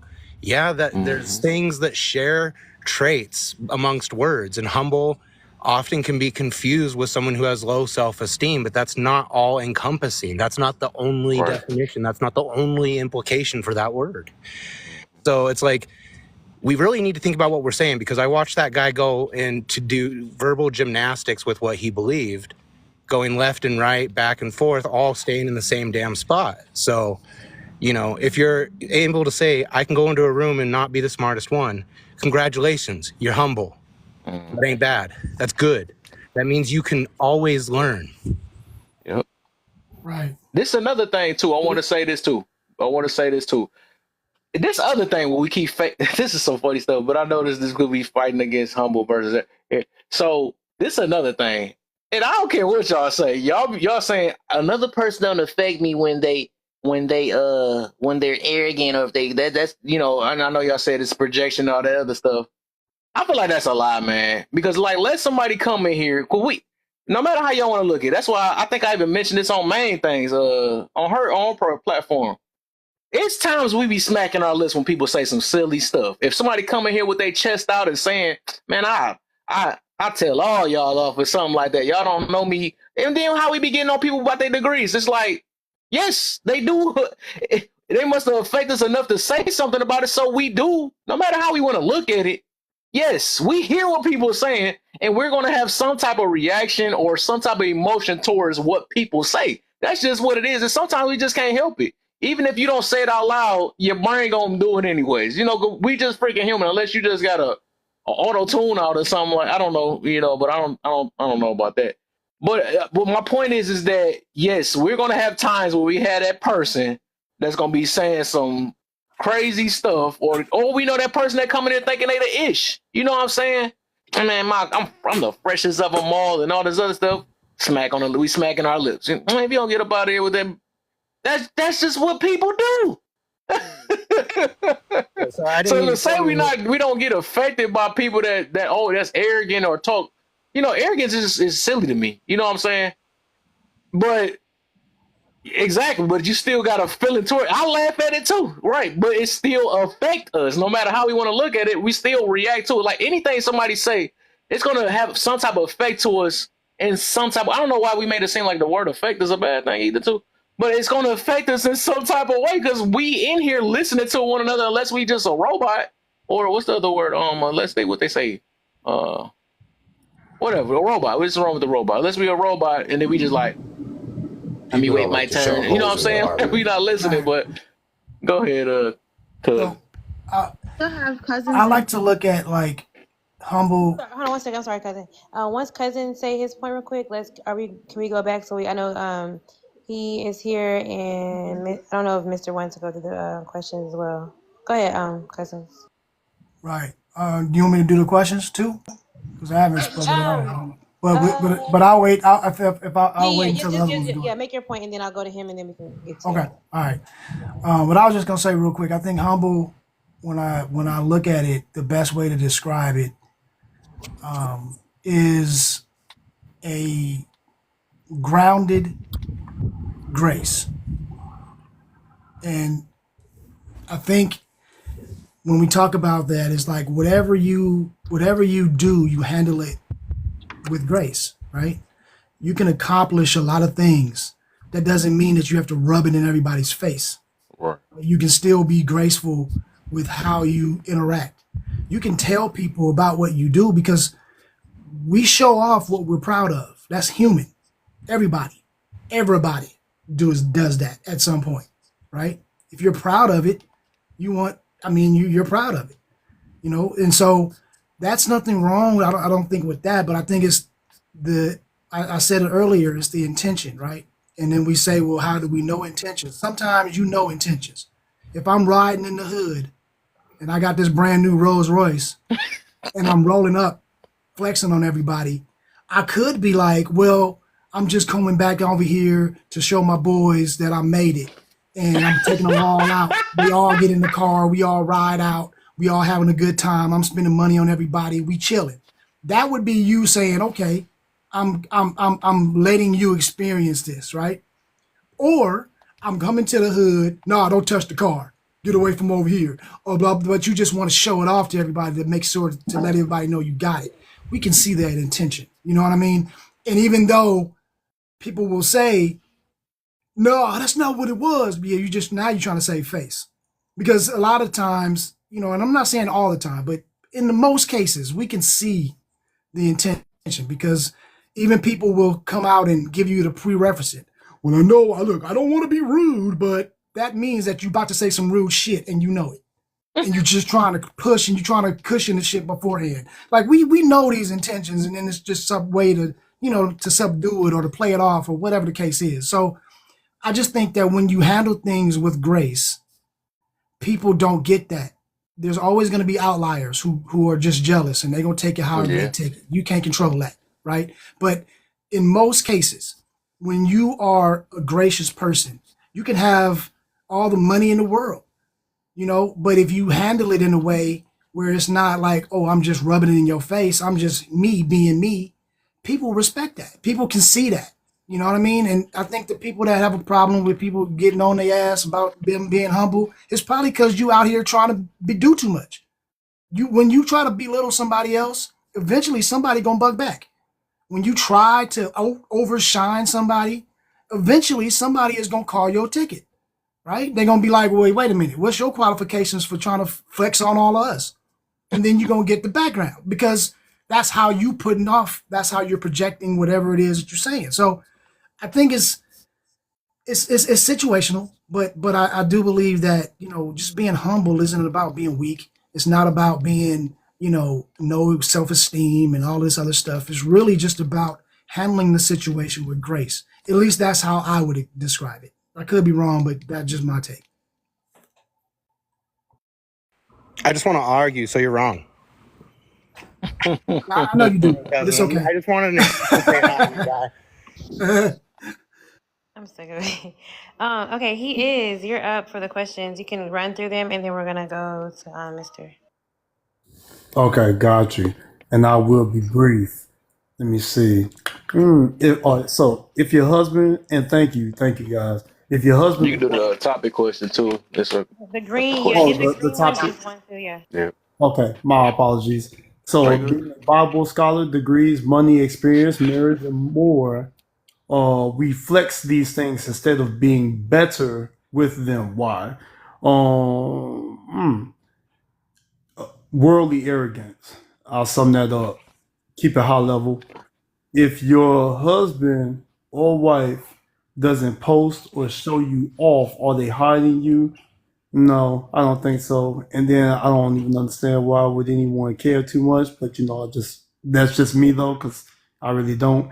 And then, if so, for what? Probably not any kind of reason whatsoever. It's just social media, app aspect of not posting. So what? I don't even post places I go a lot of times. I don't see why I would do that.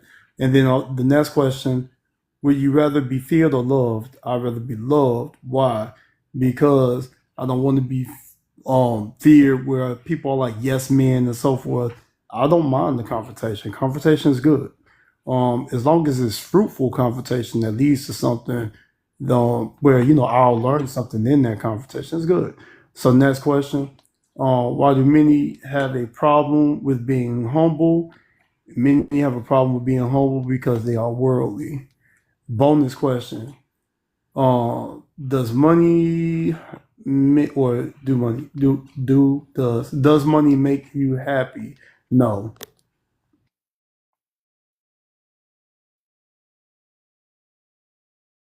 Oh, I didn't answer the questions. Yeah, we got an order. It's gonna be he is, then Mr., then Andre.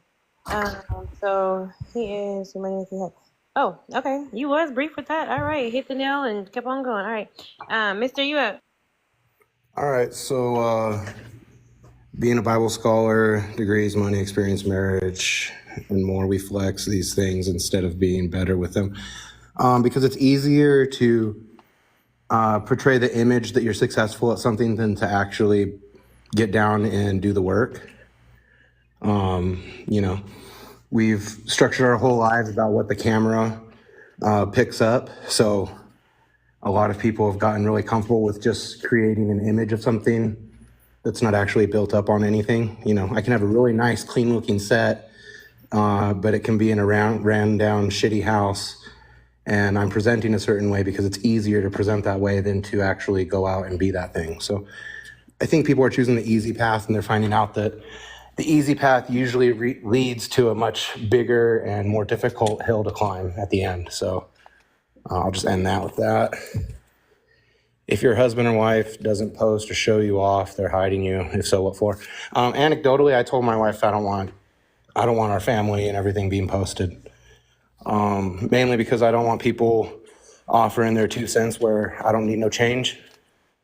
The issues in our marriage and the way that our life is being ran is for us to decide and observe and make the decisions with. So aside from like Christmas photos or birthday photos, things of that nature, we keep it pretty close to the chest. We keep it to ourselves. It's up to us to protect our family. And in a world where everybody's looking to displace their own grief and their own issues onto other people, why present an open target? Would you rather be feared or loved? I guess it would depend on the person. For my enemies, I'd love for them to fear me. And for my children and my wife, I want them to love me. I actually fear them fearing me because I just don't like the person that I was when I didn't care about who feared me. I was a cold individual. So I actively try to make sure that the people that I think are, whose love I want to receive, I make sure that I provide a person who's worthy of their love. And if someone is in my life and I want them to fear me, I make sure that that's the energy that they get. So I just say context on that one. Why do so many have a problem being humble? Because they don't want to look weak, man. They've confused humble with meek. They've confused humble with being down on oneself. For me, it's just ego gets in the way of that. Ego says what everybody else is telling me about me isn't true, so I'm going to be triggered. And humbled is saying, you know what, maybe what everybody is saying about me is true, and I can learn from it and better myself. Does money make you happy? No, man, I grew up poor with nothing, and I learned how to be happy in that lifestyle. Money is just a resource that represents the time I spend on things. And I like to make sure my time is well spent, so the money that I get for my time is usually pretty good. And I'm not really worried about that. As long as the family goes without wants, I'm good. So can I speak on the fear thing? Hold on, let me hold on. Just I want to know. So let's go to. I want to make sure everybody got to the questions real fast, just so we can get to the questions and then let's start up. Because I don't, cousins, were you here before Andre? Because y'all came on so fast I didn't exactly know who was on here. She said. I was supposed to speak after. Did you do the questions? Okay. She's just. Yeah, I done them. Cause she was here first. A long time ago. Here though, it was probably like 3 people in there. Okay. I don't know if Andre's here. Andre, you here? I don't know who went before. Yes, I'm here. I didn't do the questions yet. Okay. Would you like me to now? You need to do a movie or something. What the heck? I know it's like he right now. In the I don't know, time. cousin. Were you here before Andre? Say again. Were you here before Andre, cousin? I've been here before on this panel. No, I was asking cousin. I Did think he? I might have been. Yeah, he was. I think he was. Okay, cousin. Let me let cousin get in real quick. I missed him. Let me let cousin go, and then Andre, you'll be right after that, and then she just. Okay, love. All right. All right. Okay, so the green, being Bible scholar, degrees, money, experience, marriage, and more. We flex these things instead of being better with them. Yeah, I think it's because, like a lot of people have already said, it's easier to flex for 2 seconds than it is to live for 24 hours a day being that. So we put these images out, and the little flex is a little quick hit to say, look who I'm doing, and then it kind of masks all of the problems that we have. So that's what I get about flexing. You know, we just want that little attention. And however we can do, or whenever we can get that, whatever arena we're in, we'll flex whatever we think is the best thing in that arena. So if you're talking on a panel and, you know, your scholarly degree is you think is going to be the biggest thing in the room, then that's what you flex. Or if you had a car show and you got a nice car, then you coming out trying to flex, or whatever the case is. So I just think we do that because we all want some kind of validation. We want attention. And nowadays, flexing is popular. So there you go. If the husband or wife doesn't post or show you off, they're hiding you. Maybe some people. I wouldn't put it past some people, you know. I wouldn't put it past some people are doing it because they're hiding themselves. And if I got a woman at home, but I'm out here slumming and I'm everybody inbox, I'm not about to put my woman out here because I'm trying to act like I'm single. So you might have that, you know. You are putting an image out, and your woman or your husband at home is not fitting that image that you put out. So you're trying to hide it because you don't want to be exposed. Like that could be another reason, right? Or it could just be simply that you don't want your private life into this public realm, right? That's another reason. So I think it could be that they're hiding, but like I said before, I think we do show off things that we're proud of. So when people don't show it off, I would tend to believe it's probably because, you know, safety matter, or maybe the other person doesn't want to be included in whatever you're doing or whatever. So I don't know. Guess it could be. Would you rather be feared or loved? I would rather be loved.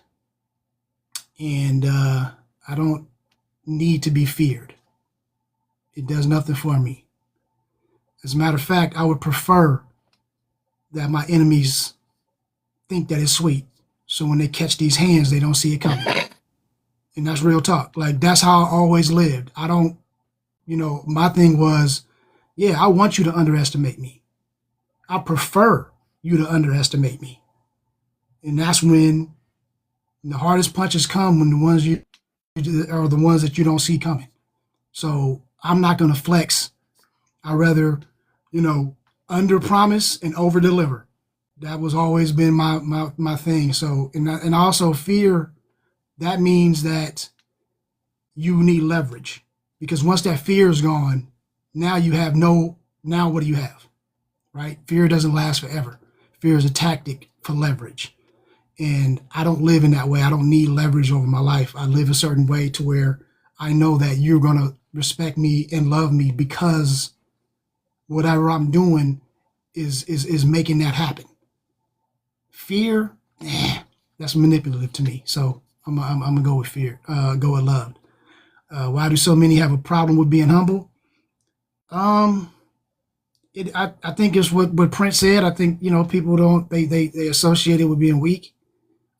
They associate it with having less than, they associate it with not having esteem, right?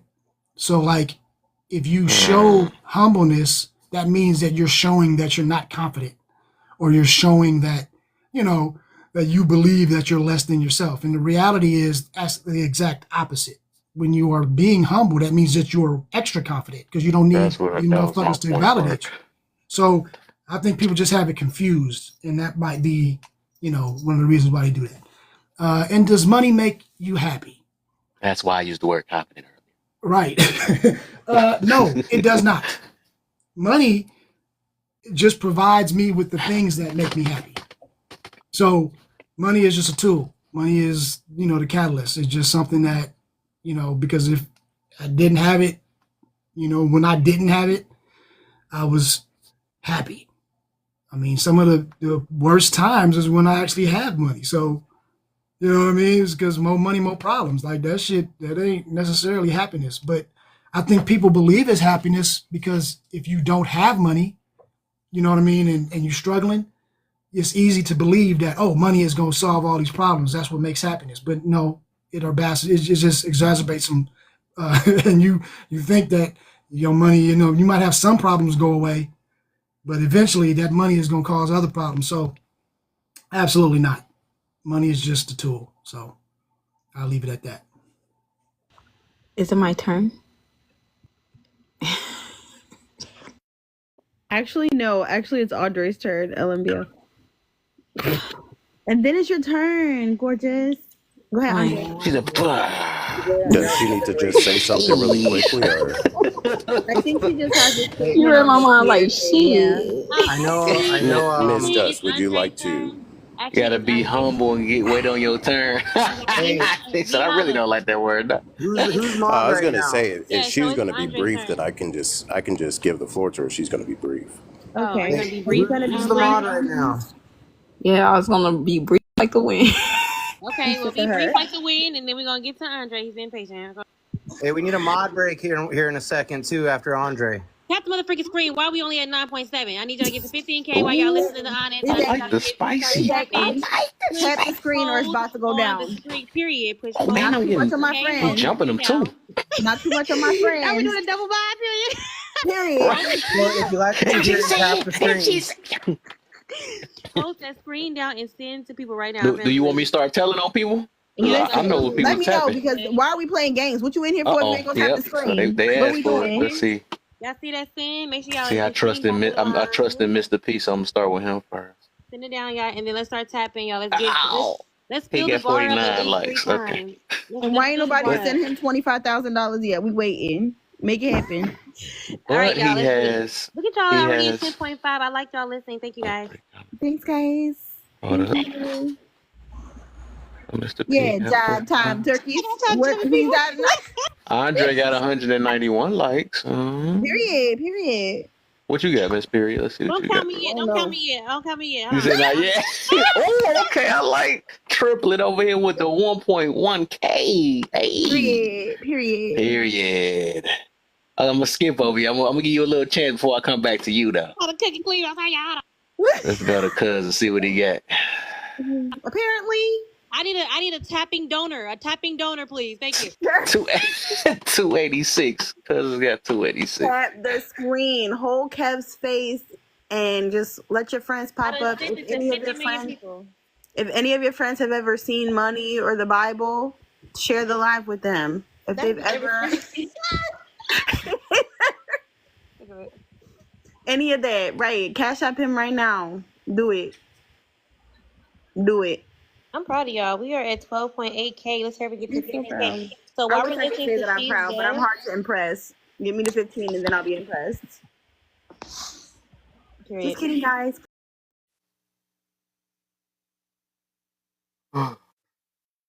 So he froze because y'all wasn't tapping.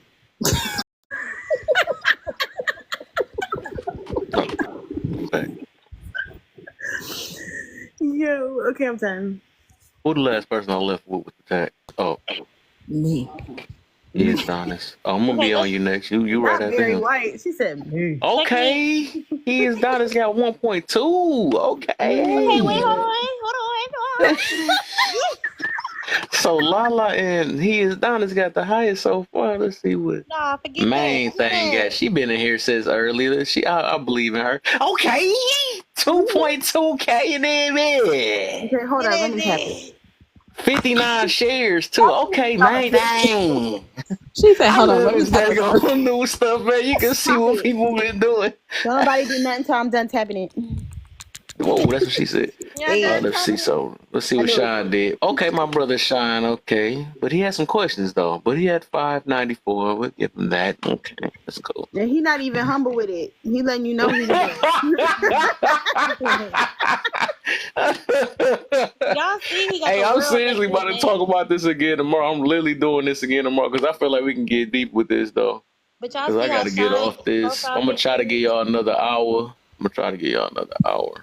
Like I said, earlier, because I think last time I'm the only one that chose feared. No, you. You was the only one that chose that, but you I chose. chose fear as well. I think 3 of y'all chose. What was it 3 of y'all? No, two. 2 of y'all chose the humble thing. Y'all said y'all not being humble though. 3 of y'all said that though. So you is the only one that said the fear. That is funny. I just thought about that. Yeah, because I was like, maybe I clearly stated I wanted my enemies to fear me. Oh yeah, I remember you said that though. But that's cheating. But I was That's thinking- cheating. You can't do half and half. You gotta have one. Not half and half. I like how he did it though. That was a good one though. I like that one. honest. Why did you say fear, honest? Okay, yeah, she's gonna say fear and then we're gonna get Sandra. Oh yeah.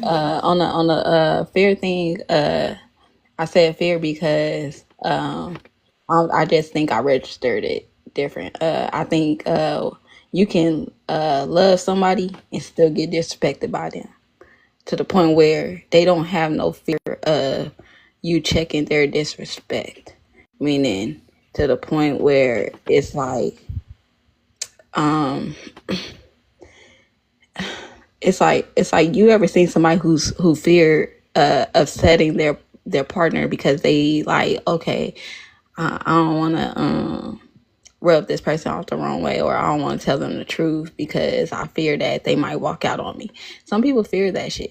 To me, I don't like. I rather a person fear me in a way of because I'm trying to put it in a way where y'all can truly understand where I'm coming from. I got you. Like basically you can okay, so this might come off wrong and I don't like coming off crazy, but I think the level of fear I'm speaking from is if you're a disrespectful person for 90% of our weather forecasts. I think I'm speaking from No. if a like let's say damn this band is tight. I can't even think. I need to loosen it up. But My bad for that. Hurts on my chicken now. That's what she said. Oh, I just thought about what I said. But yeah, I think I'm speaking from a place of I wish that wasn't what she said. Her little fingers was going crazy. I seen you and cousin's fingers going crazy ever since I mentioned. That's why I said it's so funny that TikTok tell on people. She got 1.5K that fast. What the heck is you doing over there? Twin, what the freak? I'm scared to look at cuz because I seen his name going crazy too. But go ahead, man. Think my bad. We keep interrupting. yeah, like I said, it's coming from a place of like, okay, there got to be a line of fear for a woman to not want to disrespect a man. Meaning, if she got to understand, like you can't talk to him crazy because he might trip out. So you got to be cautious how you sit up here and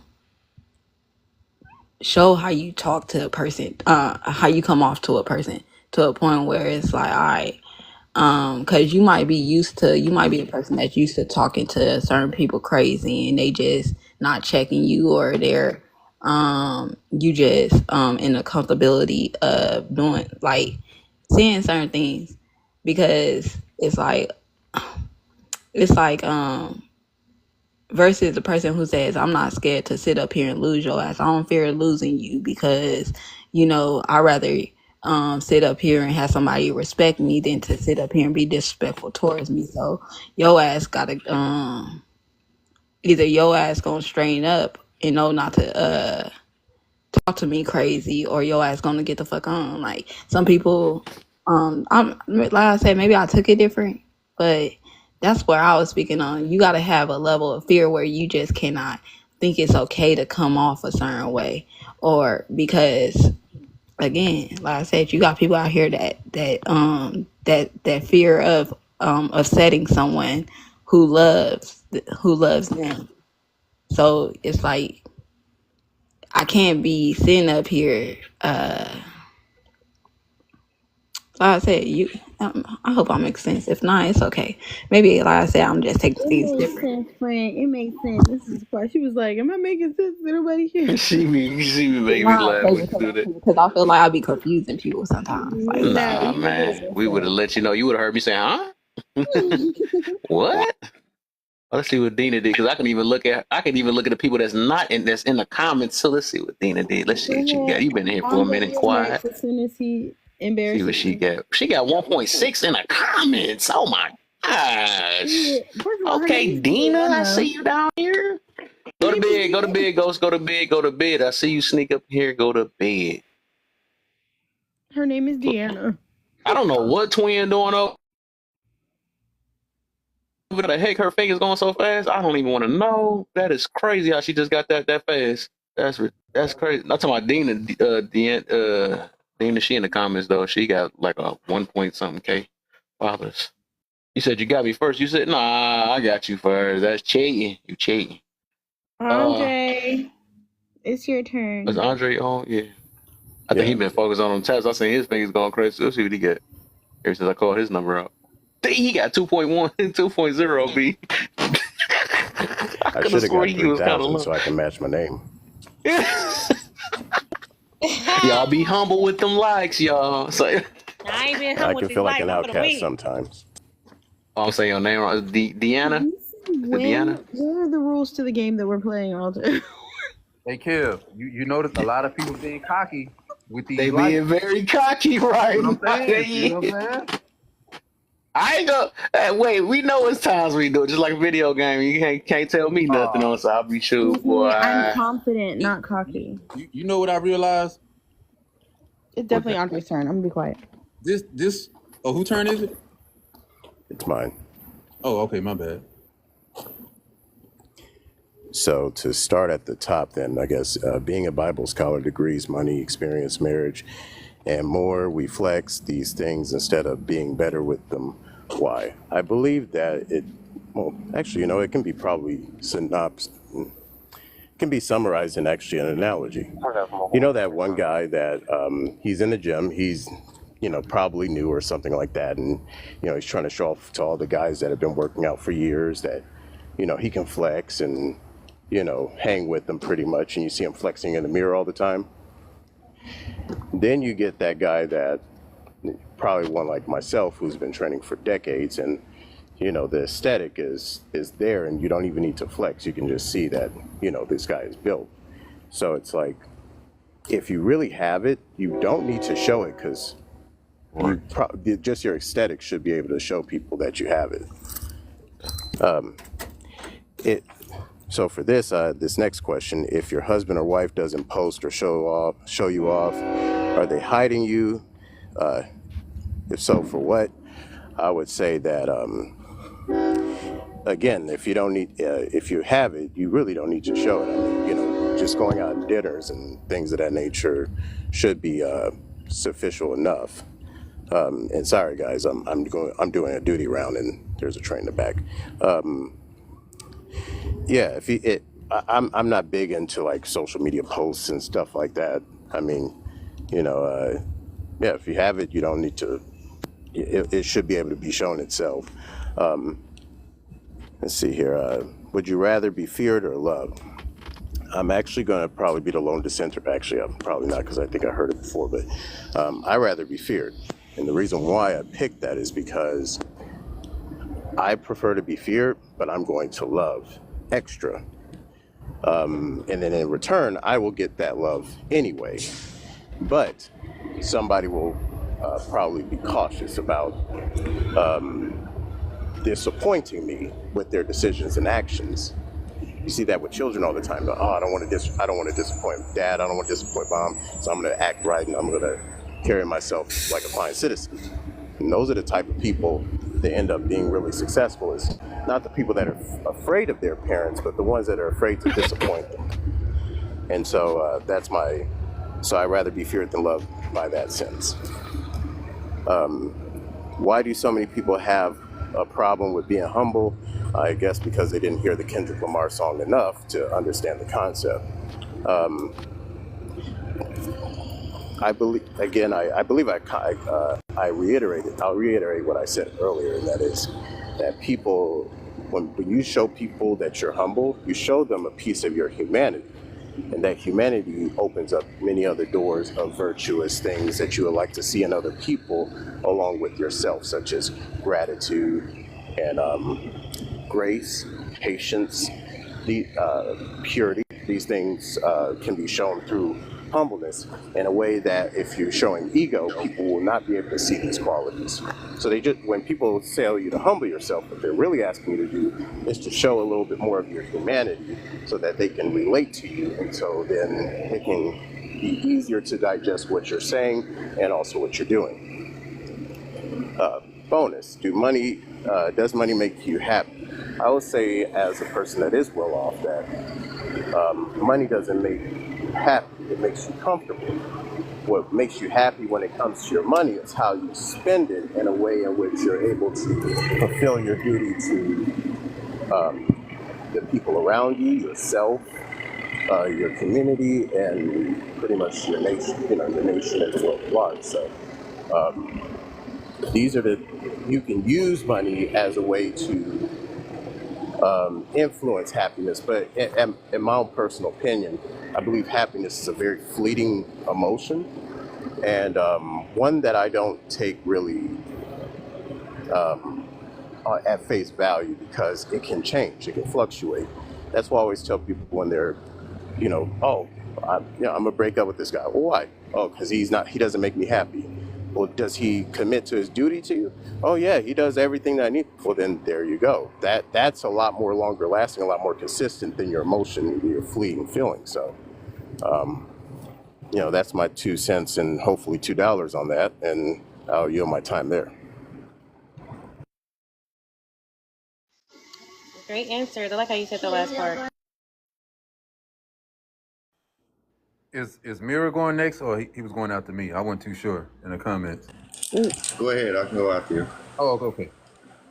I was going to say, I'm starting to think that in my crazy world, how I view things is when I think of the word humble, I think it has nothing to do with the person that's being loud. I think it tells more about the person who's using the word or trying to get someone to be humble. And I'm trying to understand, what is it in you or anything that you hear someone saying that makes you at that moment wants to tell them to calm down and don't think so highly of themselves, whether they want to be boastful, whatever it may be? What is it in you that triggers you to want to tell someone to be humble? I don't understand that. To me, that's a little mind boggling, that nothing in me ever wants to tell someone they need to be humble, because I don't know the reason of how they may be portraying things.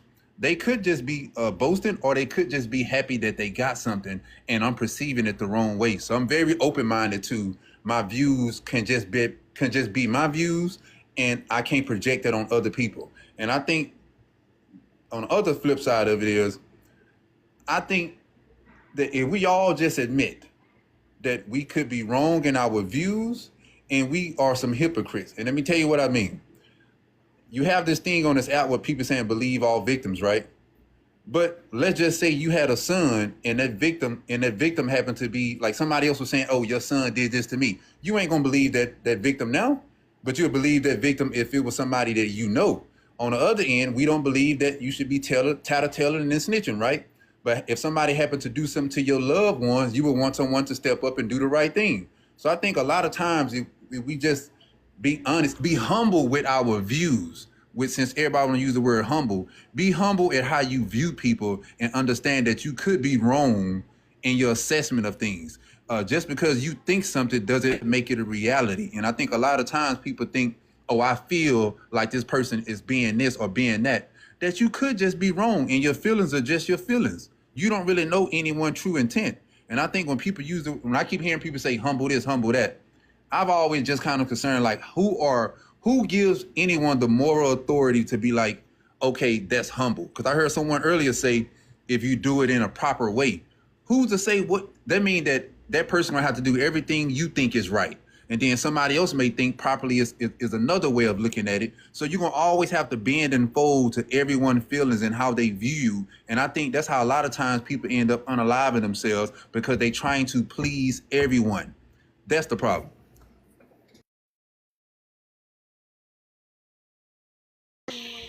I agree with you. Wait, oh, go ahead. But would you say though? I guess my thing is that I agree with what you're saying, and it's really about worrying about whatever. We can't worry about what everybody else thinks, right? And because I think I was the one who said that, but I was just more or less talking about the intention, right? If we have the proper intention, people gonna take it how they take it, and we know that. But if we have the right intentions, more times than not, they're gonna take it the right way. You get what I'm saying? Like, but I think there's still outliers that's gonna, still be idiots and be sensitive or whatever, and they're gonna, do what they do. But my thoughts were, being humble is not for everybody else; it's for yourself. It shouldn't matter who's looking. It shouldn't matter what people think. If people say something crazy and then you change up, that means you don't have integrity. You wasn't humble to begin with. You was just doing it for a show, to appear to be humble. You know what I mean? So I think we just got to realize, and like you said, how people are, we can't consider that. We just got to consider what we believe to be right to ourselves and live by that. And then let the cards fall where they may. Okay. Sir, do you believe that all change is bad change? You say what? Do you believe that all change is bad change? All change? Yes, sir. No. So people can change for the better, and that's fine. Okay. You threw me off with something you said. Yes, sir. Yeah. No. Yeah. Change. Yeah.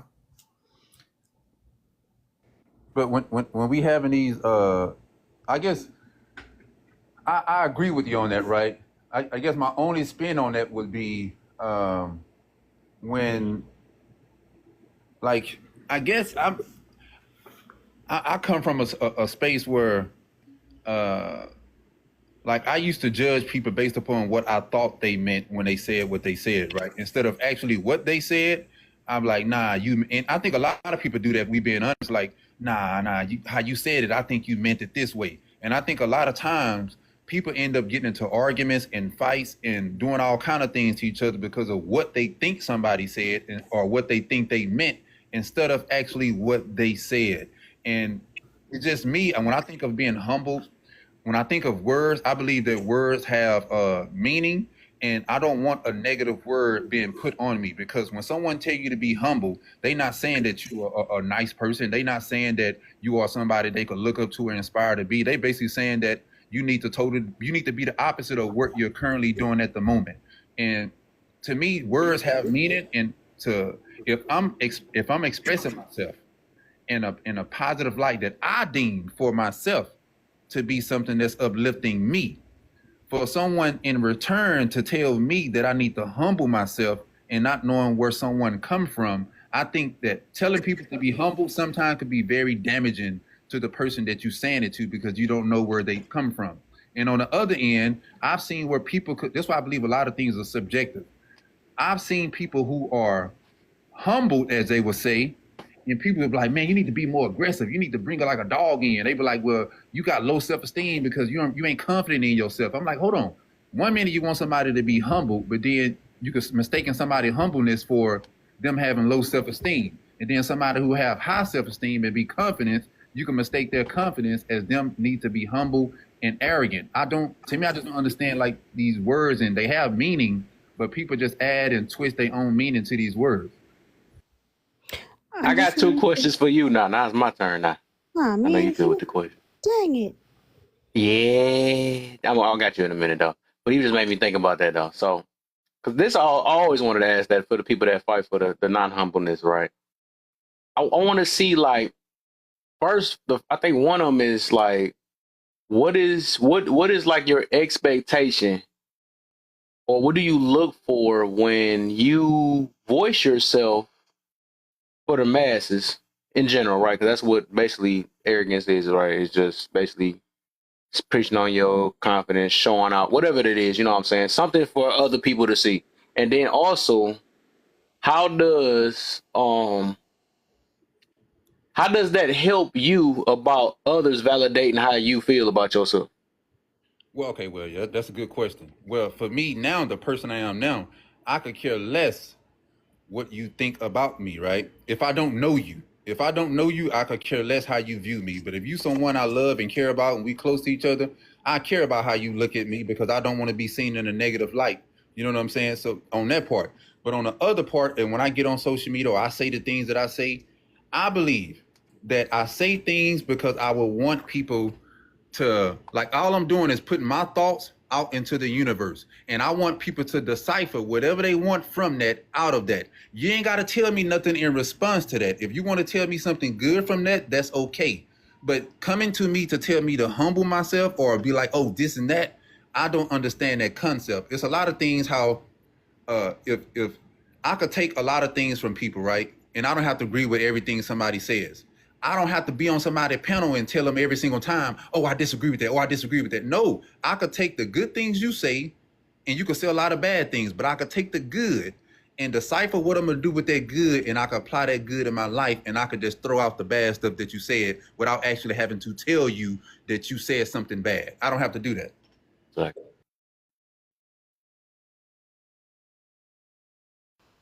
Yeah, because I think some people could look at somebody who with a lot of accomplishments as, oh, you're bragging. Truth be told, this person just happy about the accomplishments that they made.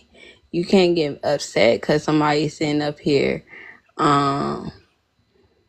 looking at your lifestyle and they just wondering, oh, this person, they trying to sit up here and shit on everybody. They can't help that you feel like that, because you look at it like that doesn't mean that the people that surround them with the same things as them look at them like, oh, you trying to shit on me. Nah, it's like I'm not trying to shit on you. I understand what I have and what I worked hard for, and I could clap for me.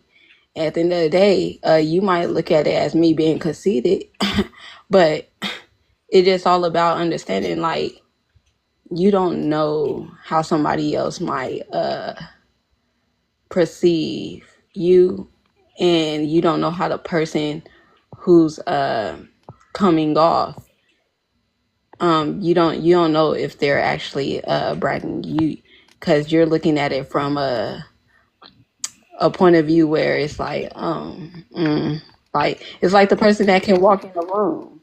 You could walk in the room and everybody show you love, but this one person, they don't show you love because they feeling like they think everybody's supposed to love their ass and show them love. Because truth be told, you can't be mad. You can't be mad just because you don't like them. It's something about you that's within you that got a problem with them. I was actually going to speak to Sean made a point. Please, because she done made me want to go again. I love this. That's why I love this being an accountability room, because we going to speak on this tonight. Go ahead, love.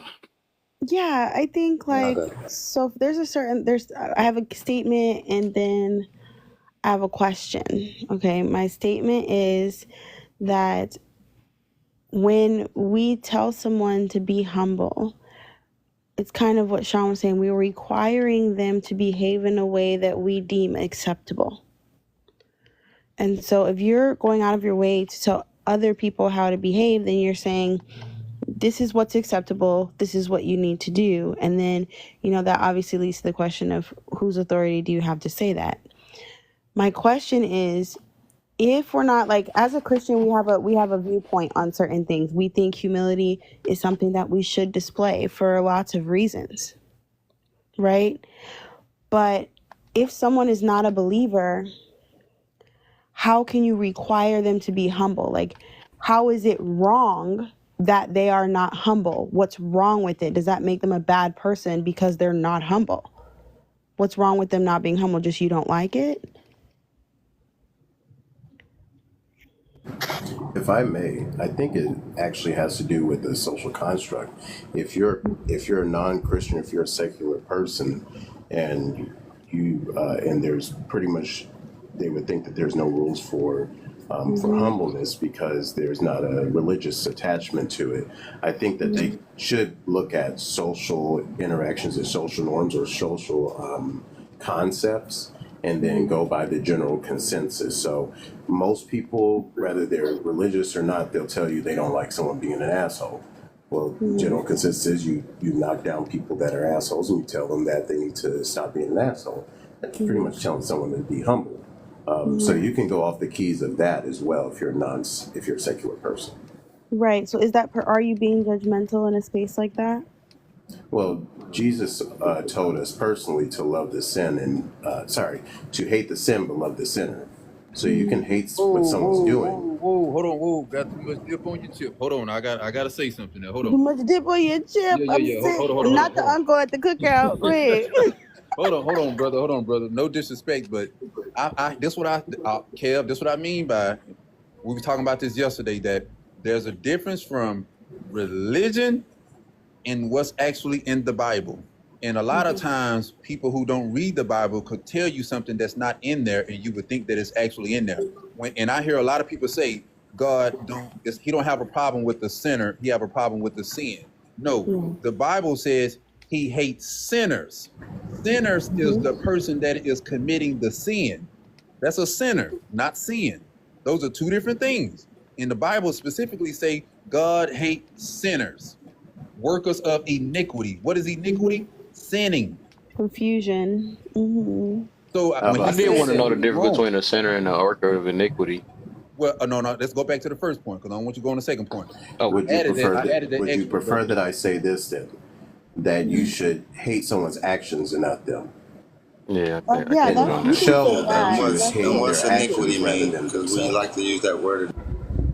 What does iniquity mean? Means Is that like better? sowers Is that of discord and confusion. people who make A reprobate who mind. intentionally make messes. Yeah, somebody who's completely said, I'm gonna live in this. Y'all know good and well not to get me started on this. Right. So it's somebody who's basically made up their mind that they're not going to follow and that they're just going to do the complete opposite of Yep. God. Yeah. Mm-hmm.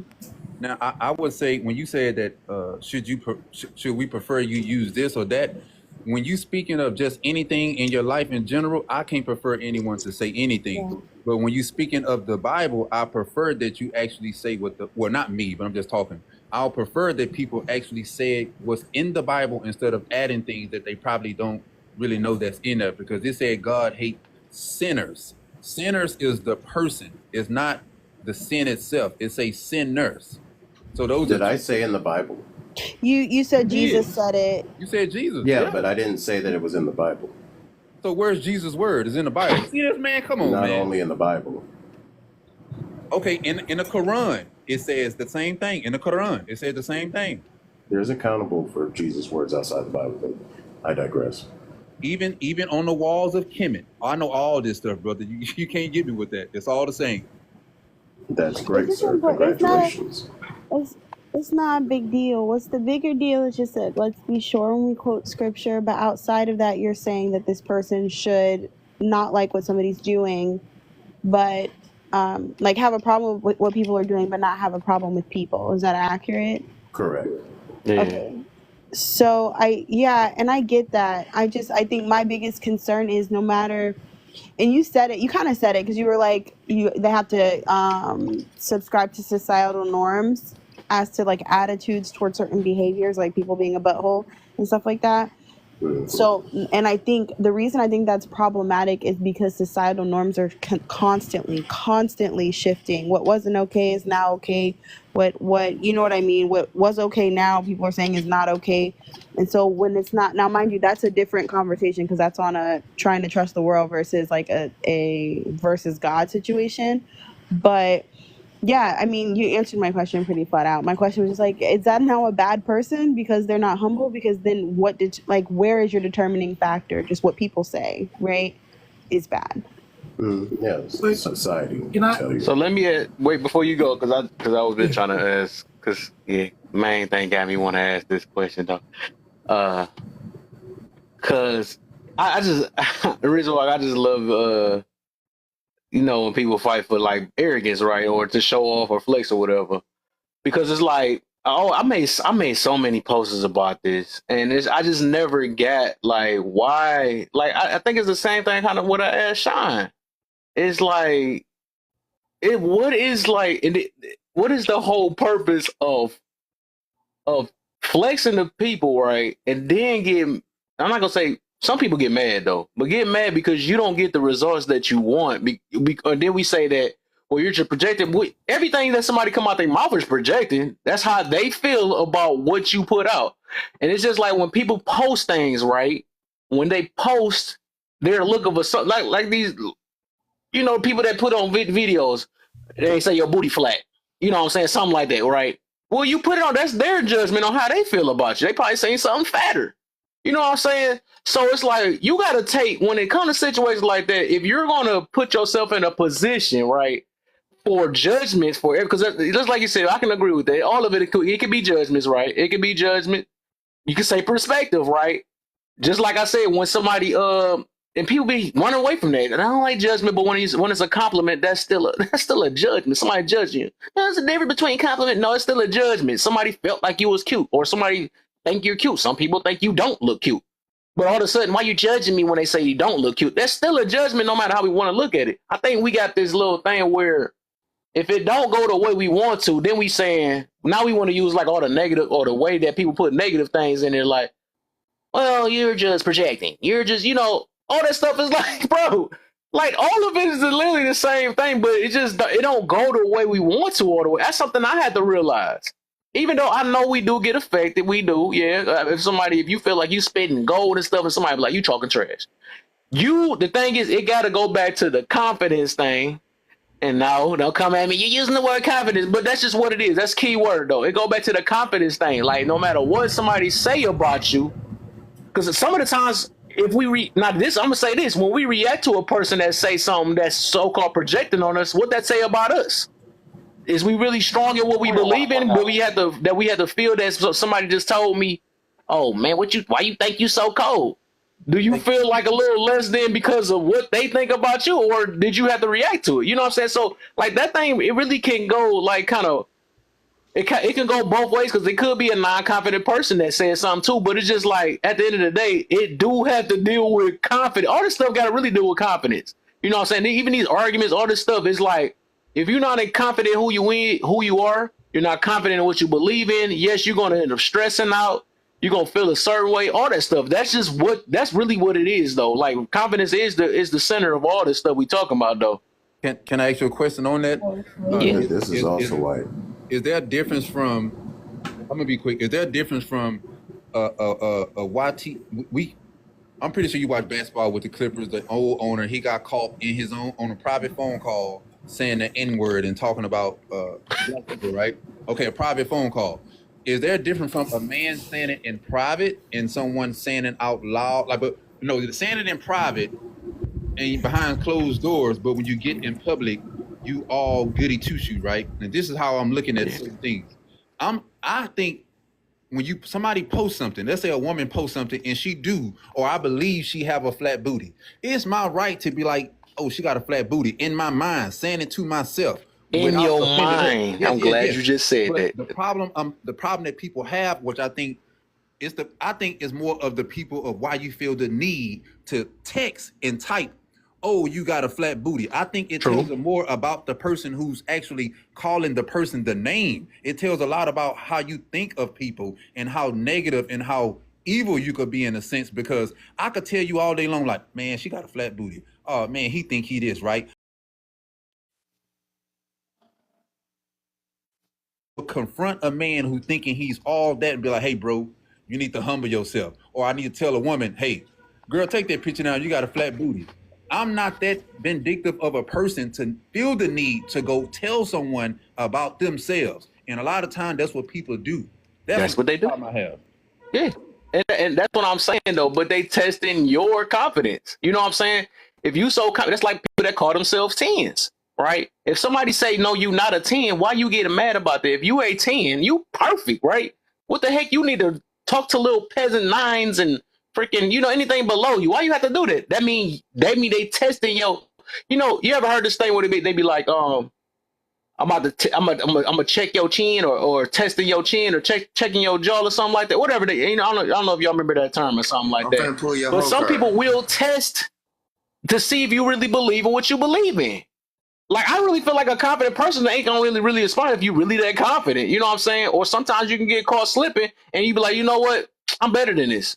Why did I do that? You know what I'm saying? You might have to check yourself. But when we fight on things like that, that just show kind of where our confidence is at. I mean, that's just reality. The only reason I'm speaking on this so heavy, this is the accountability thing. Like, none of this stuff is no different from no matter what human you are. This is just what it is. When we fight for things like that, it's like, why we have to prove ourselves that much? Why do we have to voice to the whole world that I got the best man in here or the best woman? You know what I'm saying? Why do I need approval from the world of what I'm confident in? I don't need the whole world. What I need the world to be like, hey, you know what, y'all cool, y'all is the top, y'all goals, marriage goals. You know what I'm saying? Why do I don't need that. You know what I'm saying? If I'm good in my marriage, why I have to flex it? You know what this But sound like? we gotta always ask that question though. That's what I'm getting to. Go ahead, Sean. What this sound like? This is what I be hearing, right? In my own little world. Yeah. When I hear people say, oh, if you confident, you wouldn't have to do this, you wouldn't have to do that, right? This is how I view it. It's like the people who say, oh, hit dog holler. No, you just said some offensive things and you shouldn't be saying no offensive things. Like, just because you address something and someone say, oh, a hit dog holler, like it applies to you. And I feel like that's disingenuous that you say something that's very offensive and you expect everyone just to be quiet. No. So if I could be I believe any room I go into, I want to be the smartest, any job that I have in a warehouse, any place I'm at, supervisor, I want to be the best supervisor, the best worker that they have. Do I need, and guess what I do around the warehouse? I go around telling myself if you happen to be around, that's just on you. But everybody know who I am. I'm like, man, I'm a bad motherfucker. When I get up in the morning, I look in the mirror and say, man, you a bad motherfucker. I just do that, man. I've always been. Hold on. But some people say, like my wife, she be like, I love the fact that you you love yourself. Like you don't need no outside forces to make you feel good about yourself. That's one thing she say she loved about me. But when I go out into the world, there's a lot of people like it. Then a lot of people say, oh, you arrogant. Why you got to be so loud? Why you got to tell people? So I just understand like, hey, man, you can't please everyone. The world have definition of words, but I learned that people would put their own spin on it. And we know black people, we good at the word cap mean cap, like a lid, but then we turn cap into you lying. Like, you know what I'm saying? So, Can I say something on that? One more. I swear, y'all get me, and I swear it's on you next. I swear it's on you next. I think real quick. Let me say this though, real quick. I got you. I swear. Just this last thing, because I want to go back to what you literally did say, why you just can't keep it in your head, right? To the other person, right? To the opposing person. That's the same way I look at with the confidence. It's like, why you can't? So the same way you say that you have the right? You got the right to voice yourself. They have the right to. Right. Yeah, you see what I'm saying? You see what I'm getting to? So it's like, it's like we being selective on each side of what one should do and what should the other do. I think both of them is the same thing. You know what I'm saying? So it's like an even game when it comes to that. Because like when you saying that, I gotta let main thing go. I've been cutting her off for the longest and stuff. Just real quick, if you say that you're letting the hit dog holler, and then you gotta address it, it's like that's the thing. If it don't apply to you, why are you addressing it? Can I answer that right quick? I swear, hold on. I think y'all. Right, we gotta let main thing go. Then we still have Mirror hasn't said. Give me 2 seconds. Never. Mirror hasn't said his. I'm just like, no. Mirror hasn't gone, and Chili still has to catch up. I'm just literally about to say the whole thing. I think the whole purpose of flexing is to sit up here, because like I said, we all people pleasers. I don't give a damn what people say, because in reality, we been taught from a kid to sit up here and flex everything we have. Meaning, if you was a person in school to sit up here, you got to pick out the treasure chest or the toy box, whatever. You literally, wherever you choose, people be like, oh, let me see what you got. And it's like you'll be trying to show off. It's like again, you like show off of people like show off nice things naturally. You just ain't buying this shit cause not to show it off. It's like when you go shopping for clothes. Why do you go shopping for clothes? You could pick any type of clothes, but you chose a certain type of wear, especially when you go out to nice places. Why do you sit up here and buy watches? Why do you sit up here and buy jewelry? It's because you like it. It's like, yeah, I like it because I like the way the shit looks. I feel like shit. If I see that the shit blinking and shit, I want somebody else to see that it's blinking too. There you go. You went right back to it again. Thank you. I can. That's why I stopped wearing earrings and stuff. It's a lot of stuff, and I like that you said that. I had to realize, who am I trying to impress? Who I need to flex? I tell people, I be real with my stuff. I buy my stuff from cheap clothes, because I don't care about that name brand stuff. All that stuff. I love that you said that, because that stuff don't make me. So I don't have to buy the high class stuff. A lot of people do, but that shows the difference between confident people and not. You know, that's all I'm getting to about that. So I'm not trying to impress people. That's the difference. I'm going to get literally what's comfortable with me. But nowadays people say what's comfortable with me is this Gucci bag. What's comfortable with me is the Louis and the iPhones and all this other stuff. Everybody want to put the slick stuff, but they know they're just trying to keep up with the Joneses, and I'm not stupid. You know what I'm saying? Because comfortability will be them laying on Skechers shoes and stuff that you're going to get laughed at or whatever the squishy blinky dudes and all that stuff. That's going to be comfortable. But people always want to be comfortable when it costs expensive or stuff. And that stuff I'm not letting slide. It's not, you're not fooling me. You know what I'm saying? That's all I'm getting to. I'm comfortable with this $2,000 ring on my neck. Dudes, what the heck is some squishy? I know squishy blinkies.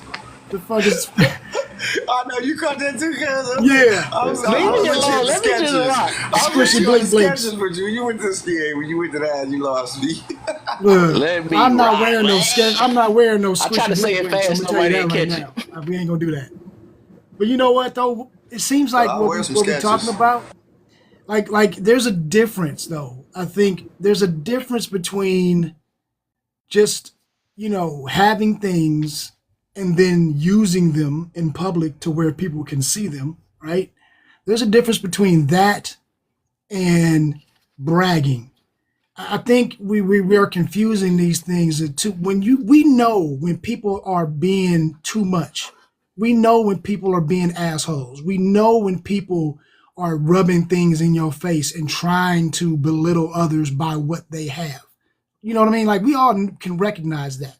And I think when we see that, I don't understand the justification. Like every action causes a reaction. So if you are going to be in a public forum bragging or trying to be better than everybody else, then you have to also expect that somebody may react and try to bring you down. So I don't understand why that would even be a problem. That's just human, right? If somebody is going and doing the most for no reason, going way out of their way to promote themselves in a way that is just to say, I got this, y'all don't, I'm better.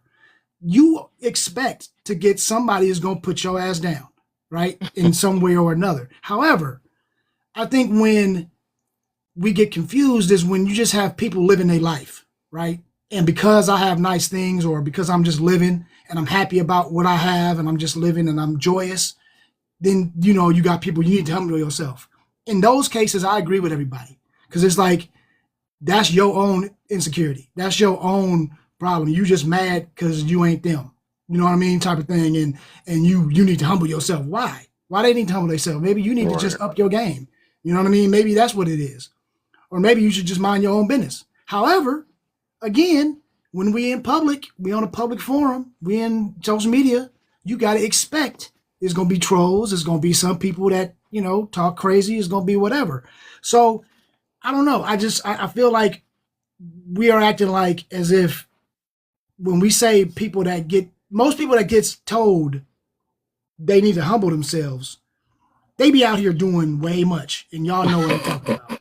It ain't like motherfuckers just come out the woodwork for no reason, just making it their problem to call and tell them they need to humble themselves. No, it's probably because they out here just, recklessly bragging or some shit. And They then so quick somebody to gonna my tell them. mouth can wreck Yeah, so houses and they say you stuff know what I'm like saying? that. Then Just when you check extra. them on And it, like somebody said earlier, like we having a conversation about maybe this, and then all of a sudden they just come out of nowhere. Well, I got 3 houses over here, and then I do it. Hey, shut your ass up. Ain't nobody talking to you about that. I think in those situations is when they get you need to humble yourself. You know what I'm saying?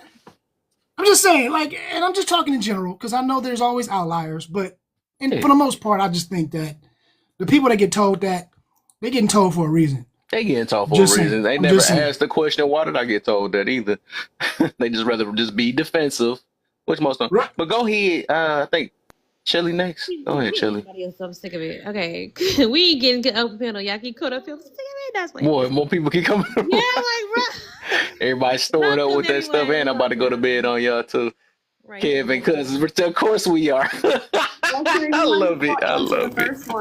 If I may say too, I think it's also about how you respond to that. Hold on real quick. Hold on. We got to get Chili in here real quick. Sure. Yeah, we got to get Chili. We ain't on the open panel yet. Hey y'all. I think yeah, some of it is not always that. I've been told to be humble like a lot of times. And it's usually by people who are Oh, you projecting? I know. and I don't want to say that. I don't want to say projecting, but it's usually never somebody. Once you say you was though, that I was joking, but I was being serious at the same time. Once you said that means you projected from that point.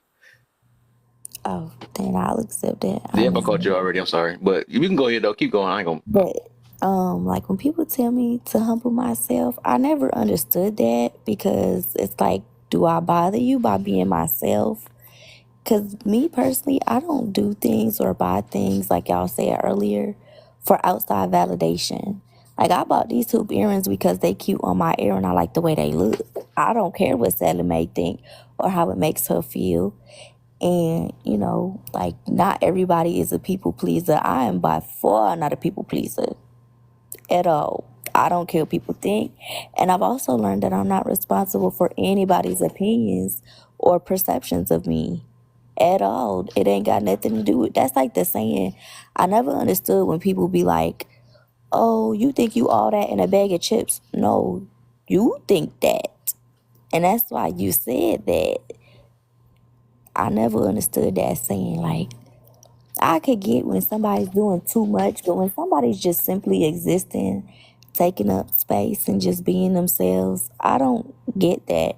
I don't get why like so many people, especially in our community, want us to be so humble or want us to be so there's a difference between, you know, being confident and being arrogant. And I think when people don't have neither nor, that's when, you know, they call everything flexing, because not everything is a flex. Like, if I just posted, for example, and I'm only in here, say I just posted that I went on a trip, right?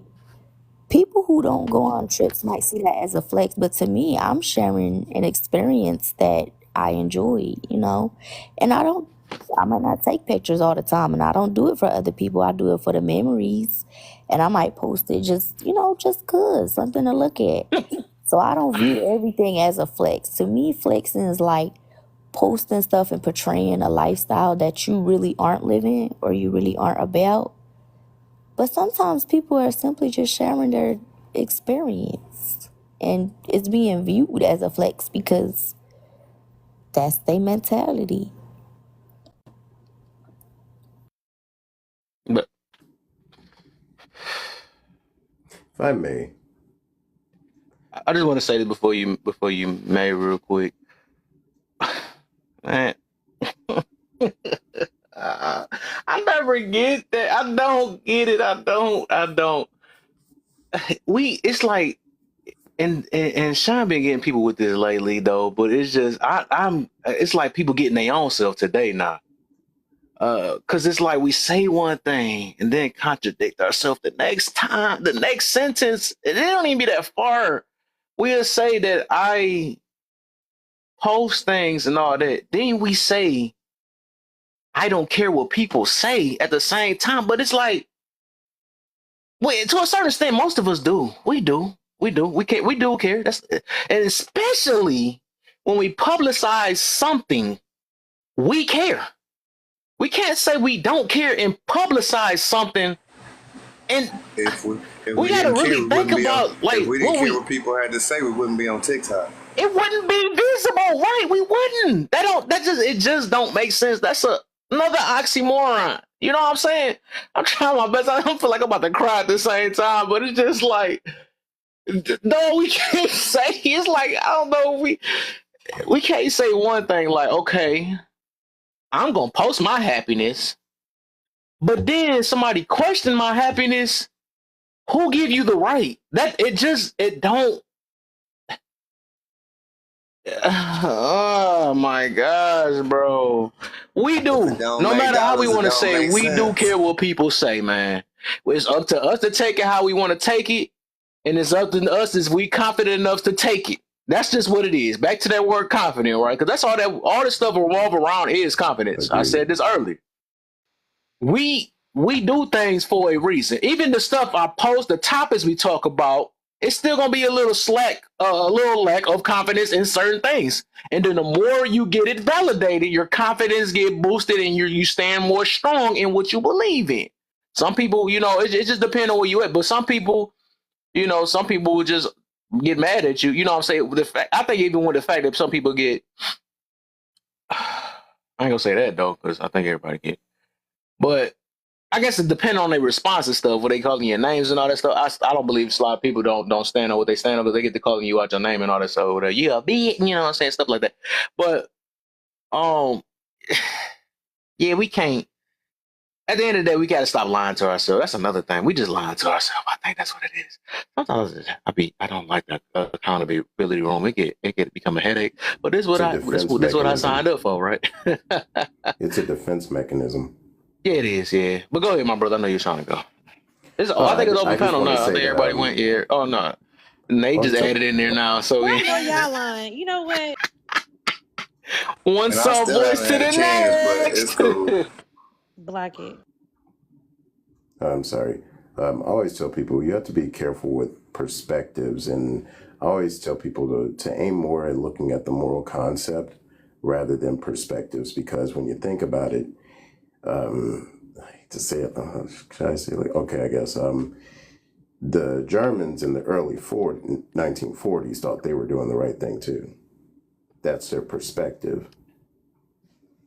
You know, the same holds the same weight. So I believe that we need to start looking at moral concepts rather than perspectives, and then just looking at the overall totality of that and applying it to social norms and constructs rather than just And where old girl go? Too much accountability. She just gonna dip on me. That's crazy.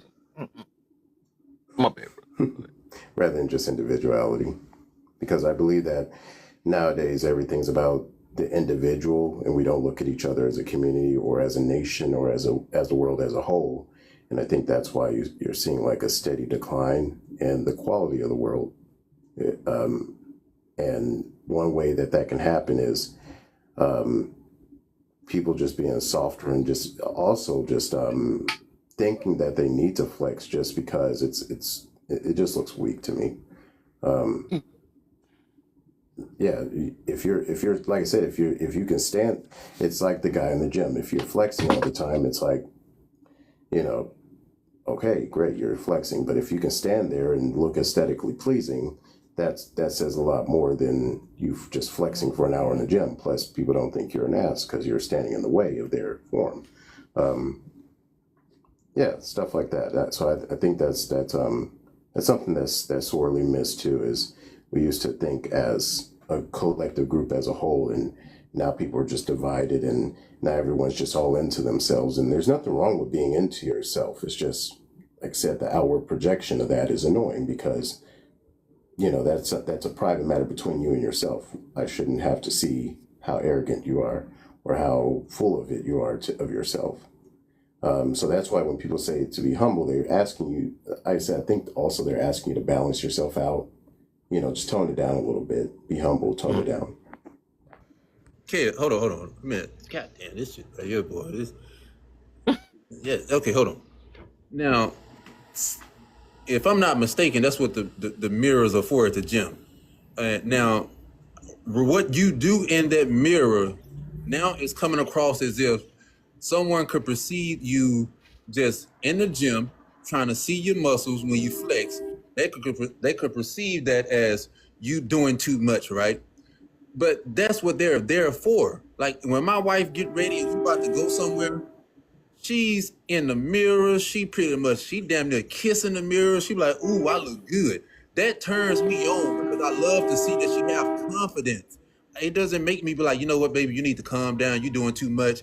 You being too conceited. No, I like being around people that is full of life.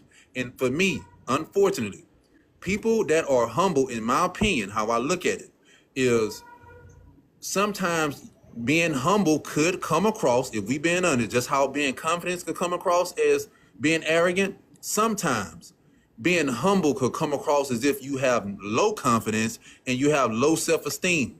I don't want to be around anyone that I think have low self-esteem because they trying to portray an image of being humble. I would rather be around someone who is full of life, who think that are confidence, and people may perceive them as being arrogant because that gives me life. Just seeing people happy and exuding whatever they going through, I love that. But to sit here, I feel like everything we're saying, and I said I'm honest with myself, is very subjective, and a lot of it is projecting because you don't know someone's intent. If you know someone, like if I were to sit up here and say, hey man, your viewpoints, do you believe that you could be wrong? And I ask any of y'all that, and you be like, nah. Like Kev, whether he know it or not, he was very arrogant according to his definition because he said, I know what, and that's why I say Kelvin cousin. I'm messing with y'all right quick. Both of them say, I know when people are such and such. No, you don't, because you don't know anyone's intent. That's you being cocky. You not being humble with your assessment and how you view people. Because I always say I could be wrong.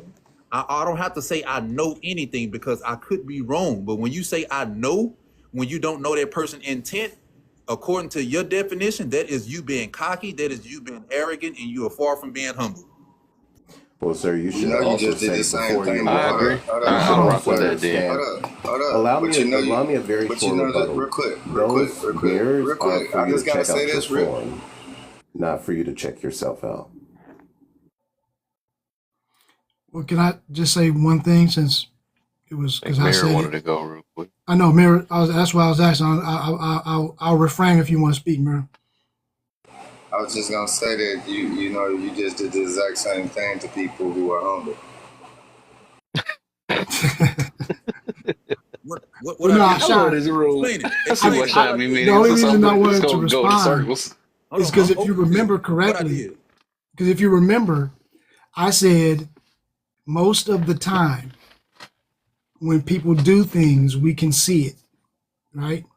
That doesn't mean that we can always tell, but the times that we're talking about when we call people out for being humble, 9 times out of 10, it's because they are extra, right? Nobody just walks in that, like someone said before, there are the outliers that just, you could just be happy with yourself and then they're gonna come out, they're gonna just say that you're being whatever. But I'm saying, like, let's use your example for the gym. Okay. Somebody is flexing in the mirror, like your wife. She's flexing, she looking at herself, she's smiling, you talking with her. Yeah, that look good. Okay, blah, blah, blah. Cool. That I would not say is her, like she needs to humble herself. No. Like you said, she's just, I'm in the mirror, I'm in the gym, I'm looking at my I'm gains, glad you I'm said it doing because what I'm doing. I was about to Right? speak on that part too. But Yeah. here's another example though, Sean. If she or you was yelling at everybody else in the gym, hey, you know what I'm saying? This is what I'm talking about. This is how y'all need to look. You know what I'm saying? Y'all ain't ready for this. Yeah, look at her. Look at her. Come on. You're doing all this extra to make yourself a spectacle. Now that would be extra, right? That would be now where you could expect someone probably be like, you know what? They need to humble themselves. You get what I'm saying? I'm saying when it gets to a point like that, I think those are the things where I'm saying most people can recognize when it's going too far. Does Now that make sense? Yeah. Now, what you just said that's what I totally agree with that, because when you are what you just did is what you said is what I agree with 100%. When I think of, if you want to say somebody is flexing, right, is it's not that you looking in the mirror and you are posing and trying to see your form and see how your muscles look under certain lights. That's not the point. Hey, y'all gonna leave me out of this? You understand what I Oh, meant, you're sir. talking about mirror. Oh, Mirror, right. Oh yeah, You he caught me off understood what guard I with that meant, one. though. But when you say somebody is being like, I'm okay with them being loud also, right?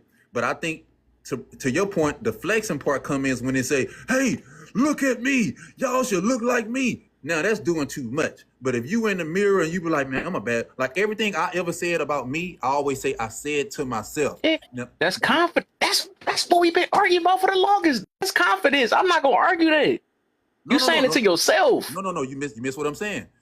What you consider saying to yourself is you being quiet and nobody hearing you. No, that's not me saying it to myself. My definition of talking to myself and telling myself is I need to hear my voice. I don't care about their inside voice. I need to hear my voice tell myself something. So when I tell myself something, I feel better than me just saying it in my head, because in my head doesn't make it reality. When I say it out of my own mouth, I love to hear that part, right? So I'm like, and when I was talking about the humble, how I say I view people as being humble, I think Mira said I said something about the same way with humble, how I would see people as being arrogant or cocky.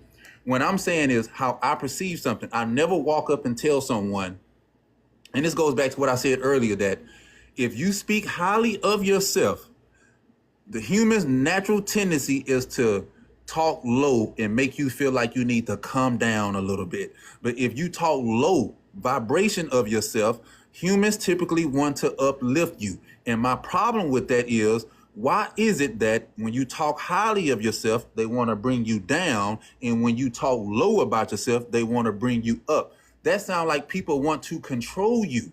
And that's why I feel like a lot of people unalive themselves, because they are trying to please other people, and they allow what people say about themselves to dictate how they move in life. I don't understand it. I'm pretty sure y'all all have seen where y'all have been around people who had low confidence, who didn't think good about themselves and thought their life was going miserable. Nobody would be like, if somebody talking bad about themselves, nobody would be like, you know what, you right, you are a horrible person. You ain't gonna ever find no job. No, we normally want to lift them up. And if they talking highly of themselves, what is it in you that make you feel like you need to tell them otherwise?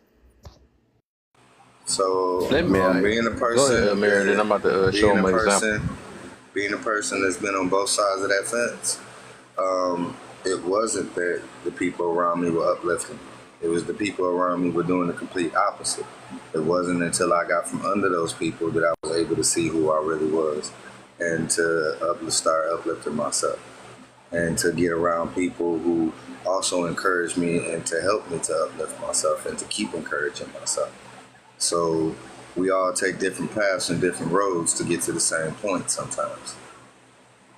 Hey, let me say this right quick. I'm mute Let up. me show you this video before you go, Tom. You gonna throw me out? Okay, I go want to ahead. show you this what I mean though. Now this the video that always showed me the difference between because it's this girl named Rose, right? And this what I look at is not arrogant, but she's chanting to herself out loud. And hopefully this is what you mean though. So I don't look at this as arrogance. I look at it as like building confidence when you say speak on it out loud. So this how I look at it. Championship of the world. Introducing first, fighting out of the blue corner of the Kendall Levis, holding national record, 10 wins, 4 losses. She's got a lightweight fight of this all, weighing in at 114 and 1/2 pounds. Fighting out of Colorado, presenting Man, what the that just made me mad, dog. Did she It win used or to be lose the clear fight? so basically she's sitting on the side, right, and she's saying I'm the best. She keeps saying it. She chanting it to herself to basically kind of boost herself. So I looked at that's more of a confidence thing. She's chanting it to herself and saying it out loud. Is that the way you talking about though? I don't know if you're talking about that way though. Yes, but you just proved a point also that, and that's why I say words have meaning. At one point, people said that it's humble when you don't, you keep it to yourself. You don't have to say it out loud. So she kind of proves that your definition is a little skewed, because she was saying it out loud in the public around a lot of people. And you perceive that as her being confident. But if she could have just kept it to herself, right, and didn't say anything and be humble according to how you view it. That's what I'm saying. It's timing. That's why I say it's the timing thing. That's what I'm Did she getting win to or lose about the that. fight? It's like wait, okay, because she could have said I'm the best and waited for people to come around her too. That's when that's why I said that's when you can tell the difference between the intent though. This why I this what I like about what you said. To me, it's okay to admit that it is subjective, right? Because the only reason I say this because some people can say that's cocky. I'm gonna tell you how. Or arrogant. She said she was the best before she even beat the best. She was saying she's the best before she even beat that person next to her, right? So a lot of people can say, oh, she's too cocky. But even yourself, someone who don't really like them type of words, you deemed her as being confident. That's what I'm saying. It's because she's saying it to herself before she But it's fought. also place and location, gentlemen. Yeah, that's like why if you're flexing in the mirror, go flex in the corner mirror. I'm trying to see if I can explain it the best way, because it is a big difference. One of them is like Floyd Mayweather, where he got to say it online in front of everybody and all this stuff or whatever. You know, we just been talking about that. But when you doing it right before a fight to yourself and meditating on it or whatever, how she was doing it, right? That's more of a trying to build my confidence. Let myself know that I am the best and all that stuff. But if she not doing it, now you can tell the difference that she doing it for the people or she doing it for herself. You can't tell the difference in that scenario. You just can't. I ask you this then. This is for anyone to answer this one. Could you say that your viewpoint and how you looked at it, someone else may look at her being something else compared to what you got from that? I don't think nobody heard her. No, I'm saying like if somebody were to watch that video that you just Oh, showed, that video. right, and then everyone, do you believe everyone will come to the same opinion of what you did? Nah, I wouldn't. No, I wouldn't. So that mean it's subjective. Because some people That's all can't. I'm saying. It's not good at observations though. Like they just not that good. So I don't know. I would say that it's possible for someone to think that, right? It's possible for someone to think that, but I think that most when they people don't know the who- definition, they that will have do watched that. fights, But where and how matters. that's what I'm saying, because most people that have watched fights, I think they would just think that she's pumping herself up, right?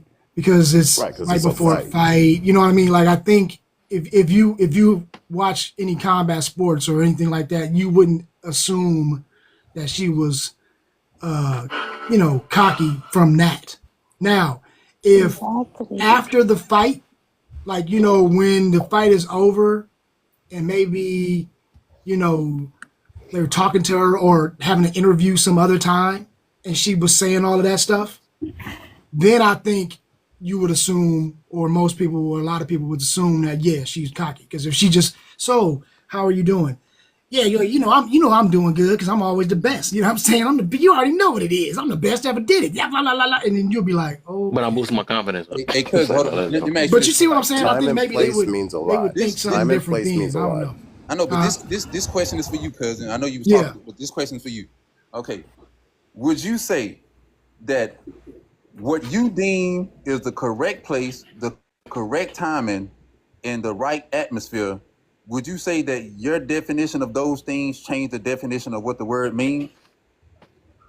I think that wait, let me put it like this, because for me personally, no, because but I was talking about how people may perceive it. So, like, you know what I'm saying? For me, it's just the word means what they mean, right? But what I'm saying, like, I just think when the way the question was asked, I thought you were just talking about how the majority might look at it. You get what I'm saying? So that's the reason why I was answering it that way. But like, for me, the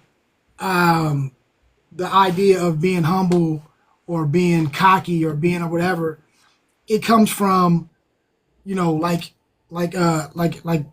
Andre was saying, it's like there's time and places for everything. You know what I mean? Right. And there's circumstances that dictate certain things and how we act. And based on us in this society that we live in, our culture, there are certain things that we can say are outside the norm, you know what I mean, or not. Like we judge that based on how we grew up and all this other stuff. So, I mean, if, like I said, I just look at it like no matter what you're doing, no matter how much money you have, or if you're showing your money off, you wearing jewelry, you doing whatever, the way you handle that is that it's either humble or cocky or, whatever, right? But I agree. I just think that, a lot of different people have different ways of looking at it. You know what I mean? And I'm just trying to include them all for the conversation. There you go. You summed up everything what I was trying to say, right? My point was that everyone doesn't look at everything the same way. I wish we lived in a society where there were certain things that were absolute. And a lot of things in this world, what I may think is good, you may think is bad. What I think is bad, you may think is good. What you think is a right time and a right place, I may not deem that it's a right time or right place. Everything is very subjective. So what I was trying to say is, even when we giving these assessments of what people may be doing or what they're thinking of what they said, I always give myself enough grace that I could be wrong and I could be corrected and I could be get offended by something that someone didn't even mean to say or their intent. And I tend to judge people on, I used to lose friends all the time because when they said something to me that I deemed was disrespectful to me, right? I would take what I think they meant and I wouldn't talk to these people ever again until I start having a grace, like, you know what? Just because I thought this person said something, or even if they said something that I know they said, right? I have to know their intent. And even when people say things about, when people set up a premise like, hey, I don't mean no disrespect, and then people say they say some disrespectful things, I don't believe that they are intending to say disrespectful things. And what I mean by that is, even you see it on these TikTok lives, men have to, and women, they have to pretty much set out a premise before they say anything because they know how the audience may take it. So what they doing is trying to let you know ahead of time that I'm going to say something that's going to provoke thought. But the initial thought is always going to be someone is going to take it and be offensive. So I don't believe just because you say no disrespect, I don't believe you're going to lead to disrespect. And even if you do lead with disrespect, I have to know your intent. Your intent was not to be disrespectful. You actually was being considerate because you were laying it out right then and there. Hey, this may not come across so easy for a lot of people, but I'm going to say it anyway. So you was willing to stand up on what you was going to say. But a lot of times people will say, oh, just because you say no disrespect, you know you're going to lead with disrespect. We can't say that because we don't know. I'm beefing. I'm going to tell you, I'm going to land it right quick. Do you know a liar? Allow me to be frank. I'm going to, and I apologize in advance for any offense. You can say that. We gotta let Nay end up. I do want to ask Sean one more question. And I feel you to a certain extent. Everything is a judgment, right? Some people, but I think it got to get to a time that we gotta. Cause I don't think I can believe that. I'm open minded. I would say that we can't say 100% on anything, right? I do believe it's such thing as good judgments, but it's just simply by asking questions behind it. But I'm gonna say this: can you tell a liar? I could tell a liar if I heard you. No, I'm gonna say no. I'm gonna change my mind. Let me tell you why. Dang. I can't say a liar because sometimes people lie, but it could actually just them having. I could perceive them having misinformed information. Like like Andre. What's his name? Is it Andre? Yeah, Andre. Right. I can't call him a liar when he misquoted the Bible. So now that he know that it says what it says, and then he continue. Well, I won't say he know what it says because he probably didn't look it up. But if he were to go and look it up and see that it say he hates sinners, and then he proceed and continue to say, no, God hate the sin, not the sinner. Now I would call you a liar because you have access to the truth and you continue to just not tell the truth. Then I would consider you a liar. But just off the I didn't say it was a liar, and I didn't say that it was in the Bible either. Well, no, let me say this. Once these are the semantics. He said he hates the sinner. That burning at me. I gotta look it up. He said Jesus said, right? So when he said Jesus said, right? Most people know that Jesus' words is actually in the Bible. So when do you think that all Jesus's words are in the Bible, sir? Okay, when you talking to someone people that are Christian faith, that's what they believe. They believe that Jesus' words is in the Bible. People outside of the Christian faith believe that all kind of stuff is somewhere else. So in my faith, I would say it's in the Bible. I don't know about your faith, but in my faith and people who say they are Christians, they believe that the word of God is in the Bible and nowhere else. So when you use people of faith, Savior, which is Jesus, and say that Jesus said, the first thing they will assume and to believe and to know that you're talking about the Bible because that's where his word is at. Now, where you say other words, I don't know where you get that from. Well, there's agnostics. Let me, because this is burning at me. That's what I said. Because I don't, because it's like we do say God got agape love, and then we say So I feel like all this stuff we can look up though. I'm looking up right now because it just don't seem right. Because I don't even think he even said he even hate the devil or anybody. Because I believe he loved all his creations, but because that hating sinners thing, and then the fact that call us all sinners, that mean he hate us.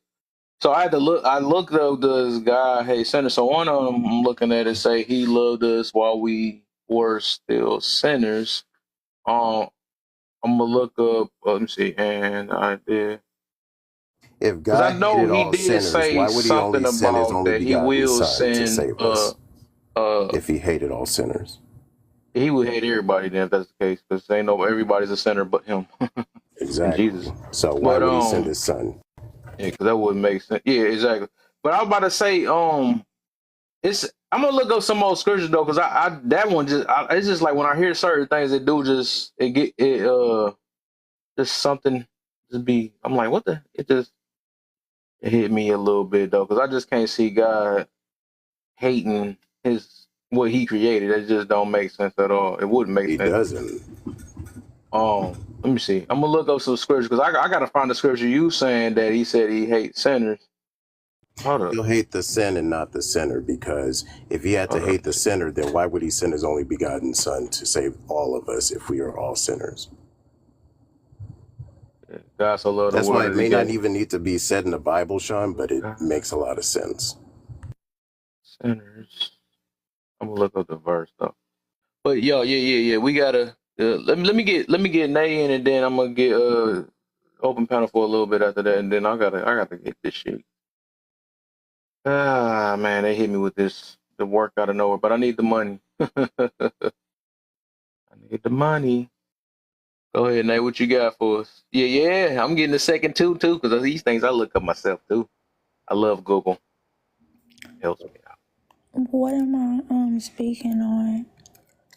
Or whatever you heard, you can speak on whatever you heard, or if you want to hit this topic, because I'm running this topic again tomorrow. This can get really, really deep. I need us to. We need to talk about this.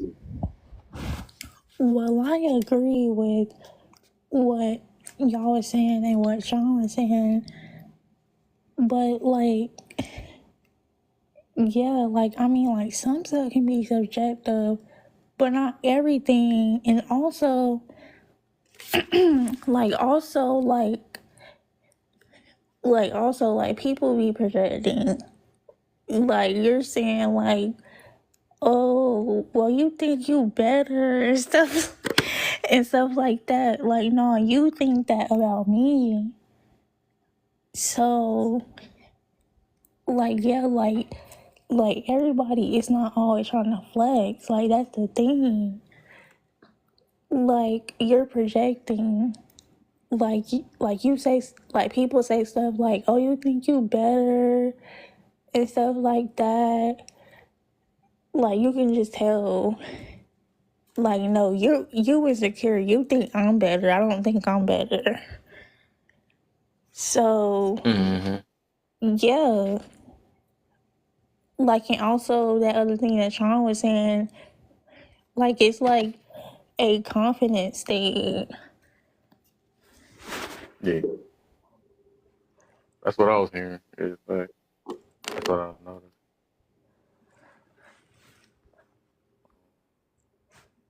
I think I might have found a scripture. But think I'm gonna about it see what it again. say. I'm If looking God at hates Psalms. sinners, why would he sacrifice his only begotten son for the sinners of the world? I got you right now. We're gonna go to Psalms 5:5 because it say this. It actually, when I look it up, it say this scripture usually get taken out of context, but this because I just try to look up one to try to see if I can find it. So we're gonna look up Psalms. I love looking at Bible scriptures and Psalms. Foolish shall not stand in thy sight. Thou hatest all workers of iniquity. That's what that's what I want to get to, right? I think it's a difference between workers of iniquity and sinners. We got to look that up, though. We got to see, because there's a reason why he don't use the word sinners, and he got the time he used sinners and the times he used workers of iniquity. Well, But let's ask we gonna. Sean. He believes he's the big expert. No, but everybody sins. Like, and like everybody sins, and everybody have sinned before. So yeah. And you can see it right there. He tried to flex on me and it didn't work.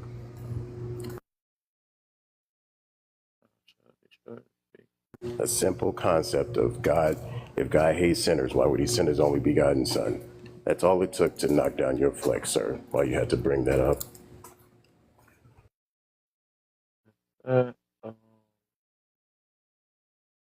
I guess sometimes it can get. Let's say God is love, right? I can't see. And I guess it gets so confusing because he do use the word hate. And I do understand hate and sin. But then he do actually say hate workers.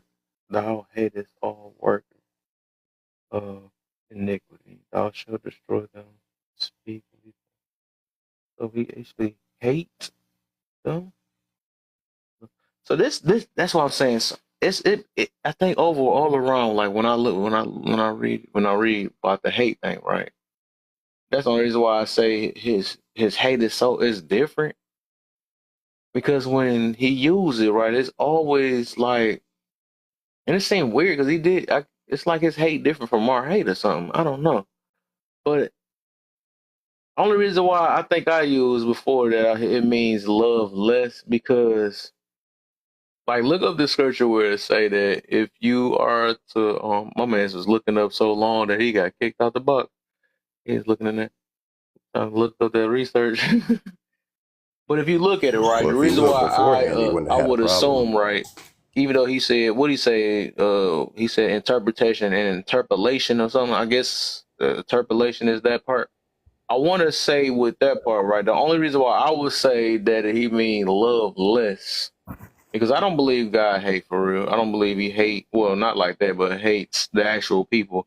I can understand you can hate sin if something that go against right there, but I can't see him hating the people that he created. But what I'm getting to about that is that, um, dang, what the freak I was about to say? Dang, got a brain fart. So, Who's that? Somebody saying something. Go ahead. I gotta think of what I want to say though. It was something. oh no, bro, I didn't want to interrupt, but Oh no, go ahead, because I gotta remember what I was saying. I straight forgot what I was about to say. Roger that. So people make a lot of statements, like, and I'm not saying you, Kev. I'm talking about there's a miss in the chat talking about free will. Mankind free will is a myth. Yeah, we don't got free. We got freedom of choice. Yeah. So here's the thing. It's the Lord's will.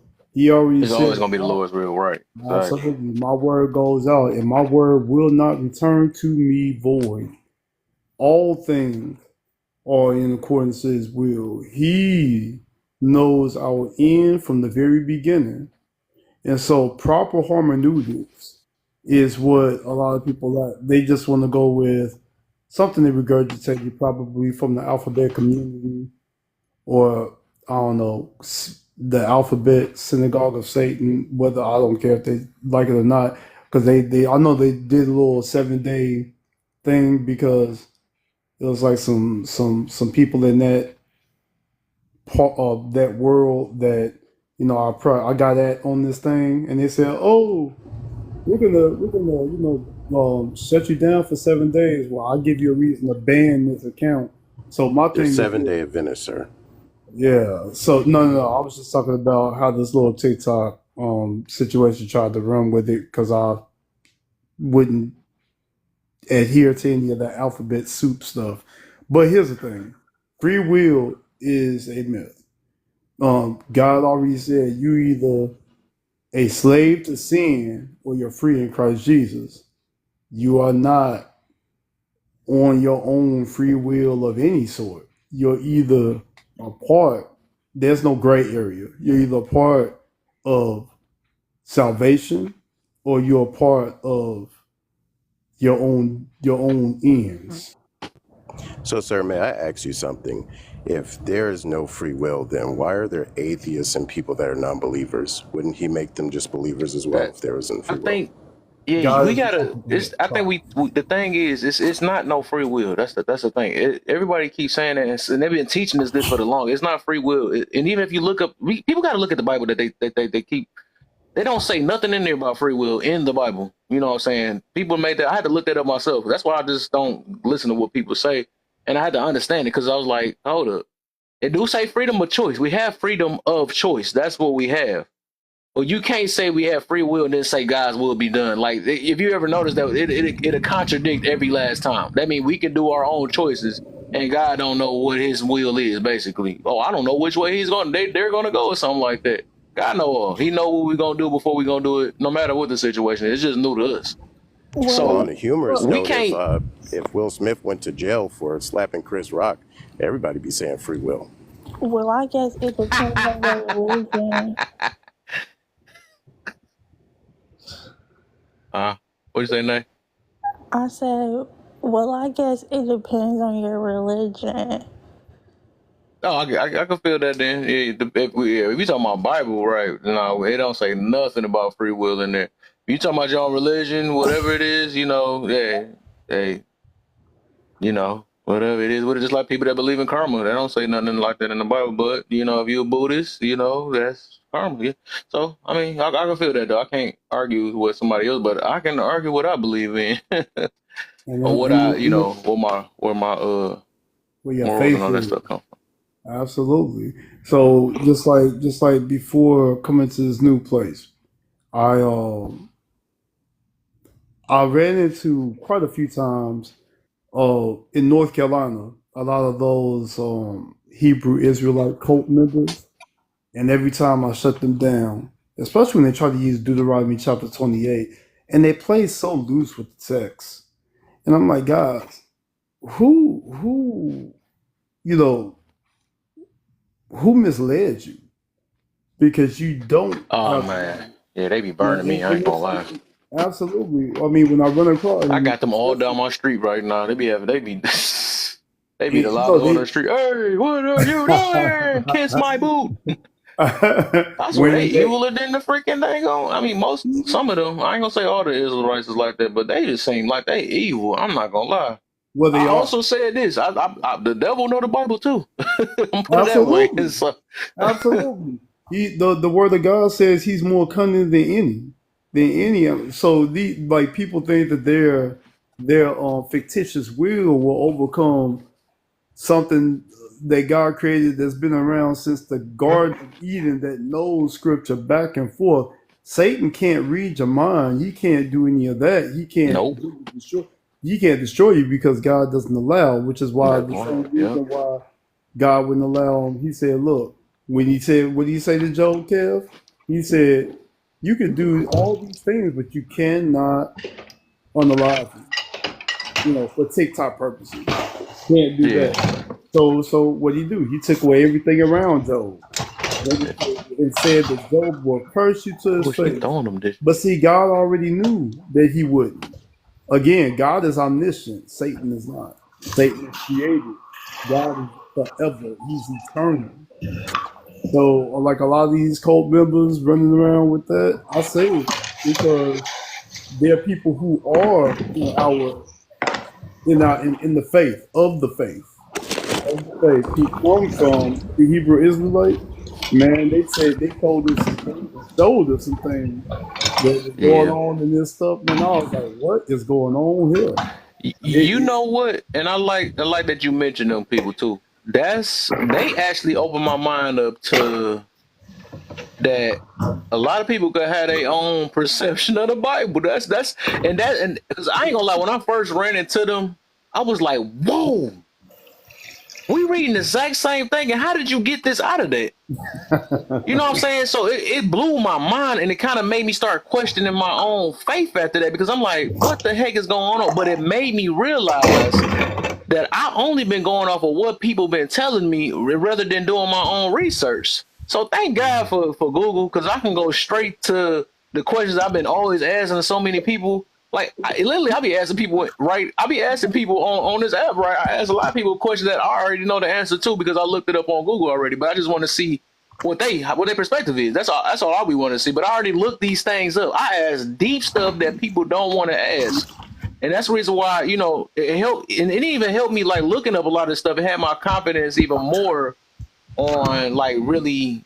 I love the Bible. I really do love everything about it. I do, because I realize it is not how everybody. Because like if you leave it in a lot of other people's hands, they quick to try to demonize everybody. They be like, nope, you don't get no hope, no nothing. I don't know why people like that. But they don't get no grace or nothing like that. But some of them is just like they can't help from how they look at it or how they view it or whatever. I let them let everybody believe whatever it is what it is. But I just realized like, man, all my answers I've been needing since I was a kid. I used to ask parents. I used to ask all type of stuff. I had to figure it out on my own. Thank you for Google once again. and it was nowhere near how, it was nowhere near how everybody perceived it though. And then I noticed that it be so many people, and that's the reason why I just I let them do their thing. I let people, whatever. But it's so many people run with this same thing. Well, you're not using your Holy Spirit to read it and all this stuff. Even though I looked that scripture up, that had nothing to do with reading the Bible. That just said basically not only going down a path only with your own understanding. You know what I'm saying? That's just all it basically is. And somehow we just tied it to the Bible. You're not reading off your own You're reading off your own understanding. That has nothing to do. But that's what people do. They try to, I understand, and that's. It is what it is. I don't even know some pastors probably do that stuff too, but it's just like I'm the type that try to always, I don't know the word, dissect or whatever. I want to, because I don't go off the sound bites because people want to say it. I'll be like, all right, this don't make sense to me. Let me look this up so I can figure out why this come off that way. So it's just like low-key, I just be laughing to myself when I hear certain things, because I be like, yep, I heard this back when I was younger. I already looked this up. You can't get me. You know what I'm saying? But I'm glad that I ran into that Israelite, because he helped me realize I need to get deeper into the Bible and figure out myself, because I realized everybody got their own way, no matter how they want to say it. You got to use your spirit and all this other stuff, whatever. I done seen too many people use their spirit and still came up with something different, no matter how people want to say it. But it is what it is. You know what I'm saying? So yeah, but I also think but I also think I also think it's different. Like if you have a different Bible though. Say it again. Got a different what? Like a different Bible. Because people have different versions. They actually them Israelites got the same exact Bible as us. It's the same Bible. They got the same exact one. They use the same one, but they reword it in a way to basically, and I notice it's all fixed around slavery. It's fixed around them being more superior than everybody else. It's fixed around YT people is it's all fixed around that, and they it's like to them they do make it make sense in a way. The way they somebody used the word manipulate and people to this day, a lot of people manipulate it to the way they want it to be, and I noticed that. You know what I'm saying? But yeah, they literally use the same thing. They make highlights in it. They do all type of stuff. Like, this is what that part is. It's precept on precept. That's one of their favorite things they say all the time. But let me say this, bro. It's one of those things where if you are unarmed in a biblical sense, then you will be whisked away, right? Because we know from eschatology that the Antichrist is going to be way more cunning than those guys are. Those guys are light work for breakfast for me. I mean, and then you put any apologists like Jeff Durbin, Pastor John MacArthur, apologists, who knows scripture inside and out, but they live it. They don't just know it. They're doers of the word. Hebrew Israelites don't want to challenge that, which is why they shy away from they more of blood. They want those who are biblically unarmed, who are just because that's what Satan wants. Satan needs to keep you blind, because if you can't see the truth, then you'll stand in darkness and you'll follow that darkness. They're no different from Jim Jones' cult. Yeah, no different. Hey, I do want to say this too, though. I see Sean got something too. I want to say this too, because this is so many things I done got to, especially Israelites.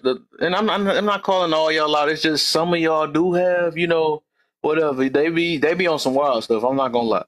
But I've asked them a few questions, because I noticed they stuff is based off of, bloodline, what's your daddy, and all this other stuff or whatever.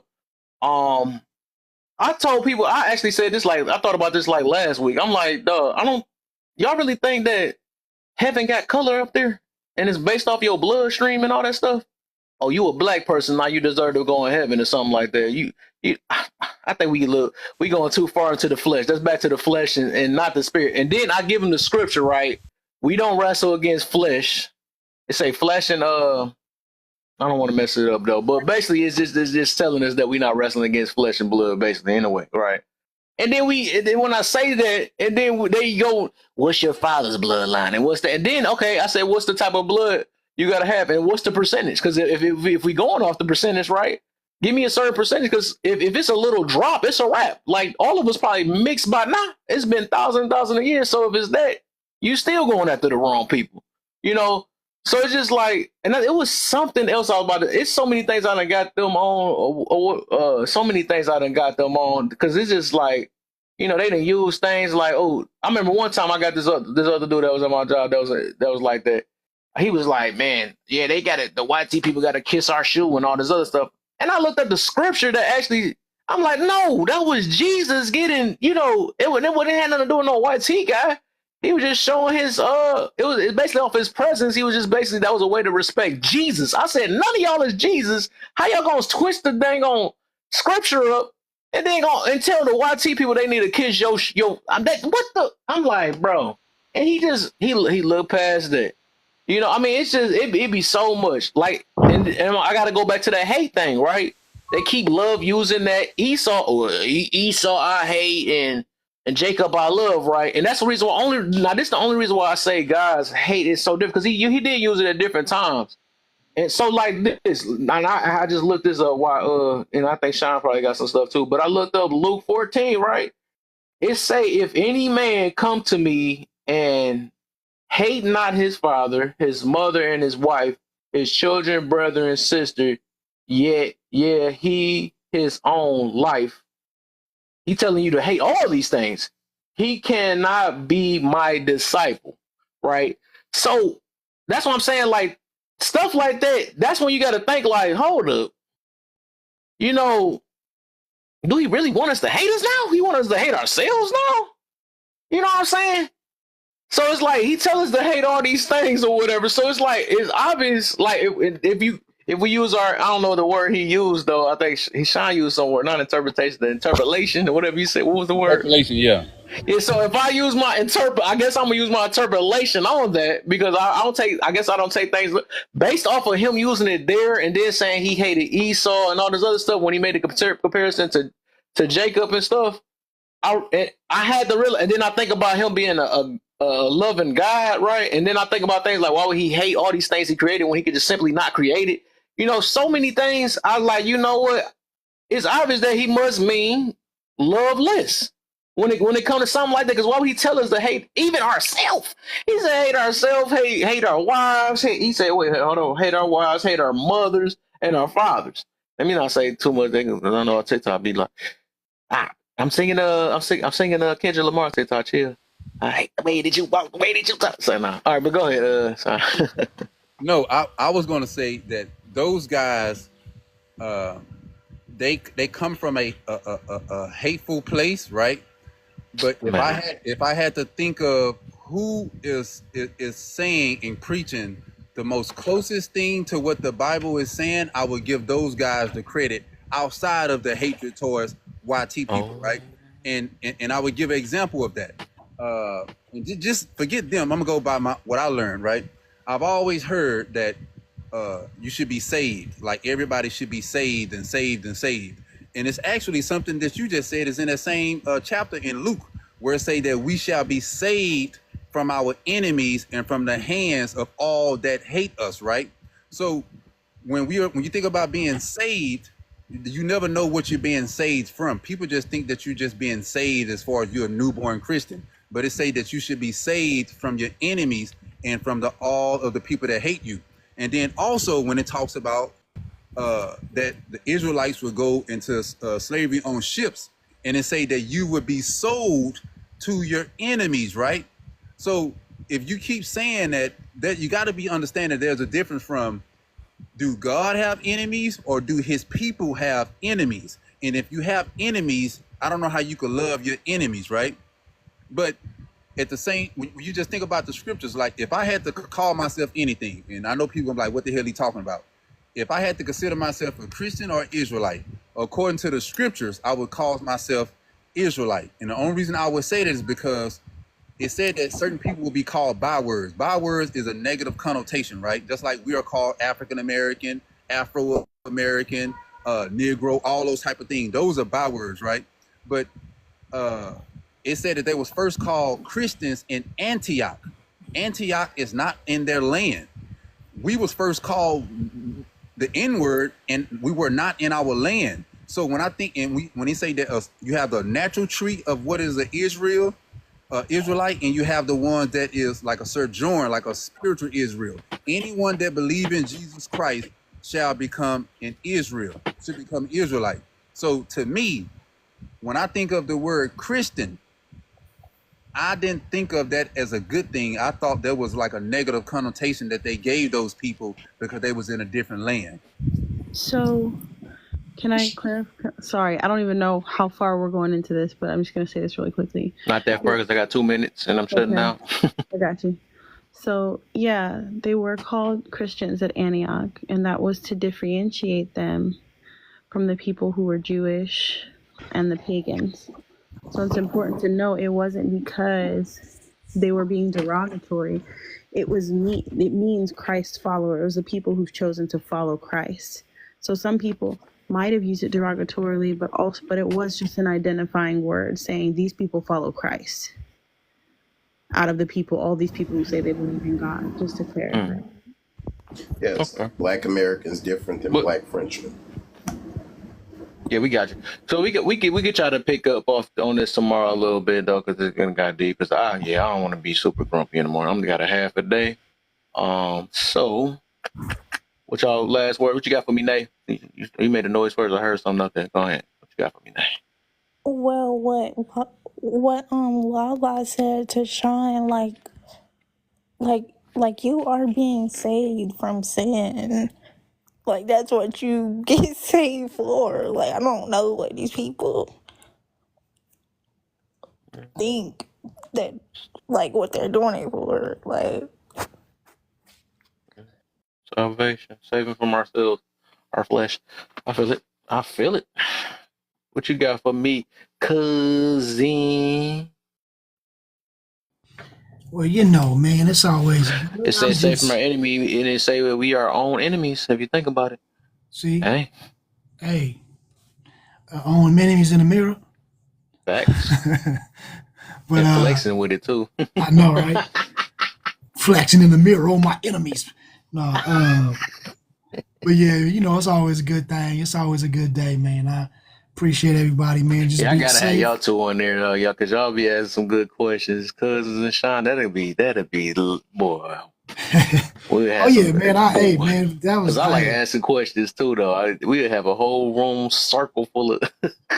Hey, that's always good, though, man. You know, this exercise of the mind, man. You know, and I don't agree with neither one of y'all too. That's what make funny. Yeah, this mind is a muscle, man, and you know, we just working out. That's all that is. This is a workout. So, love it, man. But I tell you, man, everybody, man, have a good rest of the weekend, and you know what I mean. Be safe out there, and I'm gonna see you in these TikTok streets. I'm gonna see y'all in traffic. What's up? What's up, brother? What you got, Sean?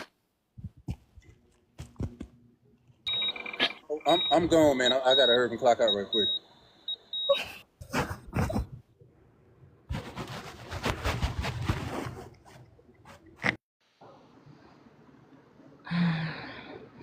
Okay, so you say you picking us up tomorrow. Hopefully, I get.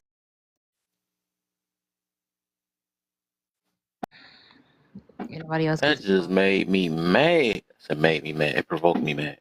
But What? I was saying, all right, Sean. But go ahead, twin.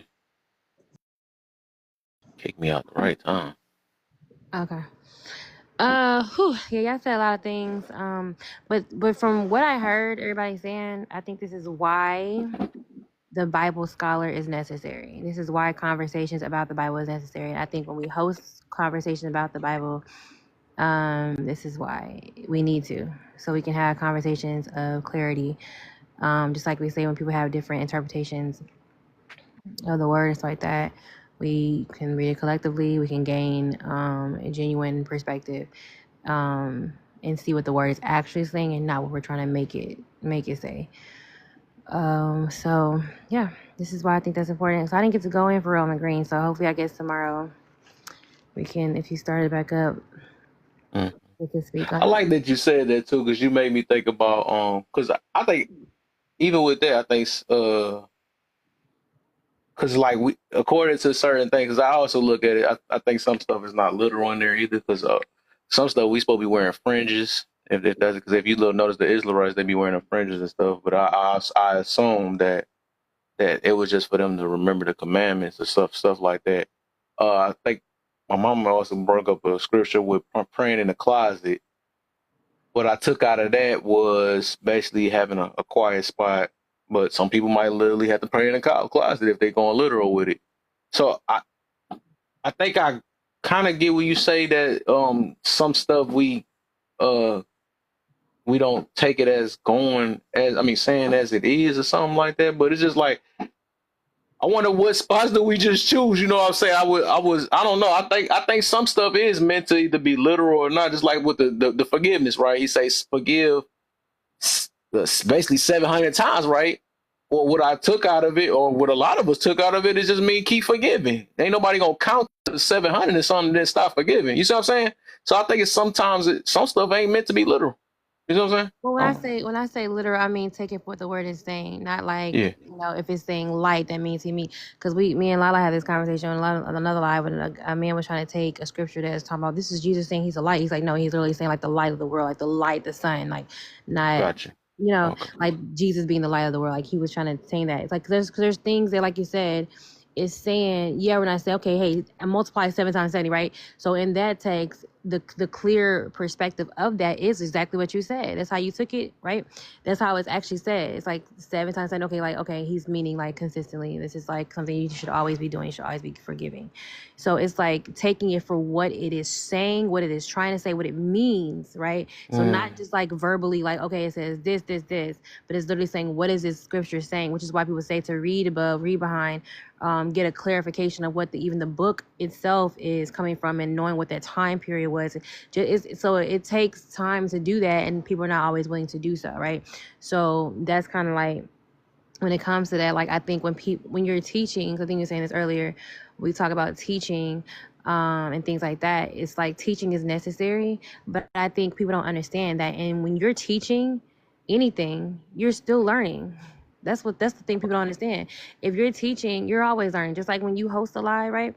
You're teaching a point. There is a point that you have. There is a place that your end goal of the conversation that you're trying to get to. However, throughout that conversation, you're learning and you're gaining more clarification, understanding all these different things are happening while you're having this conversation. So, like we again, I know it can be another live. We talk about that, the flex aspect of everything. Because how we use things does decide how it's actually being. I think we're intelligent enough to know what, in a sense, flex looks like, what, in a sense, just stating the obvious or stating something for the sake of the conversation that may be necessary. If someone said, like, especially if people say, like, well, you wouldn't know because you're not a married person. It's like, well, I am married. Some people are like, oh, you're flexing because you're married. It's like, no, you literally just made a statement. I'm telling you that why I can speak on this, right? Or, you're not a psychologist. It's like, okay, well, I am a psychologist. I have 4 degrees and this and that. So people think, oh, you're flexing because you got degrees. Like, no, I'm telling you based on this situation why it's necessary for me to say this. You know what I'm saying? So I think in different points, yes, things can be seen as flexing. Like cousin gave a great example. Like if you come in the hood, like, hey, don't touch this, but you flexing. You just want to show somebody out versus like, hey, I'm proud of what I got. I'm confident in what I got, and I want to share it and help. Whatever case it is. So it's different ways that you can see things, for what it is. And then y'all said something about the will thing, the free choice. Because there is scriptures where it talks about, not my will, but your will. So we know that our will can't interfere with things, but at the end of the day, at the end, God's will prevail. We do base things off of our will in a sense, but everything mostly goes off of choices. Our choices have things behind them most of the time. So, but that's just what I want to say for the most part, and so I don't go too far into it. But yes, definitely need to run this back. Mm-hmm. Wait, did you say, do you believe we got our own will? Why am I think you not letting me unmute? Okay. It's crazy. So I can have my will. That's why we say not my will, God, but your will be done. Because God's will over my will. because my will can be, this is what I want for my life. This is my will. This is the will I want for my life. Versus which people paint a lot of times we want our own will to be done. Like, not your will, God. You know what I'm saying? I want my will to be done, which is why people would change the scriptures and say, no, he meant this kind of like this, but not really like this. So it can make sense for me to do it, continue to do it, right? So that's why I say, even when it comes to this is why I don't care if people maybe paint themselves as perfect, because the Bible says what it says, that there is no perfect person, that there is sin in all of us. So regardless if we speak about a thing because we feel like that's something that's necessary to talk about because people don't have the clear understanding of what it's talking about or why this could be an issue, why our sins are issues, it's important to say it. But yeah, we live our life a lot of times off of our own will. This is my will. It's what I want for my life. Can't nobody tell me nothing different. Can't nobody tell me where I can go, where I can't go. But when you're operating off of God's will, that's why he's saying, not my will, God, but yours. Because I have a will, and my will is to do what I want. It's to do opposite of what you're telling me. You know what I'm saying? But we're going off of God's will, because his will at the end of the day, regardless of our will, his will prevail. You get what I'm saying? That makes sense? I think I get what you doing with that one though. Because I'm about to say I'm gonna look it up again just to confirm it though, because I try to see if I can find a scripture with it say free will, because I hear this too much. I hear it too much. It's not But free. I like that you use that, huh? No, look at it. My phone about to die. What happened? Wait, okay. No, I was saying it's not. Hold on, I'm trying to see. John, I think it's John 5:30. I can of my own will, no, I can of my own self do nothing. As I hear, I judge.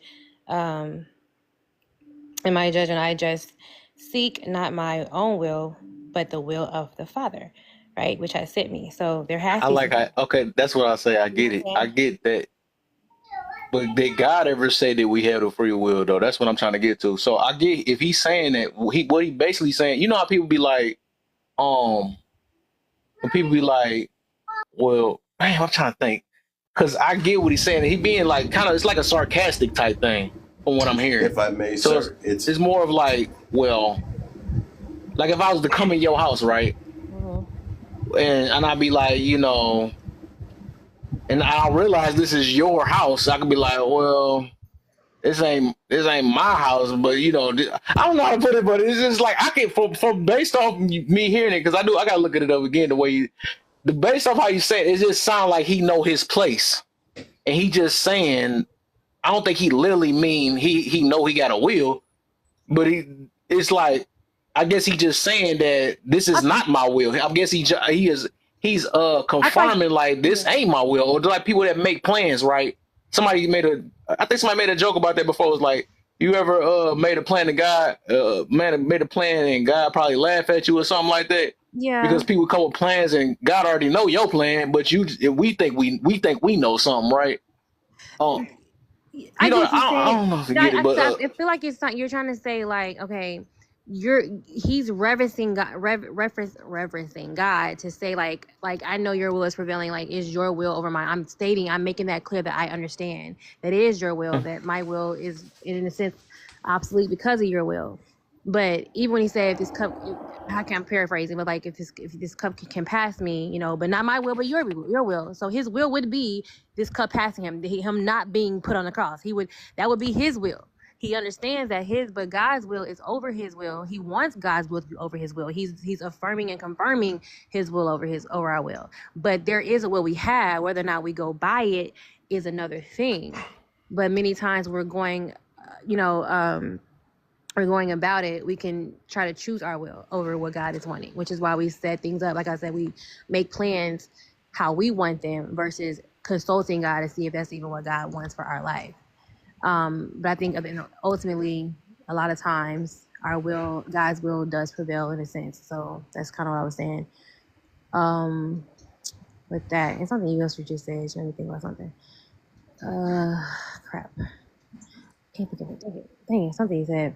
But yeah, so yeah, you Alzheimer's. Maybe lie. They need another word. It's something, y'all. I need therapy. But the free will, right? It's like the free will concept. When people say, "Oh, you have free will," the reason why people say you have free will, even though we're not saying it's biblical, is because you freely have. Right now, if I want to make me a cheesecake, I have the free will to do so. Now, Why don't we say freedom of choice? It's like we do want to squeeze that word in so bad. freedom of choice. Why you just don't say That'd be free choice? liberty. I mean, I don't, Secularly, it's liberty. liberty You and have the justice. liberty to make a cake. Oh, You have the liberty did to you, walk you down heard the what I street. said? Yeah, so see, we using different words though. You said free will and then the choice, right? I have the choice. Yeah, because it do say that in the Bible. It actually say freedom of choice in the Bible. I didn't see Free free will. will in it at all. Go ahead, All Laura. right. No, it's just If I okay. may, free will, it's implied. Hold on, real quick. I'm just trying to see if we can. 'Cause I think I wanted to see if we can at least get on the same It's page. okay. Let Andre. Because some of this stuff, And yeah. Because I'll I wait. already, huh? I was saying let Andre Free go ahead. I'll wait. free will is implied. Like when God says pretty much follow me, or the mantra follow me, go to hell, or will you accept me, things of that nature. It's implied. Will you follow him or not? You have the free will to follow him, and you have the free will not to. If you choose not to, then there are consequences. If you do choose to follow him, it may be the hard path, but at the end of the day, you might get you'll get the ultimate reward out of it. Either way, you have a free will to choose how you want to interact and be a part of God's greater picture. And so that's where the free will is implied. May not be said, but it's implied. I guess it can be implied. Go ahead, Mister. Or no, I think Lala wants to go. Real quick. I mean, if we're talking about free will, I don't know specifically where it's described in those terms, but Yeah, I'm still trying to but look it up. the implication of free will starts like right at the very beginning. I mean, in Genesis, when he's talking to Adam and Eve, he gives them a command to not eat from the tree of knowledge and good and evil. And because he gives a command, the implication is that they have the freedom to decide to either follow that command or not. So they have free will. God's will is for them to not eat from the tree, but they have the freedom to decide. So it's like saying, here's the out of bounds. If you want to keep playing this game, you got to stay in bounds. The choice is yours. So I'm looking at it. So they might not use the exact word. So I'm looking at the definition. I'm just going to look at the definition. So I guess it means the exact same. I guess that do mean the same. It means the same thing as freedom of choice, I guess. Yeah, But because it just didn't use the exact word in the Bible, free will. So I do get that. I get. I guess something about that word just gets to me because I just know I that think God's will be done. So it's like really like no matter how we want to look at it, we might have the freedom of choice, but no matter what, I think will just so powerful. I don't know why that word just seems so powerful when it comes to God. I don't know. You know what I'm saying? Because it's His will be done. I just like how can we? I don't know. I don't know. Let me say this. Let me say this. That's When it what says prayer's God's for, right? will be done, it is saying that regardless of what an individual wants, this will be the end result.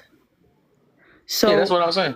His will in turn is having life with him abundantly. Eventually we'll get to the end, and this will be the end of it. No matter what you do, no matter what we do, right? You will know but that free there will will is your always choice be to follow or not. Stop it. There will always be a consequence for your actions, and he's already set that into place. Hold on. Yes, and right. Whatever, like Drake said, God's plan.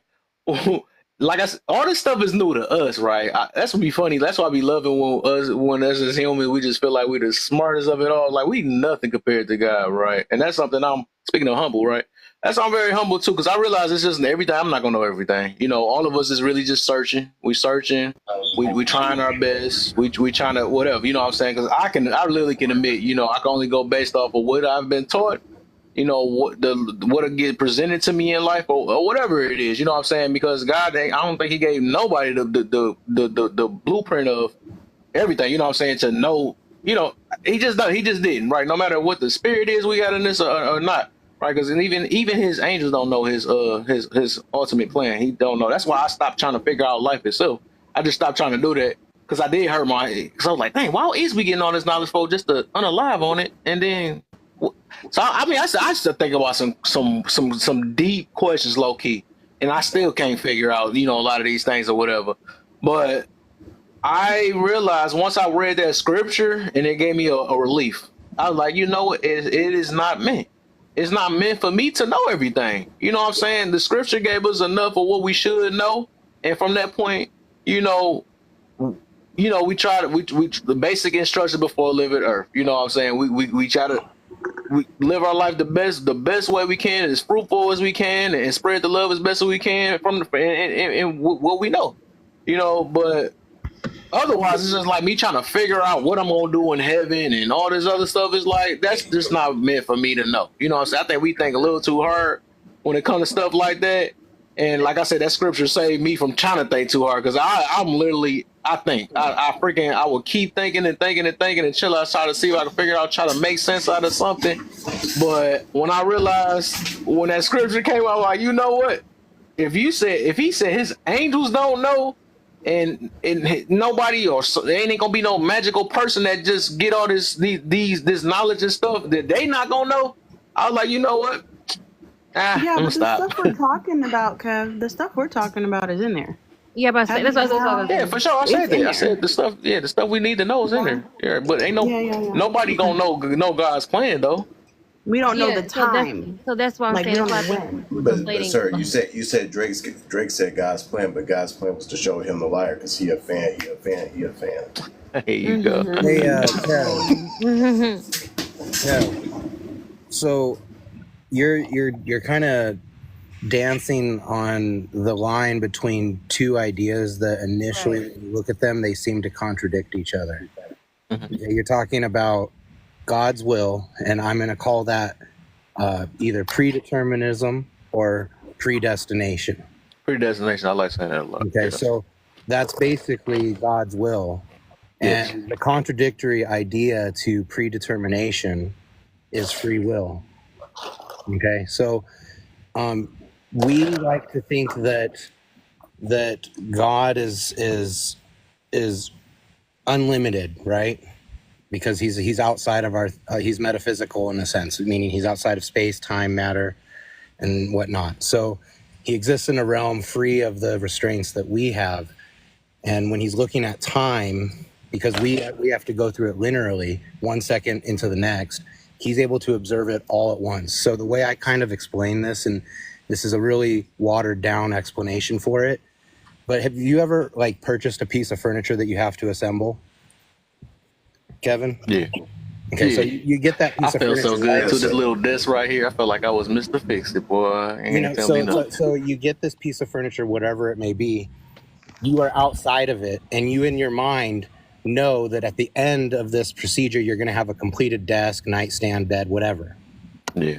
You know this. You Yes. possess all of the tools necessary to make this happen. You have a clear instruction manual that takes you from the beginning to the end. Yes. So in a way, you are omnipresent because you're going to exist in every aspect of its creation. Exactly. Yeah. You're going to see it from start to end, Yes. and yet you're But we're still men. going to We're be still frustrated in the social. middle. At least I still get frustrated, even in the middle, even though I'm quote unquote playing the role of Yeah, that God. makes sense. I like how still you're get going with mad. that. Yep. That makes sense. Yep. Because guess what? The damn dowel wasn't cut properly and it's not fulfilling its purpose right. Or the screw Man, we're notorious drips for out. not reading the instruction manual. You know what I mean? But it's like even with the instructions, and I know the desired result, and I know that I'm going to will it to this completed thing. Yeah. Even now let's extrapolate out to God.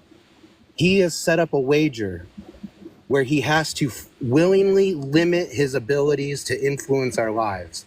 Right. He's able to see the beginning, the middle, the end all at once. He knows the end result, and he purposefully limits his ability to influence us on this wager of our free will. Will we choose to love him or not?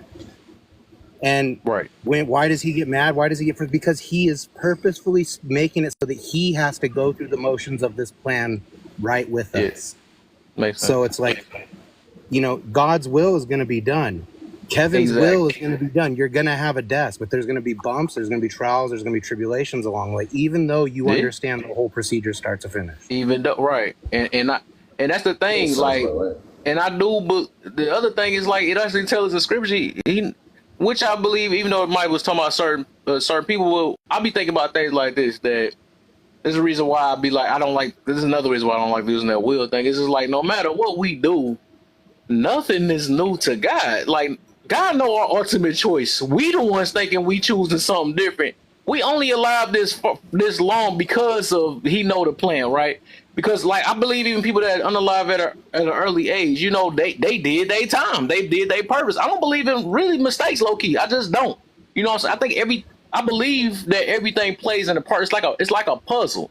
There is. I mean, huh? No, I was just saying there is scripture that says we can push forward our time based off, like how we go about things. But I get what you're saying. Ultimately, we have our own destination time. Yeah. So, if you commit suicide, you're going against God's will. So, to land my thought really quickly, so we can continue on. The idea of free will, and this is a nuanced idea that I'm still trying to work out fully in my head, so I'm sorry if it doesn't come out perfectly. But maybe what we're calling free will is the unique experience that God has given us when we contemplate decisions. Whether you're going to turn right at the end of the street or left has already been determined. Okay, That's right. But I look at it. Believe it. That's what I'm saying. Let's just really quick. But I think that my position is to understand when I get to that light, why am I going to turn left? To make my decisions with intent and understanding. I think that is the purpose of will.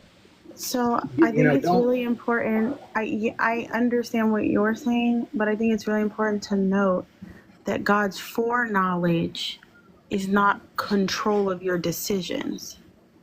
And so, no, I don't think nobody said that. Exactly. Right. So him knowing that you will do what you're doing is not him making you do what you're doing. No. You've chosen to do it, and he knows that you will do it regardless of what's going on, right? And so when we acknowledge that, when we have that understanding, we know just because God knows that we're going to jump up and down, turn around and do the hokey pokey, doesn't mean that he made you do it. And so when people are saying they have free will, what they're saying is within our realm, right? Because there are things we don't have choices over, right? I can't jump up and fly if I want to. I can't. No matter how hard I But you got the free will to do it. Well, you can fly. You're just going to suddenly stop when you hit the ground. Exactly, right. And so there's things that we do not have control over. And then there are things that we do. So he is limited then. Yeah, of course we're limited. Of course we're limited. Yeah, of course we're limited. And so we are. He's not, but we are. Exactly. Right? And so when he's saying, when God's leaving us to make our choice, like, I'm sure it saddens him, but he has a concept, like Mr. was saying, of time that we can't truly comprehend. Right. Because he can see beginning and the middle and the end, and he's not seeing them in that linear path. He's seeing it all at the same time. It's all happening he can see it all. And so sometimes I think people just limit God because we try to make him look how we look. And it's like he's not seeing it. Oh, like that's what that's crazy you say. That's right. That's exactly what that's my whole entire point. I think that's what I'm saying. I think a lot of us think we really can shock God. I mean, how my goodness, you went left instead of right. I didn't know that, like, or we be thinking we hide our thoughts in our mind and God can't read that. It's like, he knows. He knows more than before anything. I just want to say I will be really disappointed in God if I am able to encompass all of God in these 8 pounds of matter that I have in my head as brain. If that little bit of tissue can you believe that though? They get a little knowledge, it's over. I'm just saying, if this little brain in the big scheme of the universe and its infinite can fully understand God, that's a disappointing and limited God. In my opinion, he has to be beyond my understanding. He has to. You have to. That's why I don't try too hard. I really just don't try too hard. Like like I say, all the scriptures, it just be it humble me. I'll put it that way, because I'm like, you know what? I'm not meant to know everything. Even it goes back to even with this topic, man. I don't use this to feel like I'm a better Christian than anybody and stuff. I don't try to, I just use it to, try to be a better person. That's all I do. I think that was the whole purpose of the Bible, right? It's for us to be better human beings. You know what I'm saying? To save ourselves from ourselves. You know what I'm saying? From our flesh, but I would sit say there and be like, say God was, what I get from the Bible is that we have the freedom to do the thing that we should do, and we should exercise that instead of doing everything that we want to do. And I think that's kind of the point of the Bible is do the thing you know to be right, not the thing that you know to be wrong. Yeah, definitely. Mm-hmm. But hey, much love, y'all. Be blessed. I know that Kev's still going. He's probably wanted to be off a while ago, but I'm going to drop down, and I really appreciate everybody in here. Let's get those likes going before Kev. I like that you use Maybe he'll that. stay I in like here. that one. Yeah. That one you use with the building of the desk. That's the best. That was a good example. And that's how I always viewed it too. Yeah, I even look at it like when they use the word the book of life, and and to me, how I figured it out in that way. I like, dang, life is kind of like a book to God. You know what I'm saying? Because all these things, because it's like they be like, if your name is not written in the book, right? It's you're not one of his. Basically, that's, you know what I'm saying. So it made me think about stuff like that. Like this, dang, this is it's like a book. It's like this stuff is. People think we're crazy for like that though, right? People think we're crazy for using, because I think the Bible is that that booklet that we don't use. And we're like, why do you go to the Bible for everything? Because if I believe that God created me, if I believe the God of the Bible created me, and he left me something to go by, to live by, to understand life, that's exactly who I should go to and what I should go to, because he's the creator of me. He left me that instructional book to say, this is what I made you for. This is why I made you. This is your purpose. This is what you need to be doing. This is what I desire. This is what I want. All this is what you're going to do too, outside of what I said. It's like, it's everything in there, you know what I'm saying, to help us know like where we are, what's going on, why it's important to understand the word, and why it's important to read the word to understand our life, what the whole point of it is. Because otherwise, who else is gonna tell us? You know what I'm saying? Can I give a little encouragement to the people who do believe? I think sometimes when we hear these concepts are kind of scary, right? When you hear that God's predetermined in your head, that God knows who's going where and what's going, and then you're like, wait a minute, like, I believe in God, so like, what that mean for me? Like, does he know this whole time? Like, these people, I truly believe that the people who end up rejecting God in the end, there's a reason for that. Like, these people, and some of them, sometimes you could see them. Let me just say it like that. We see them around here sometimes, but sometimes, like, you got to realize, like, it might not even be referring to you. And if you believe that God is, if you believe these things about God, what he said he is, who he said he is, and what he's done for you, then this does not include you. You're supposed to be working toward a whole nother goal. I'm sorry, you're supposed to be working toward a whole nother goal. And so stressing yourself out about a HE double hockey sticks ain't gonna do nothing but send you backwards in your walk. It's just gonna drive you absolutely insane. There's so many rules that you're gonna lose your mind trying to follow them. But if you just would do what God is telling you to do and focus on, God, what is it that you want me to do? You don't have time to worry about that other stuff, because God has a long list. Okay. Yeah. Exactly, Lala. I think it's a. Oh, go ahead, Nay. Oh no, I'm done. Oh, yeah, she got that good anxiety in. I'm just like, I feel you. I was about to say, I think it is a difference. I'm like, you, man, y'all just, why y'all, I gotta go to bed. I swear I do. I think it's God's will that I got a half a day tomorrow. I think it's I'm God's about will to take that me you a stay nap before I do on. this live again. Huh? I think it's God's will that you stay on unexplained. Go ahead. I just want to add to, y'all made me want to do another half hour, man. Like This what is getting time deep said though. you supposed to got off 30 minutes ago. Man, I was. No, that's his will though. See? Let me stop. Let me stop. I do think I think just like you said, I think I was saying about the certain people, right? I believe it's confused people out here, and I think it's people confused, hurt people, right? Confused and hurt people. And we also have, I think it's people that know they're not of God. I'm gonna say believe. I'm gonna say I believe. We gotta start. I gotta I start don't using the word believe in believe, your right? dirty God and I never will. They'll tell you I don't believe in your dirty God and I never will. I understand everything you're saying and I do not care. Like Yeah. they will say that to you flat out. But no, I do. But look, I don't. I think it's people that's hurt. That's why I say I think it's hurt and it's confused people, right? Based off how they get people get taught. Because some people got taught to say, "Hey, this is your dirty," you know what I'm saying? But I call them confused people, right? But like I said, I think that's why we know. That's why God the ultimate judge and all that stuff. Because if we do go off based off us and be going off based off what people say, we would straight up say they did demons.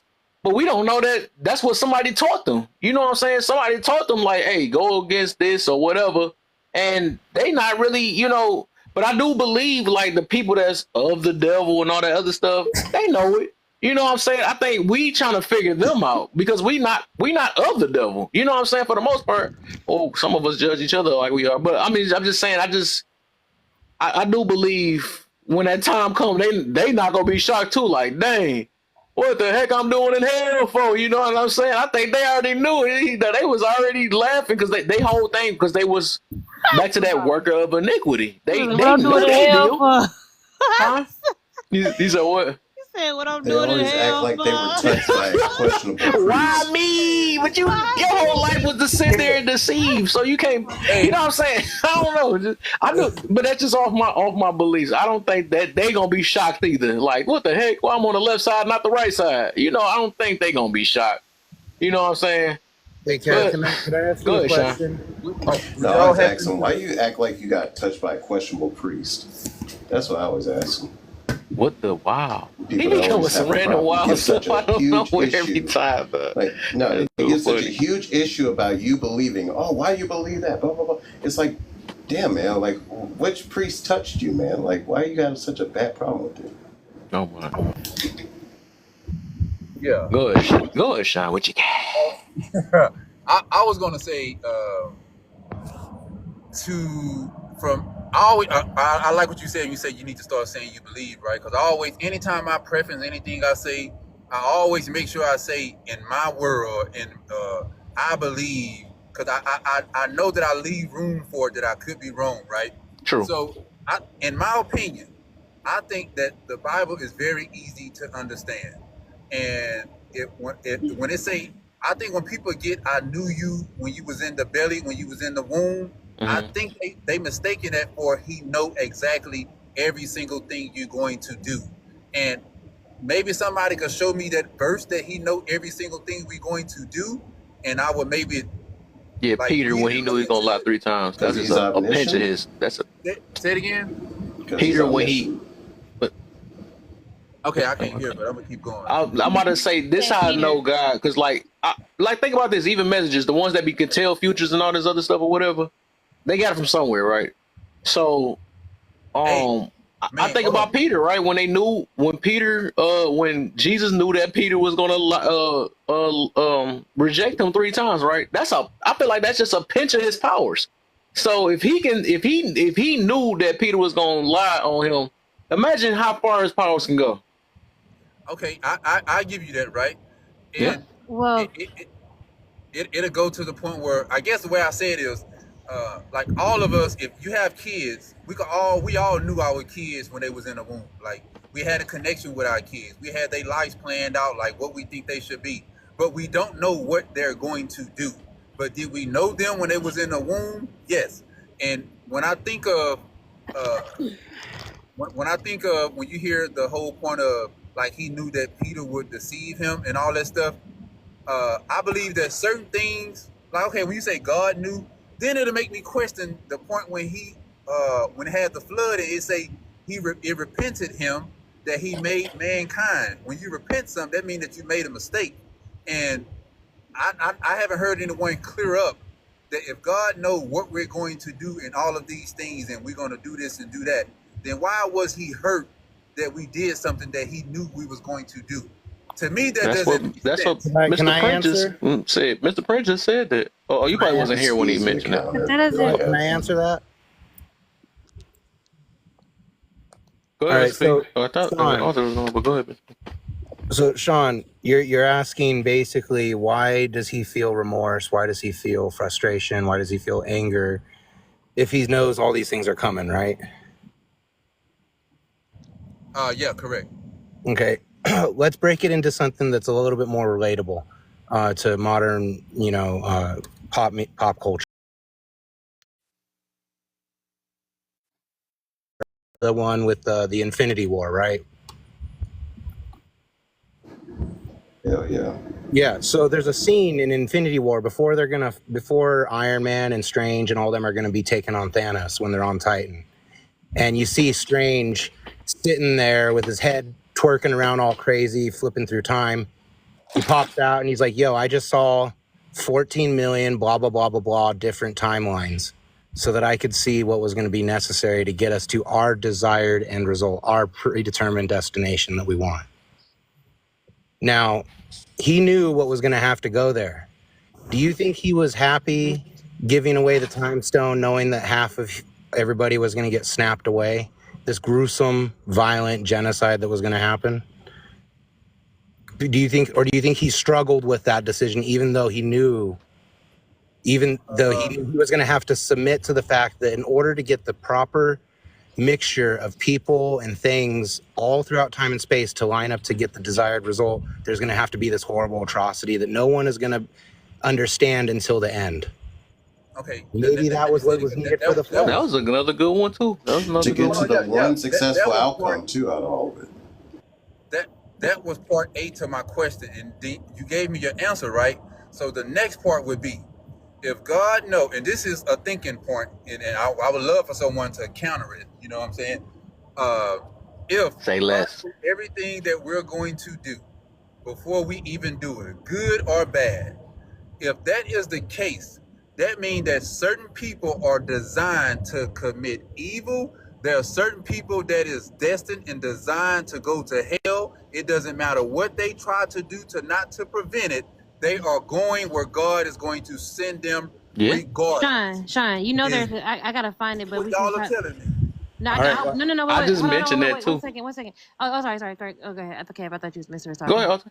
No, I was saying we gotta find a scripture, Sean, but there actually is scripture where it does state that there are distinctive people that are here for just the demise, and there are going to hell. There is actual scripture for that. So yes, what you just said is actually what's in the Bible. So God knows that there are people, and this is why it says to witness to everyone, because we don't know. That's why it was a philosopher who said it was a philosopher who said, like, it would have been great if God had put like a white stripe on the back of people to know these are the ones that are you can preach to, or these are the ones that I have distinctively to cause demise, whatever case is. But we don't, because we don't know. He didn't do that.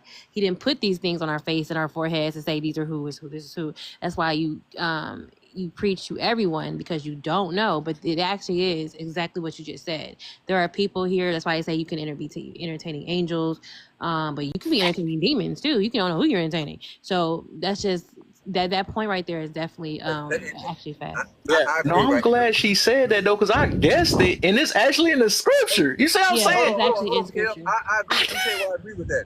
I ask these questions because I already know that, right? And I truly believe in it, right? But I'm trying to show that I believe in the Bible for actually what it's not saying nobody don't. I'm just saying like how I believe in it for what it says, right? And I believe that also, right? Because there's no other way to explain it. And then in the there's a scripture that says, like God say that He hate a certain, whatever you want to call it, certain group of people before they done any good or evil.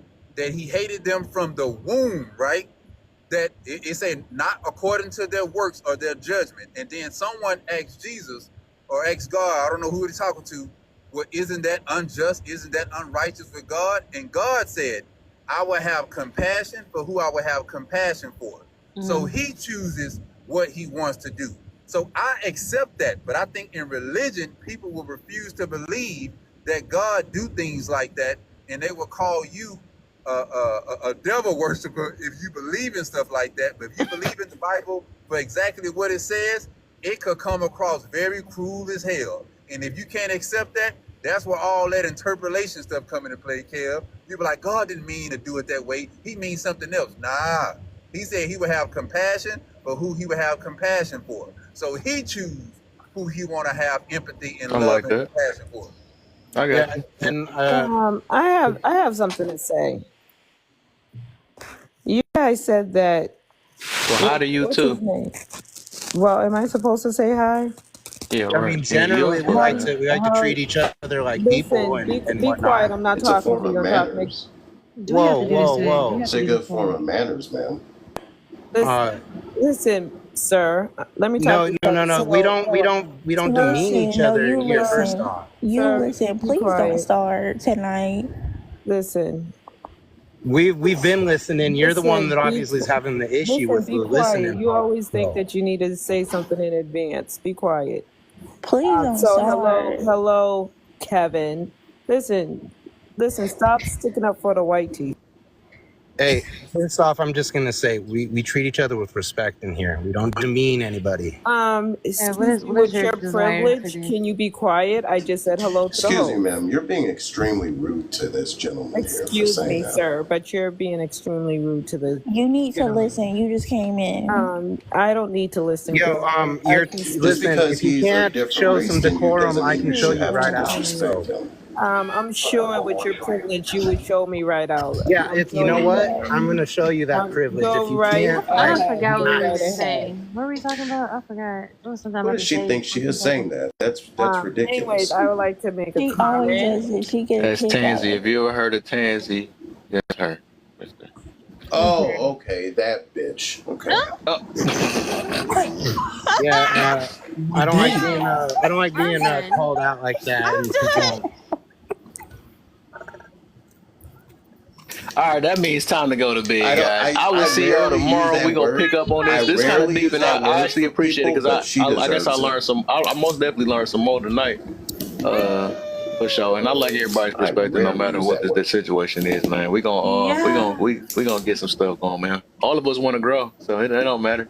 And we can argue each other down. It don't matter what the situation is, but we not doing it with no. It's not no silly reason behind it. We all still trying to grow, so we got it. Next, so we gonna run this Yes, back sir. again My tomorrow. Though, for apologies. sure. I rarely use that word, but Yo, the she comments deserves that right word. now. No, that was great, The Andre. enemy was Perfect. sending his minions in. God damn. Hey, That's fine. I was gonna Quick, say, you know I was what gonna I'm say saying? the They say, "Ooh, same thing. y'all about to break bread. Let me go in and come up in here." Hey, as soon as you said that, as soon as y'all was talking about that, she just popped in like, "Hey, you summoned." It was like on target. She always dances. D in the That is building. so What's happening, funny, man? dog. I see you. Like, why do you do I'm this starting to to think us, she the though, devil Kev? for real. I'm trying my best not to think that, No, but she's a dang. she's a racist. Every time we though, trying to so get her to, she's a racist. She doesn't deserve any respect. nah. Yeah, but how you keep letting her in your lives? Like, I know she's a hard pill, but I don't know. I might have more faith in her than she have faith in herself, man. That's the only reason why I keep her around. Hey, you know, She did get me out my. I ain't gonna eventually, lie, but I ain't we gonna also mention want to that be though. nice. But you know, that's the past. But who made that noise? That was so funny.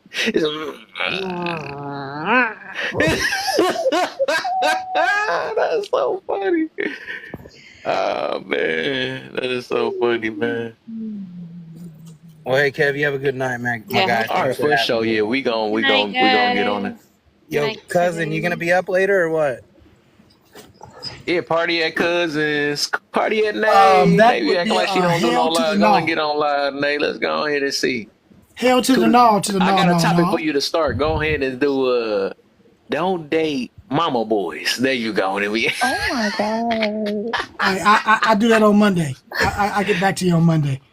get back to your Monday, not Tuesday. Yo, I thought about doing one with the prompt. Are you morally superior to everybody that came before you? Why or why not?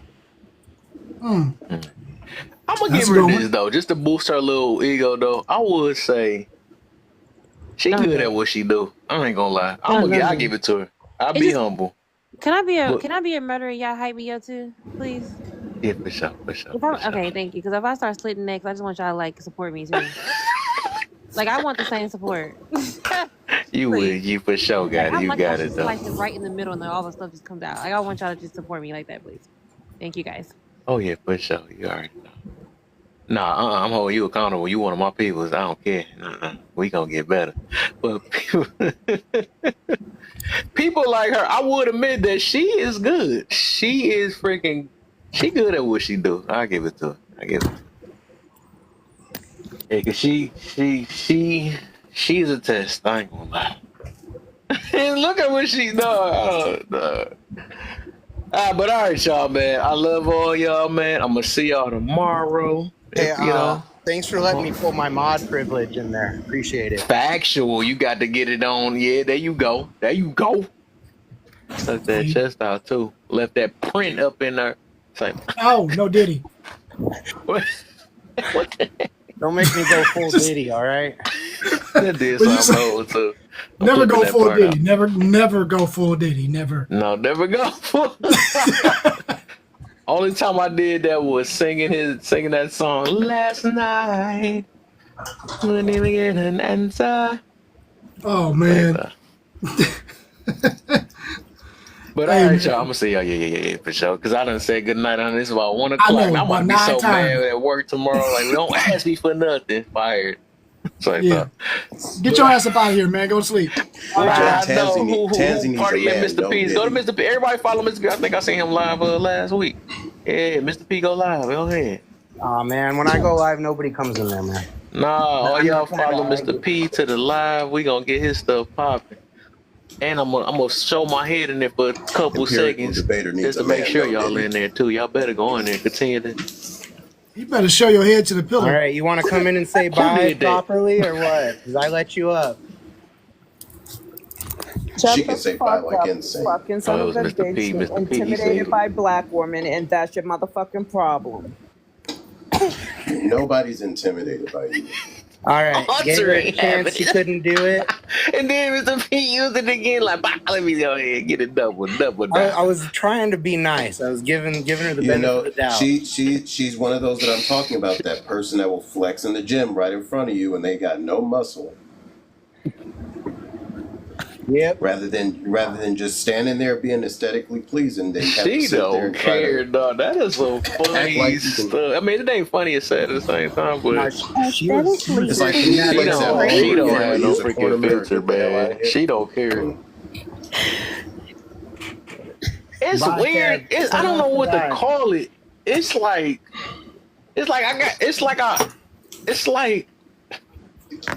I respect She her at the has no same time because manners. she don't change. She don't change for nobody, and she don't care who you are. That's the crazy part about that.